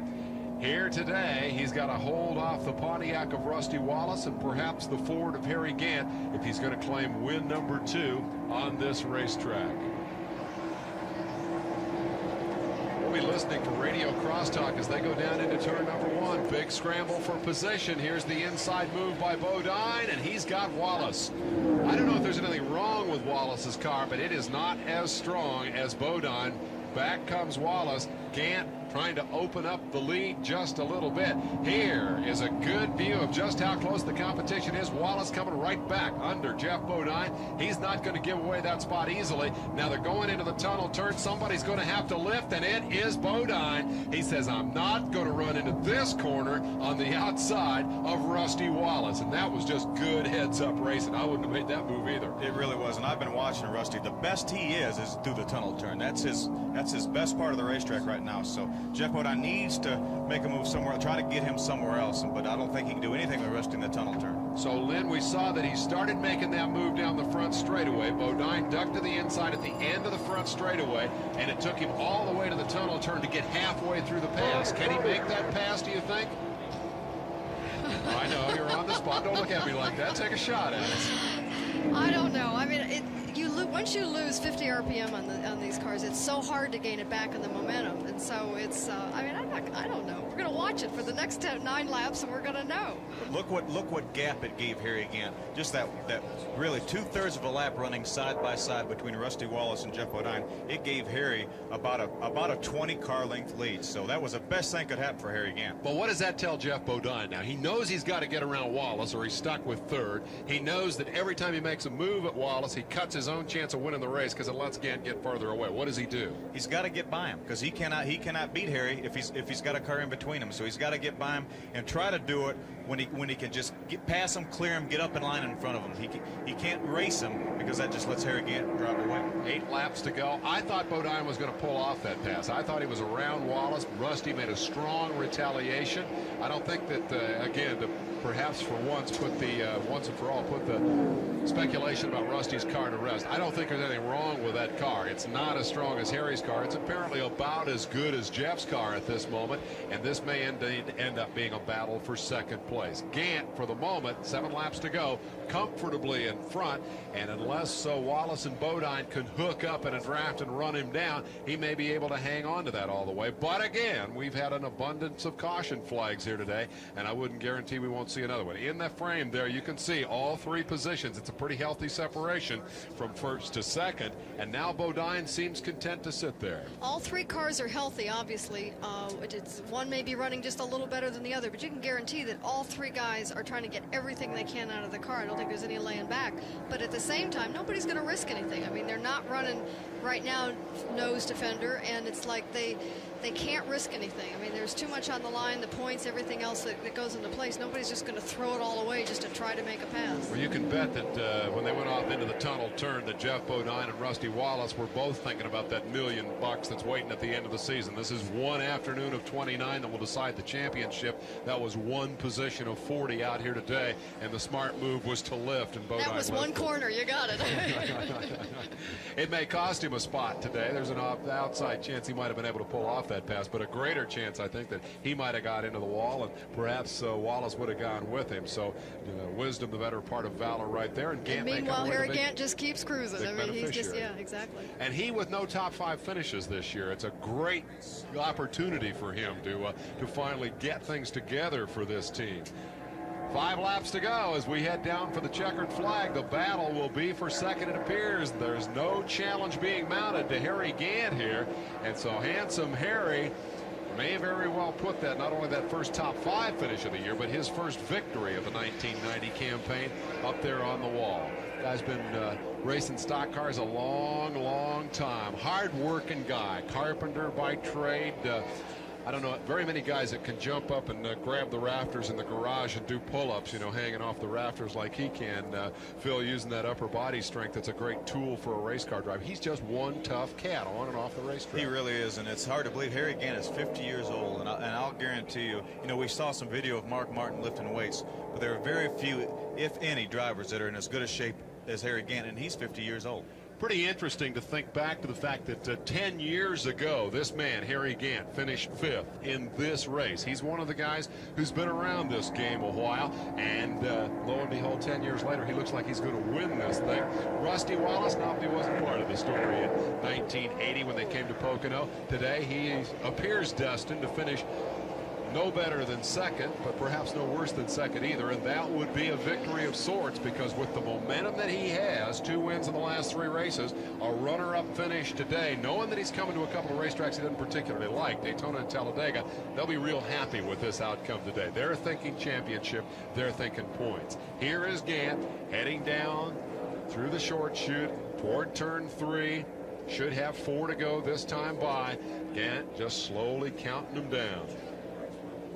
A couple other interesting notes, and when we bring up that race 10 years ago, look back to it, the guys who were in that race also racing today are Dale Earnhardt, Harry Gant, Terry Labonte, Kyle Petty, been around 10 years now, hasn't he? Dave Marcus, Ricky Rudd, Jimmy Means, Darrell Waltrip, Richard Petty, and J.D. McDuffie. Only 10 drivers who started the 1980 Pocono race are back to race today. Among those not currently in the field, big names from the past are Neil Bonnet, Buddy Baker, Cale Yarborough, the late Tim Richmond, Benny Parsons, Lake Speed, and Bobby Allison. Race for 5th out there is still pretty good, Phil. It really is. That's really the only race right now on the racetrack. Hutch Strickland was running 5th. Dave Elson got by him. You got Greg Sachs right behind them running 7th. That's the only race on the racetrack. Davey Allison appears to be real strong. He chased Hutch Strickland down and was able to pass him, so he seems to be opening up a little daylight. Now we'll see if Greg Sachs can do the same thing. Sachs is probably disappointed to be where he is, 7th position with a car that early in the race was very strong. It was fastest in the final practice yesterday. I think that team is still looking for consistency. They know they've got fast cars. They don't have yet fast pit stops, and until they run a few more races, I don't think they'll find the consistency that'll make them a winner. That's very true. When pit stops do come into play, like here, track position is so critical, then they're going to be a little bit weak in that area. But they'll get it together. They got a good bunch of guys. They'll get it together. It's a great team, or potentially a great team, and we've got just 2 laps to go for Harry Gant as he flashes past the start-finish line, wheels that Oldsmobile off into turn 1, thinking about time I won one of these things. Gant inside of 2 laps to go as he hurdles down the long pond straightaway at Pocono. This will be a popular victory here today. Harry got a big cheer. Let's don't jinx him yet, Dave. He's still got a lap and a half to go. Don't jinx him yet. It's not over. That's a good point. Let's don't talk about the no-hitter till the last pitch is hurled. Here is Rusty Wallace. He is second. He stood the gaff. He withstood the pressure from Bodine. Jeff threw his best shot at him, and Rusty threw it right back and said, no, thank you, friend. I'm going to hang on to this spot. And Rusty is in second spot as they turn for the white flag, which awaits at the end of a long and grueling afternoon here. 3.5 hours after things get started, the checkered flag will fall. Long day. 4.5 hours. My apologies for that. The long cautions as Andy Petrie with the broken sunglasses looks on, obviously anxious. This is a helpless time for the crew chief. What can he do now? He's done all he can do. All he can do is just sit back there and watch. And the problem is, like right now, he cannot see Harry Gant anymore. So he'll be looking towards turn 3, and when he sees that green and white car, that skull car come off turn 3, then he'll be a happy man, and he'll probably get a new pair of sunglasses. White flag for Harry Gant, and probably the longest lap limb that he'll run all day. Yeah, for sure, because he's not had the best season. He's got that reputation, I think, for being a bridesmaid all the time and not the bride, and he's certainly got it here. And that sigh of relief that the pits are going to have when they see that green and white car, as Phil mentioned, coming off of turn 3. Well, it won't be long. He's hustling for home. Harry Gant in the Oldsmobile, having it all his way in the late laps here today. If you're going to get good for the last 15 laps, and that's exactly what Gant did. Bided his time early, came to life when he needed to. Fans on their feet. Harry Gant has won the Miller Genuine Draft 500 at Pocono. Rusty Wallace will finish second. Jeff Bodine is third. Brett Bodine is fourth. Davey Allison fifth. Hut Strickland sixth. Finishing seventh will be the number 18 of Greg Saxon. We've got a last lap crash. Number 66, Dick Trickle, has apparently crashed while turning for the checkered flag. It appears to be turn 3, so he did not get to the checker. Trickle, who started on the outside pole, has had a terrible afternoon. The checker and yellow will fall together, and Harry Gant will come back around to take the wave of congratulations from Rusty Wallace. A happy man, a well-deserved victory, and I guess the best race you can run at Pocono. You got to take your time. We're going to go to Pat Patterson in the Harry Gant pits. Well, needless to say, it is jubilation in the Harry Gant pit, and Andy Petrie, a great afternoon. I guess if Nolan Rowling can throw a no-hitter, you guys sure had it going this afternoon.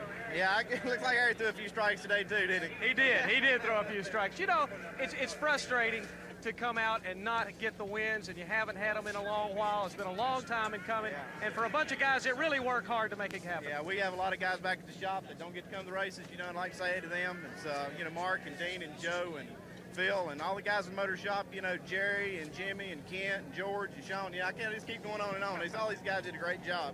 Well, I'm really proud of it. I noticed that you've gotten rid of those old sunglasses, so I guess Phil Parsons right. You're going to get a new pair, right? I hope so. Maybe I can afford some now. Have fun at Victory Lane. That's Andy Petrie, the crew chief on the winning car today, and we're going back upstairs to Davis Bank. All right. Party about to get underway for the Gant crowd as they roll into Victory Lane. Harry notches his 11th career Winston Cup victory, and lo and behold, he has finally managed to leave behind that runner-up jinx. So we're going to get one more look at what happened on the last lap here as Gant prepares to climb out. Winner at Pocono.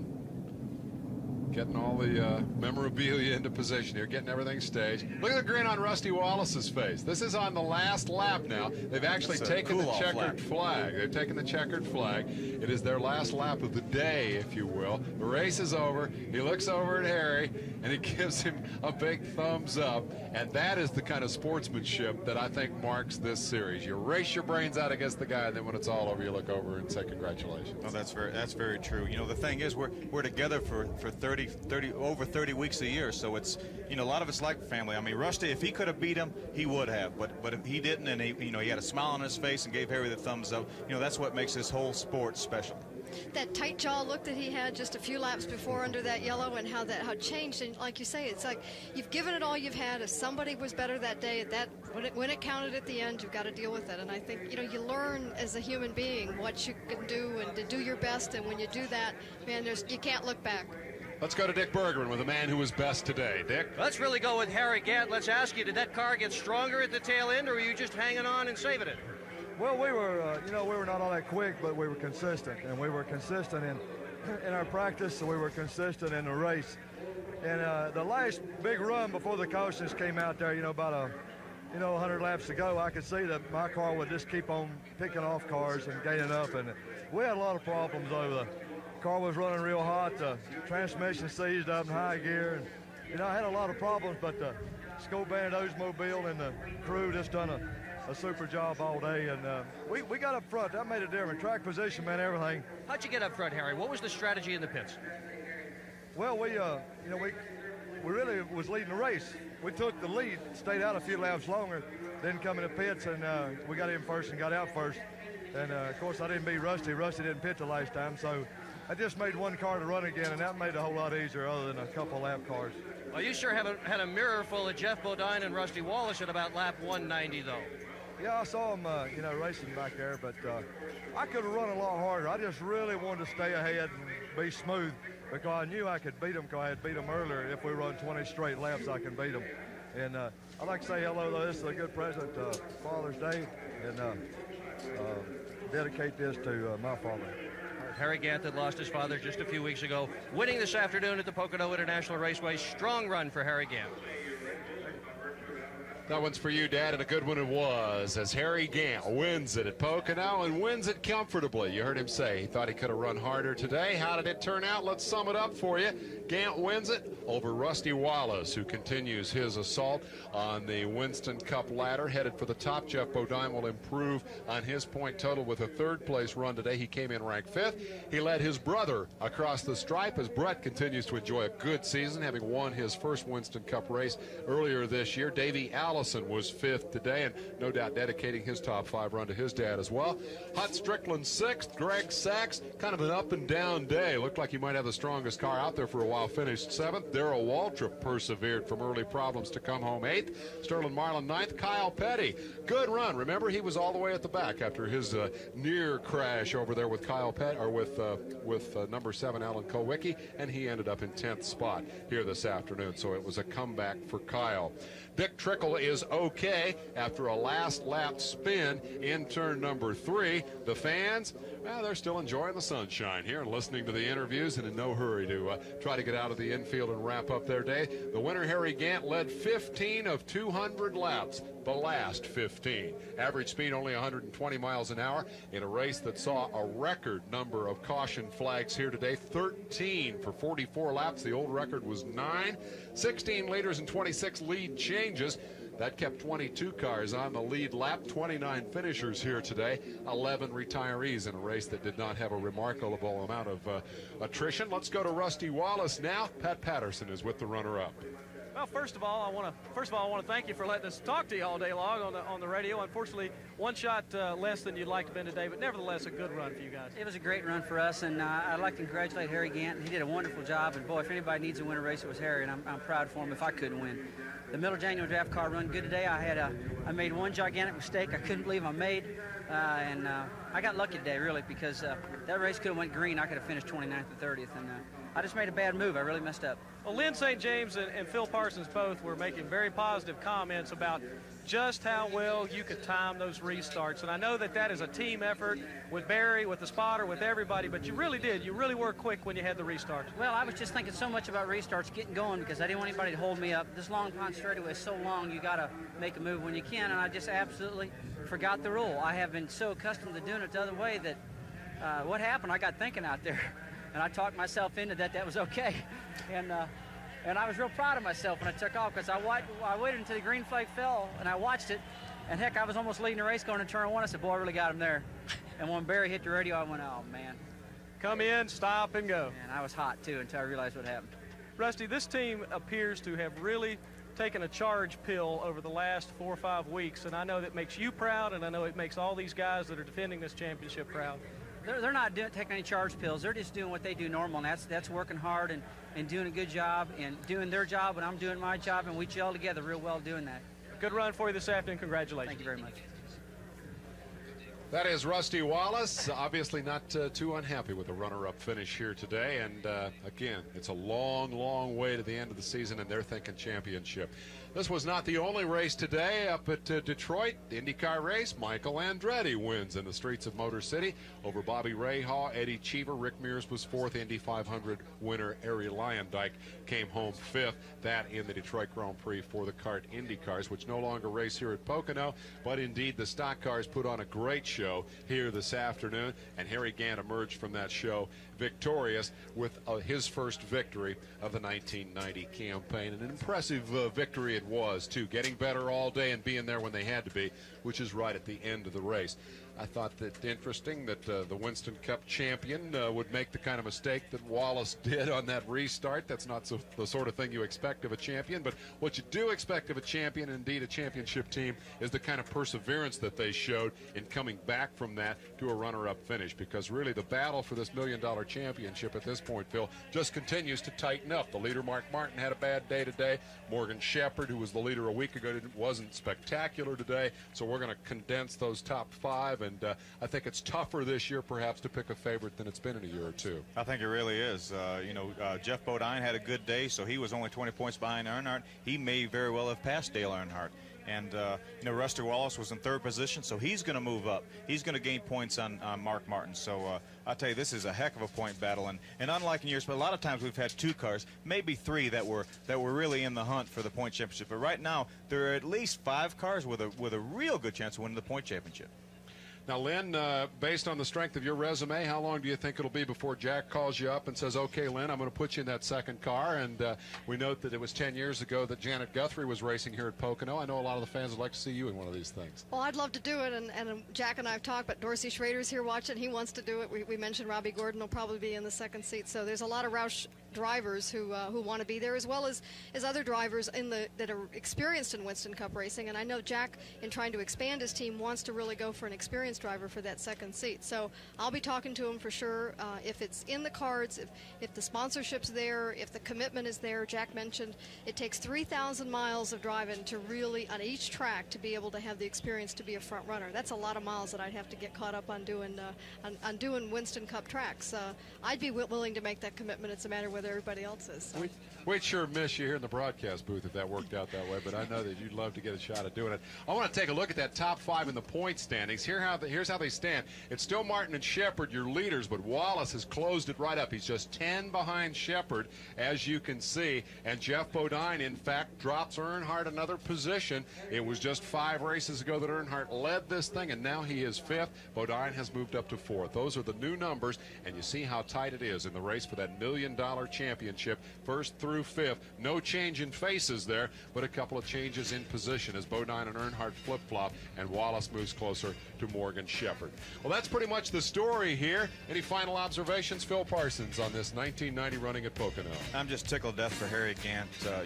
As we mentioned, Harry lost his father a couple months ago, and I know this means an awful lot to him because I'm sure he's thinking about his dad, and he was thinking about his dad the last few laps, and they were very close. And I'm just tickled to death for Harry, for him and his father, and I just like to wish my father happy Father's Day. To all of you for watching today, for calling today, we very much appreciate it. For Dick Bergman and Pat Patterson in the pits, Lynn St. James and Phil Parsons topside, I'm Dave Despain. We hope you've enjoyed our telecast of this Miller Genuine Draft 500. So long from Pocono, Pennsylvania.